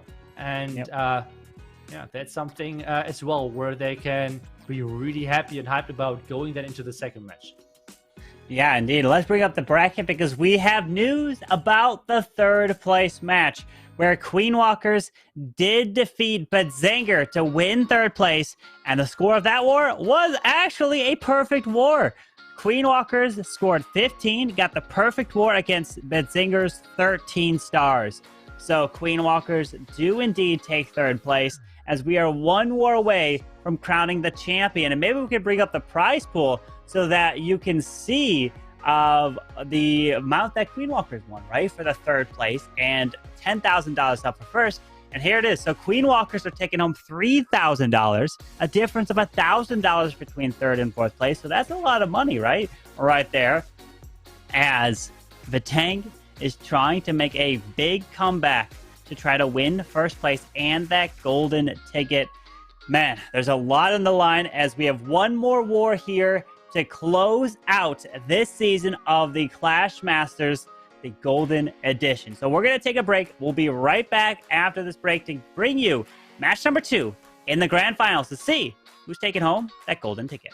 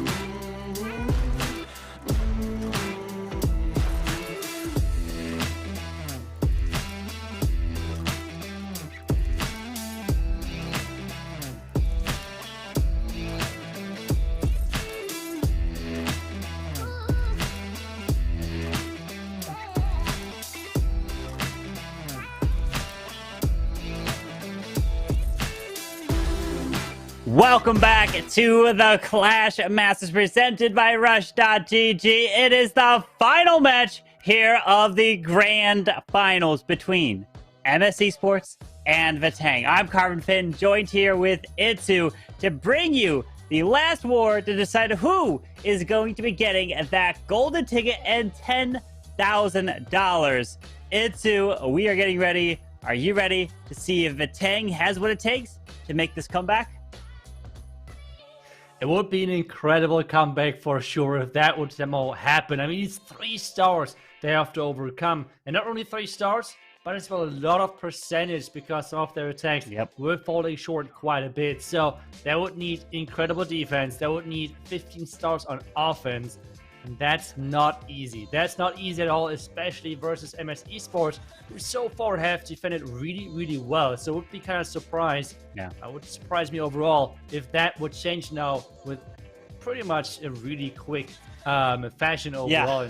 And now Vatang would just go 5 out of 5 suddenly in the next match. Yeah, I'm looking at the score right here at the bottom of your screen. You guys can look down there, and 15 stars for MS Esports and 12 stars for Vatang, which means that Vatang has to make up a 3-star differential, and that is going to be very difficult. Really, the only way that's going to happen is if Vatang gets a perfect war and MS Esports gets a 12-star war. But the one thing that they have on their side is percentage that is about 6%, right? It's just under that. I mean, Vatang doesn't have any other option than to get a perfect war. One fail for Vatang, it's almost certainly over, right? I think so, yeah. That's not going to be easy. I mean, No. They have really struggled against a couple of those anti-2-star bases, and even, yes, the 1-star was really unfortunate and could have maybe saved to being a 2-star, but that wouldn't have turned it into a 3-star or anything. So that's for sure something to keep in mind, that the tank need a miracle. That's how it is. Like, they really need a miracle. Pretty much. Like, as soon as they're getting only a 2-star at some point of this match, it's pretty much done, except if maybe we're going to see early on 1-star from MS Esports, which is unlikely. But back again, and the tank keep running the anti-3-star bases, which I feel like is a nice thing for MS Esports, because so far they had not too many problems against that. Yep, not too many problems indeed, and that's the thing is, will Nachoa come in and secure at least a 2-star? Because what Vatang needs is a 1-stars to be making this comeback. But that log launcher is removing that multi-target Inferno. Grabs it, right? Oh, no. Okay, the logs do not grab it, but the Yetis will be able to path their way through. RC ability didn't take out the Arch Tower, but Yetis do grab pull out the CC. With the Headhunter going off to the Queen, as he can then Lalo into the Town Hall here, as the Queen easily took out that Headhunter, as now the Hound is going to be quite annoying, as the Queen will eventually pop this Hound. Yeah, eventually this Hound is going to pop with that Queen ability. It's even quicker. The poison is in place. But now the thing is, the Ice Hounds are coming in. He's angling the Ice Hound. That this Hound is for sure... Wait a second. I just want to say that it's for sure going to freeze the Town Hall. But because he's sending in the first regular Hound, this is getting a little problematic, because this Ice Hound is exploding kind of late. So he had to invest the freezers. And with that, having to go through this Town Hall. The Queen, though, is stepping into the Town Hall Poison any second. No Tornado Trap behind the Town Hall, which is giving those Loons a lot of freedom. Just moving through the Town Hall Poison nicely and going into the back end. Having a couple of spells, and this here spell being a nice move as well. Yeah, that Tornado Trap was actually near the backside of Town Hall, but the balloons kind of dodged it, which was closer to the Clan Castle. And the balloons are going to path their way around towards the multi-target Inferno. The Queen is gone. Warden grabs this Wizard Tower. Oh, the balloons don't path their way to the multi. The multi is the biggest threat here, as we dropped a few minions to go for the Clan Castle. We do have an invisibility spell, which he could use. I would use it on the... Okay, no, he uses it now to help make them invisible. Red air bombs, which were pulled by the minions, which were clutch. So these balloons didn't get hit. What? Okay, those red air bombs were just dodged by those balloons because of the minions. And we've got ourselves a triple from Nachoa, and that is going to make it even more difficult to make a comeback for Vatang, because now you're going to have to make a 3-star differential in 4 attacks. Oh, boy. It's not easy. It's not easy. And we saw the reaction. They know how much every single 3-star means, because with every single 3-star, they're one step closer to getting this second golden ticket overall. There is only 8 tickets over the entire year, which you can earn, which you can play for. So getting the second golden ticket is already something huge. Getting that in early on, and you do not have to worry about that anymore over the remaining year. And that's something big. That's something they're fighting for at the moment. Vatang have to somehow get maybe the comeback, but so far you can see the scoreline. It's like 6 stars difference. Yes, there's like 1 attack still on the line for Vatang, but 6 stars still is a huge number, which is it's a big difference. Yeah, it's a huge difference. As Sincere Prayer coming in, and he indeed is trying to have a sincere prayer, trying to say, hey, can we please make a comeback? Can something happen to MS Esports attacks, and hopefully we can get a 1-star from that. But as the clone comes down, he does actually make one of the Dragon Riders cloned up as he's passing his way into the single. That does go down as the dragons are coming through towards the bottom side and into the middle towards those double ground expos. Yeah, into the double ground expos. I mean, those expos cannot do too much to defend themselves versus those dragons. But they can take down all of those barbarians, which so far tanked nicely for that Queen. with the dragons going around the top side. But no, the Headhunter is man. going into the range of the clan castle. Yeah. With that, we have the Lava Hound coming out of this. And that's never something you want to see. The Hound is being stuck there. But maybe with the Royal Champion, this is still going to work because this Hound exploded way quicker than I thought. Yeah, it's going to still work here as the RC ability goes off, hits, and one-shots the Arch Tower. Royal Champ's going to move into the Scatter. Queen's ability goes off, cleared the Hound and the Pups, and it is going to be a 3-star indeed here for Vatang. So they're keeping pace with an answer of a 3-star, but they're still going to be down by 3 stars overall so far. So the only way Vatang has a chance is if something happens with a 1-star from MSC Sports. I can't see that happening unless Vatang decides to switch it up and throw some anti-2-stars or ring bases into MSC Sports side. I really think that's really the only hope that's good. They're going to have a chance. I don't know if they decide to do that or not. Yeah, I feel like I completely agree with you that anti-2-star bases right now would be probably the best hope for them, because so far it felt like the anti-3-star bases were not holding MSE Sports back at all. And yeah, I feel like as well, they do not have anti-2-star bases right now already. Like, you always have to think about they can only use the accounts, or like use the bases which they have tested, and which they can somehow active in the clan war. And I feel like so far they do not have anti-2-star bases ready, or at least anti-2-star bases they're believing in, because random legend bases might not be really the best way to go. So overall, a really tricky situation for the tank to be in. At this point, all they can do is concentrating on their own offense, because as soon as they're failing on their own, they're going to be out. So don't worry about the defense. Concentrate on your own offense and try to be as effective as possible over there. Then you maybe have the chance of getting the comeback, even though it won't be hard.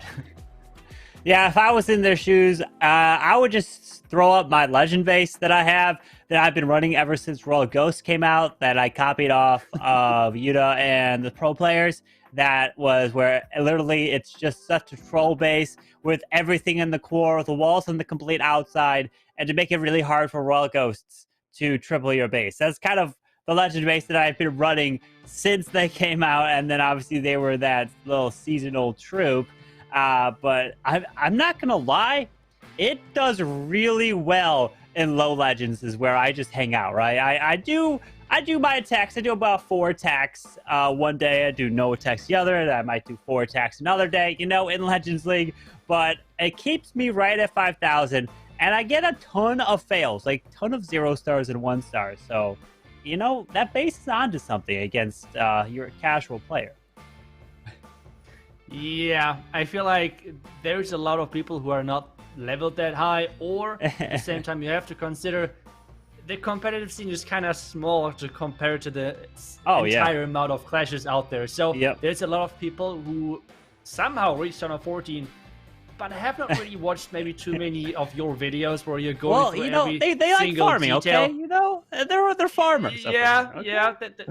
If you farm enough, you get the resources. There's gems that can help you a little bit too, But I mean, that's it for another story. As Cynthi's story here is to try to use the Skelly Donut to grab the clan castle, to grab the Inferno Tower, and let that Flame Flinger grab the Town Hall. Yeah, let the Flame Flinger grab the Town Hall, get the clan castle again. And he's just so consistent with those Skelly Donuts. It's really impressive. And again, he is going with that route of bringing that Flame Flinger for the Town Hall. Should be out of range of that mortar. And with that, he's going in with the King, with the Queen, into this scatter compartment. There's already a couple of Tesla popping up on this far left side. But things are looking great for Cynthia in this one. The only thing which can save him, which we do not obviously see at this point, are traps. Spring traps, and he might have a big problem. If there's no spring traps, we can already say this is going to be a great attack, but I saw already a couple of hogs flying. Hogs are flying indeed. And remember, when you use your one ability, hogs can still fly. They've got their wings with the spring traps, and there they go. The Raw Champ's coming on the left side, taking out that multi. There's the heal into a giant bomb and bomb tower. More spring traps. Bye-bye, Hog Riders. Balloon off to the cannon on the far right. Another giant bomb. No spells left with a miner to use. You're probably wondering, why does he have a miner? Well, the miner is to help kind of move its way in towards the core of the base where there might be a random building that you can't reach with wizards on the outside, but it's not going to matter here. He's got a middle left, and this is absolutely crushed. Cynthia, I think, I'm okay. What I'm going to do is if I challenge Cynthia in a video, because he's been featured on Judo's channel, on my channel, he's won the Creative Massive series of mine. Cynthia, this is my challenge that I'm going to give to you, that you can't use both your hands. If you either have to only use your pinkies to attack, use your thumb, like only one hand or something, you've got to put a challenge on for Cynthia because he just makes it look too easy. Yeah, it's just insane to me how consistent he is with this Skelly Donut. This is like the most impressive thing, because I feel like the Hog Riders itself, that's not the hard part. Like, I think a lot of people can just put them in, but something which is even harder, like which is elevating this strategy to such a high level, is just the Skelly Donut being able to execute that in pretty much every single pro match. I mean, those pros know how to place those, like how to place the, I don't know, the Clan Castle on defense to not give too much value, but he's always finding something to take down with the Clan Castle together. It's always going to be enough for him. It's always going to be enough. And with that, that's just the impressive thing about those attacks. And he's just wrecking bases left and right. But getting back what this means to the match overall, we can see there's still a 6-star difference between the two teams. And that's not what's supposed to happen for Batang, because they need a defense. They really badly need a defense. Otherwise, this is going to be done. And MS Esports running away with, so far, still a perfect record. 7 out of 7 so far. 21 stars, and they're looking good. Getting this second golden ticket of the year. They are looking fantastic. They are just a few attacks away from getting that golden ticket. But we have Batang Rallo coming in. And it's not a ring base. It's not the town hall in the core, the anti-2, but this town hall has got a bunch of walls over to the south and bottom side with some sweepers pointing into it. As the king and queen are coming to the top side. Queen's trying to path their way into the eagle, as king's going into the scatter shot into the enemy royal champion. And let's see. As this queen is hopefully to try to get this value, the Grand Warden Altar goes down. He keeps that queen up. Yeah, he keeps that queen up and going in with pretty much the flipped approach, you want to say. Because on those box bases, what you typically do, send the queen for the town hall, and then send the king in to the flanking scatter right there to make sure that you're, well, getting the value, getting the pathing. And what he does, because he sees, okay, this town hall compartment is really, really well protected. Instead, he's just going to flip everything. Instead going for the town hall, he is going for the eagle. The question now, though, is this going to be enough value to make sure that he is getting the 3-star on this one, with now having to Lalo from this far right side and having to get that town hall on the fly as well, with having a really wide spread with his hounds, with his Lalo overall, and having to activate the town as well with collecting enough percentage. But wait a second, I think, what was it? Already a minion or something activated it? Yeah, either a minion or a lava pup, because I know that the lava hound pops near it and activated the tornado trap, which was fantastic. As a freeze comes down and skeleton spell onto the enemy queen, slows her down with a poison. Look at these balloons just pathing their way right on through this base, and this is crushed. Wow, what a beautiful hit here. That attack was gorgeous, really nicely done, getting the Lalo pathing through. And you can see, like, even though he's getting the 3-star, he's still disappointed from this first attack. Like, it really hurts. Like, he knows exactly, okay, this is a great attack. This is a crushing attack onto the space. The space had no chance whatsoever, but he's still mad at his first attack in this series. And yeah, I mean, the difference is going to stay at those 3 stars overall, and Batang is doing everything they can to make sure that they have the chance of a comeback, but at some point they need defenses, and MS Esports are looking unstoppable on those anti 3-star bases, because so far, they're 7 out of 7 versus the base of the tank. And I mean, we highlighted the base building, we highlighted the defense of the tank multiple times. MSC Sports is like, wait, what? No problem. We take down those bases any day, every day of the week. Exactly. That's what they do. They've just been making it look so easy when Vitang has been putting up some stellar defenses against all their other opponents. It's just not here in the grand finals when it matters the most. And MSC Sports, you know they're happy. You know they are smiling. And I just try to put yourself in their shoes of this is supposed to be the scariest, most nerve-wracking part of the competition coming down to the final set of attacks. And when you have this feeling, when you're like, wait, I think we have it locked up. We can just come in casually with our attacks and lock it up for a golden ticket. There's no better feeling than as that side. And then obviously it's a crushing feeling for Vitang to know you're down by so much with only 3 attacks still to come in. And you need 3-star deficit to make up. That means you have to try to triple all your attacks and hope that they 2-star like 2 of their hits, which I don't see happening at all. No, not really. Not really indeed. And I feel like with this next attack, they can already wrap up this best of 2 with getting another 3-star. And that would put them kind of out of reach for Vitang as long as they're not getting a 1-star. But completely honest, I mean, if they're getting a 1-star after that, that would be kind of strange because they know how big of a lead they have. And starting with the Lightning's early, taking down the sweeper, and Ilek is coming in with those dragons, with the Dragon Riders, right into this top side of the base, and having his king and then the queen most likely as well, following around this right side. Let's see how that's going to work.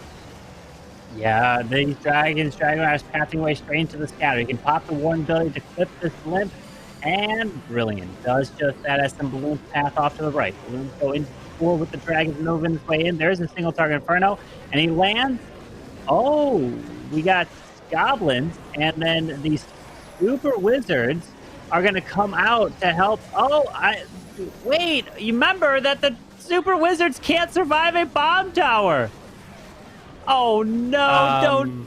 Alec, you know you landed on a bomb tower, and super wizards can't survive that. He freezes. No skellies near the town hall, but he should be able to secure the 2. Yeah, it's going to be a 2-star. But I mean, it is a defense. In theory, 3 defenses would be enough overall for the tank if the percent are not too high. And I feel like this attack is not going to end up on the craziest percentage overall.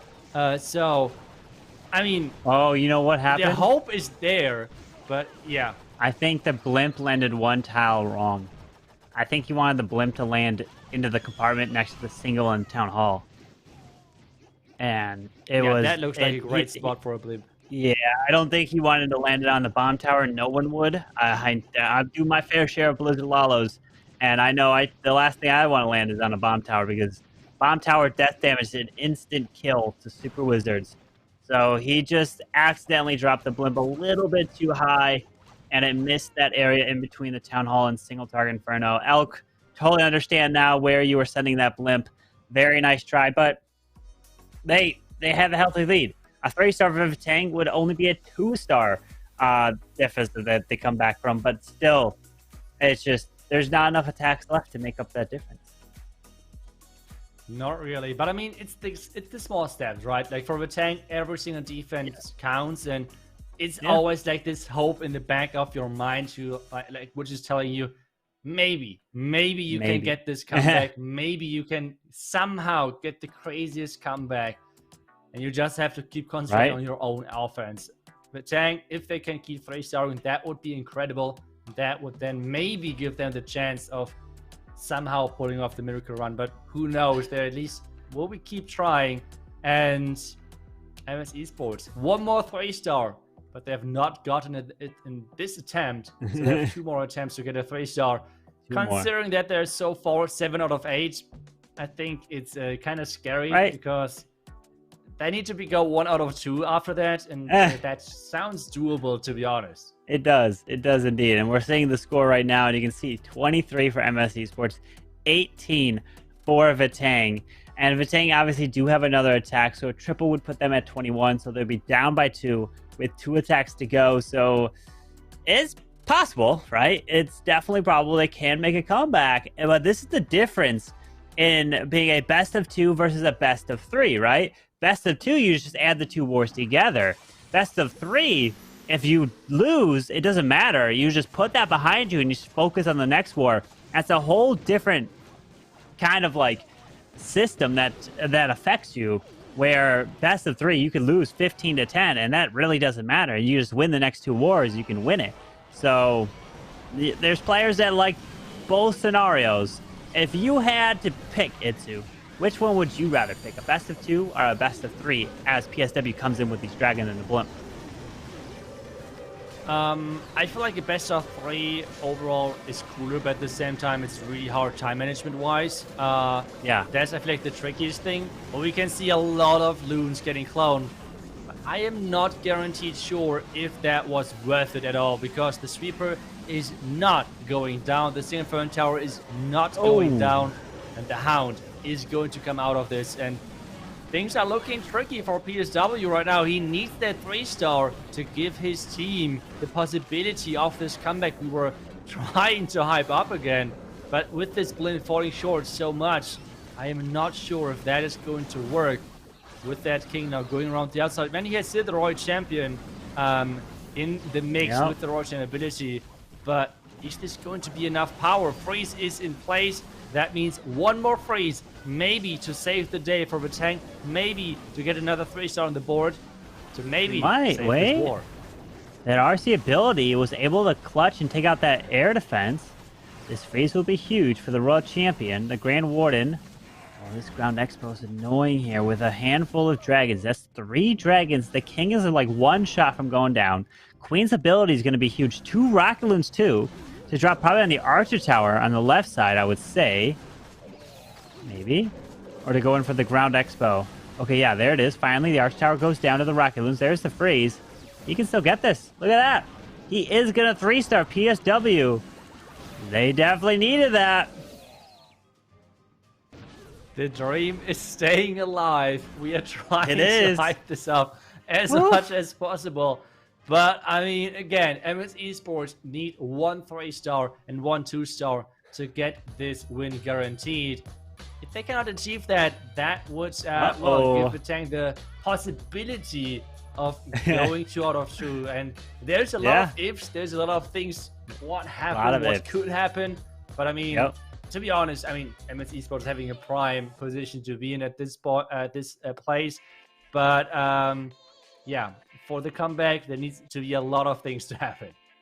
Yeah, quite a bit of things to happen. So a fail from MS Esports here really starts the gears turning for Vatang, because then they're like, wait a second, if we triple, we'll be down by 1. They fail again. Wait a second, do we have a chance? That's what it really comes down to for MS Esports. They're like, okay, you know, wait, this is we don't want this to get too close now. Just, they can close it out. Come in with the triple, and they can walk away with this one. That's what they're looking to do. The pressure is slowly starting to come back. They know that it's not over until you see that final score result on the screen, that it's all finished with no time left. And then all the attacks are finished, because you know that you can still attack just before the clock hits 0. And then once it hits 0, your attack is still underway. So we're waiting to see what MS Esports are going to do. Their next attack here. Yeah, waiting to see if they get this 1 magical 3-star to give them this golden ticket. If they don't 1-star again, well, it's really unlikely. Let's see. But at the same time, though, we have now twice, most likely, Queen Charge Louder from the tank side, who so far have struggled a little bit versus those ring type of bases. So they need to go 2 out of 2 as well. So again, there's a lot of things which have to happen for this to get closer and closer. But MS Esports, again, have everything in their own hands while we're waiting for them to go in and see if they can decide this with this next attack. And they are in. Kingsman is back, not to Hybrid, but to Queen Charge Hog Rider. And he is having the Warraker cooked up, which is a really interesting move. So let's see how much impact he can have with this siege machine. Yeah, with that king being deployed to go in towards the Eagle Artillery, the defending king is there as well. Remember, the defending king is quite annoying when you come in with hogs, because defending king will hit your hogs, and you'll need to invest quite a bit of headhunters to help take him down. But if your king is going to clear him, that's fantastic value for the rest of the hog attack. As the queen's stepping up, she's going to actually take out a Tesla farm, and that's even more value too. Usually there's giant farms, skellies, everything near a Tesla farm, and that queen is going to be clearing this here. As the wall wrecker is now working onto that middle multi-target inferno, as the healers, gonna take a second shot. They're like one red air bomb away from getting picked off here. Yeah, but I feel like so far, Vitang always had their Tesla farm stacked together with spring traps.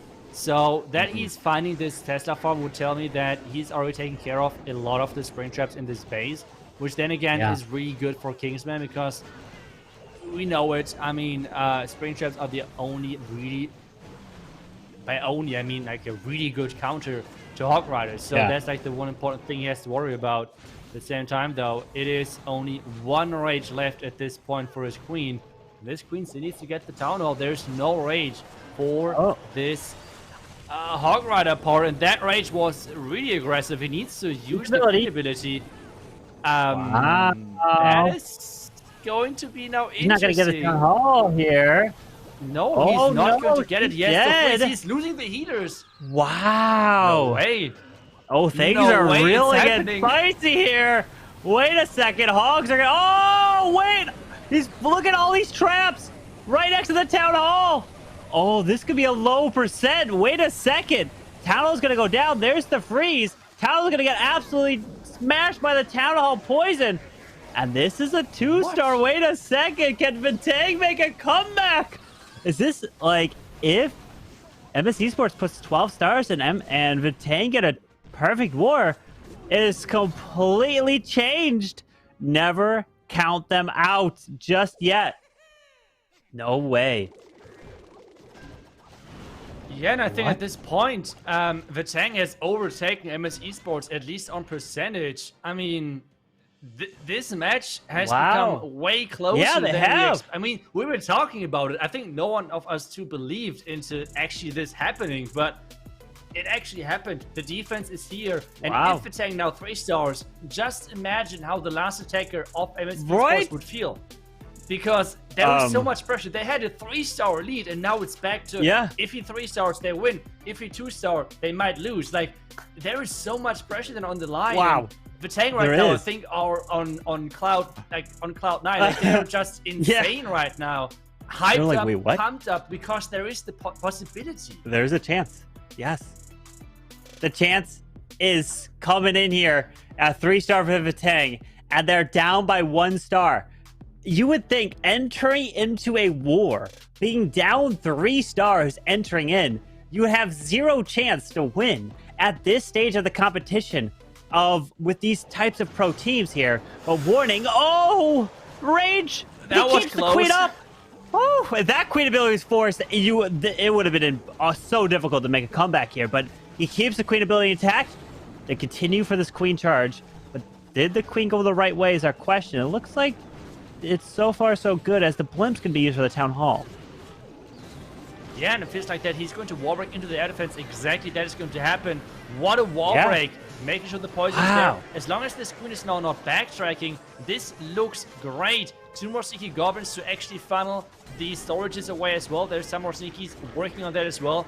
And that means the queen should go to that top side. And this entry looks awesome. I mean, take a look at what the queen can reach from that compartment. This looks really good. And then being able to send his hero maybe in around this top side to work even further. He has 1 wall break with him as well. Race is there with that queen versus queen. We have the attacking queen winning this one. And there was even the loon in the right timing to actually make sure that the healers are not getting targeted. So far, really good opening. The question now, though, is if this is going to work with the Lalo on the back end. There's a lot of damage now on that queen, but the healers are keeping her safe. Yeah, that queen's charging away into that air expo. Taking that out, the sweeper she'll be able to grab as well. And the loons and the Lalo are coming straight into the eagle to the right side. King's ability goes off, so he's running his way through to the top side. We have a handful of spells, Rage. And look at that wall break. Oh, that wall break. What a brilliant wall break for the core of this base. That was a beautiful break there. That wall break was money right there. Getting this queen into the core so she's able to take down the single phone tower, take down the sweeper as well. And I would have never thought that this would get so close again. With time ticking as well, though, there's not too many spells which she has left. But time is ticking. The multi-phone tower is threatening with this Tesla farm around there as well. Roger ability has to be used. Multi-phone tower staying alive. Invisibility spells there as well. 25 seconds. But that should be enough, especially with that queen working in there as well. The king on the outside. And Carvin, I mean, Ariam is the last attacker. And he is going, like, he is feeling the nerves. I mean, he is going to have his hands shaking most likely. You can see the excitement right there in the base game. They know, they're knowing they are back. They are back in business because only one star being the difference maker, and percentage is on the tank side. So this match got incredibly close. So I just did the math, and a 99% in MS Esports next attack, and if a tank triple, MS Esports loses. They lose by 2.4%, or like just over 2%. That's the difference here. So MS Esports have to triple. If they don't, then Vitang can win on the final attack. Who would have thought that this comeback is possible here? Vitang stayed with it, and they're trying to get it done. This would be the biggest comeback we've ever seen in the history of Clash of Clans. And it comes down to now what the final attacker of MS Esports. If they triple, it's over. If they don't, even if it's at 99%, Vitang has a triple to win, or Vitang has a chance to triple and win the golden ticket. To think that it could come down to that, it's just crazy. And I feel like we have talked in the beginning about best of 2, best of 3, like what is better. Yeah. And I think the chat agreed with us as well that best of 3 feels more exciting. But to be honest, this comeback right there is crazy as well. Ariam is coming in with the really risky blimp. But the blimp is going to connect. Getting the value right there, it seems like. Another invisibility spell, getting the scatter, getting the queen saving herself. No way! No way! The queen? Wait, she go. Oh wait! Okay, no, she saved herself again. She's jumping it again. What is she doing? That queen! Oh, she goes down. Oh. What is going on? Oh my goodness, it's just going back and forth. What is happening? But that queen going down is huge because you don't have to worry about that queen getting a few shots off on your queen's health, things like that. As the skellies are going to run off to this queen here. And remember, it doesn't matter, even if it's going to be an overwhelming triple. If it's a time fail, it's still a fail, right? No matter what at the end of the day. So keep your eye on the clock as he has 2 minutes left as this queen is going to charge away into the town hall. And he's going to lollo probably over the eagle. Yeah, and the Tesla right now are really annoying looking, you want to say, for the king. Because he's probably going to walk to the outside again. Yes, he's not going to come inside. Wait, that queen, is she going to stay to the outside? Is she going for the tower? That's the question. And she does. Yes, she is going to come back. That is really big for him. Minute and 30. But 1 minute and 30 seconds to say it. Time is ticking. He needs to start now. And with that, we have to wait and see how that queen is going to pass through. She's going to go directly into the town of poison. But the Laro has started, and the king is protecting most likely everything from the multi. Yeah, multi's gonna be a problem. He pops the Warren ability, hastes his way to the bottom. He has just over a minute left here as the Royal Champion helps grab that. The single target Inferno will eventually lock onto this RC. The balloons are pathing into the scatter shot, but the sweeper is gonna push these balloons to the bottom as the Royal Champ is invisible. She's gonna grab that multi. That's huge. Her ability's forced, so she won't be able to grab this single target. We got 50 seconds with 3 loos left. She's gonna grab the single. No, the single stays up. Uh-oh. Wait a second. Do we have enough balloons here? Taking out the cannon. Wizard Tower. Unless we have a bunch of traps over here, this could be a problem. There's a seeking air mine to there the far right. This could might be not be red enough. mines. Oh, no. No, well, wait. They're going balloons are down. dropping. Headhunter comes in. They're going down fast. 27 seconds. Balloons. Arium. Come on, the warden can help a lot. The warden's going to be tanking the single target Inferno. The minions, red air bombs to the right. Red air bomb to the core. Single goes down. 16 seconds. Oh, he's got it. He's got it. Just barely. Look at that. 10 seconds. He's going to turn around. He's celebrating. He tripled. Wow. Look at that. Arium gets it. The force the victory for MSE Sports. Whew, what a close ending there. Wow, he was nervous. You could tell at the end there, he was like, wait a second, I have a few balloons. It's not like he had nothing left and just watched. He had to actually react with a few troops left to see what he had to distract, to try to take out. And he got it. MSE Sports. Wow, keeping us on the edge of our seats. Whew.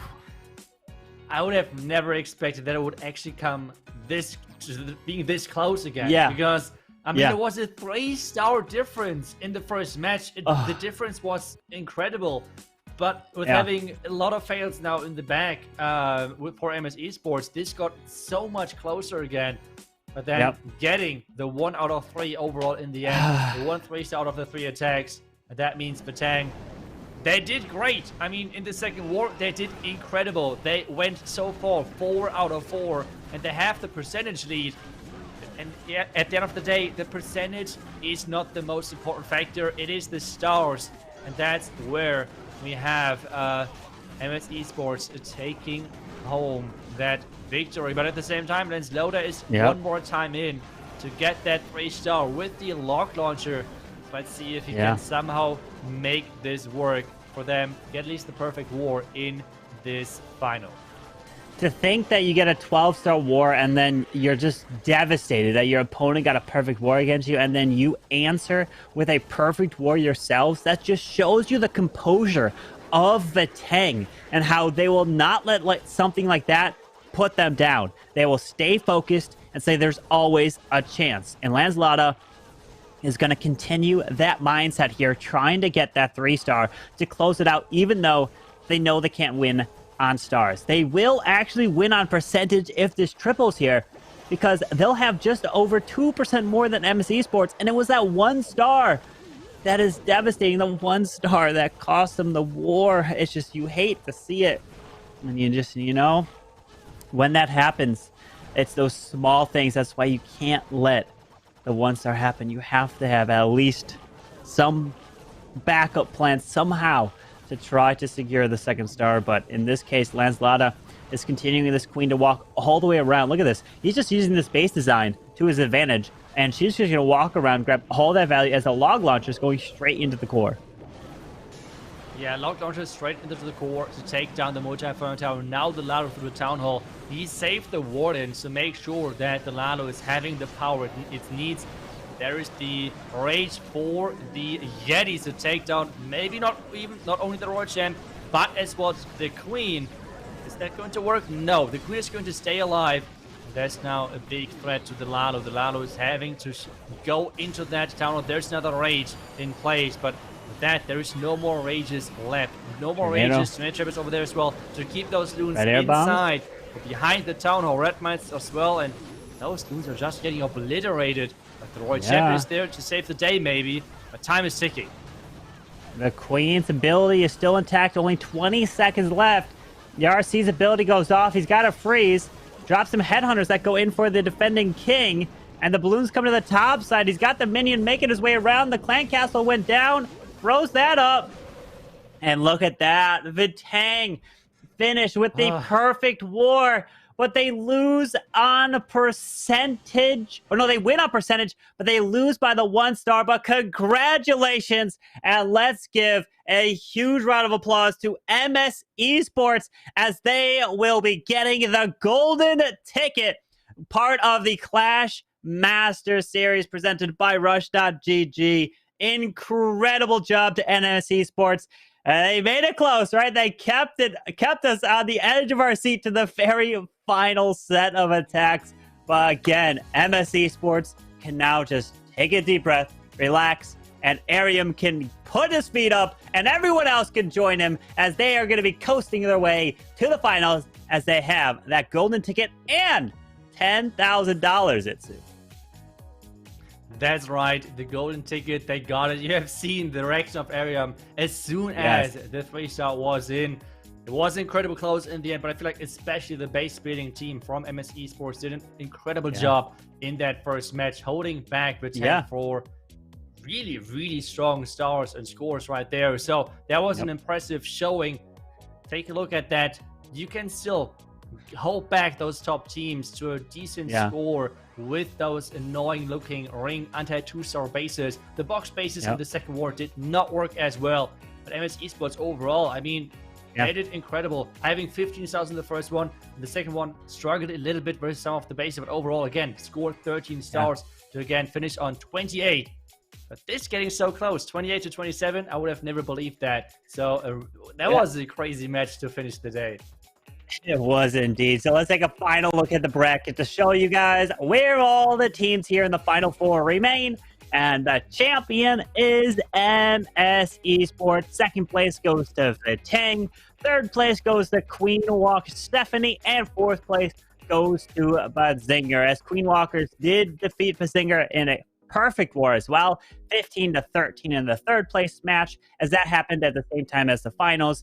And that wasn't a best of two, that was just one war, as that was just for prize money and it had no impact on the golden ticket. But man, what a whole season of the Clash Masters, from the qualifiers to the last chance qualifiers, the play-in stage, the playoffs, 3 days of the playoffs here. It's been such an incredible journey to watch these teams fight it out.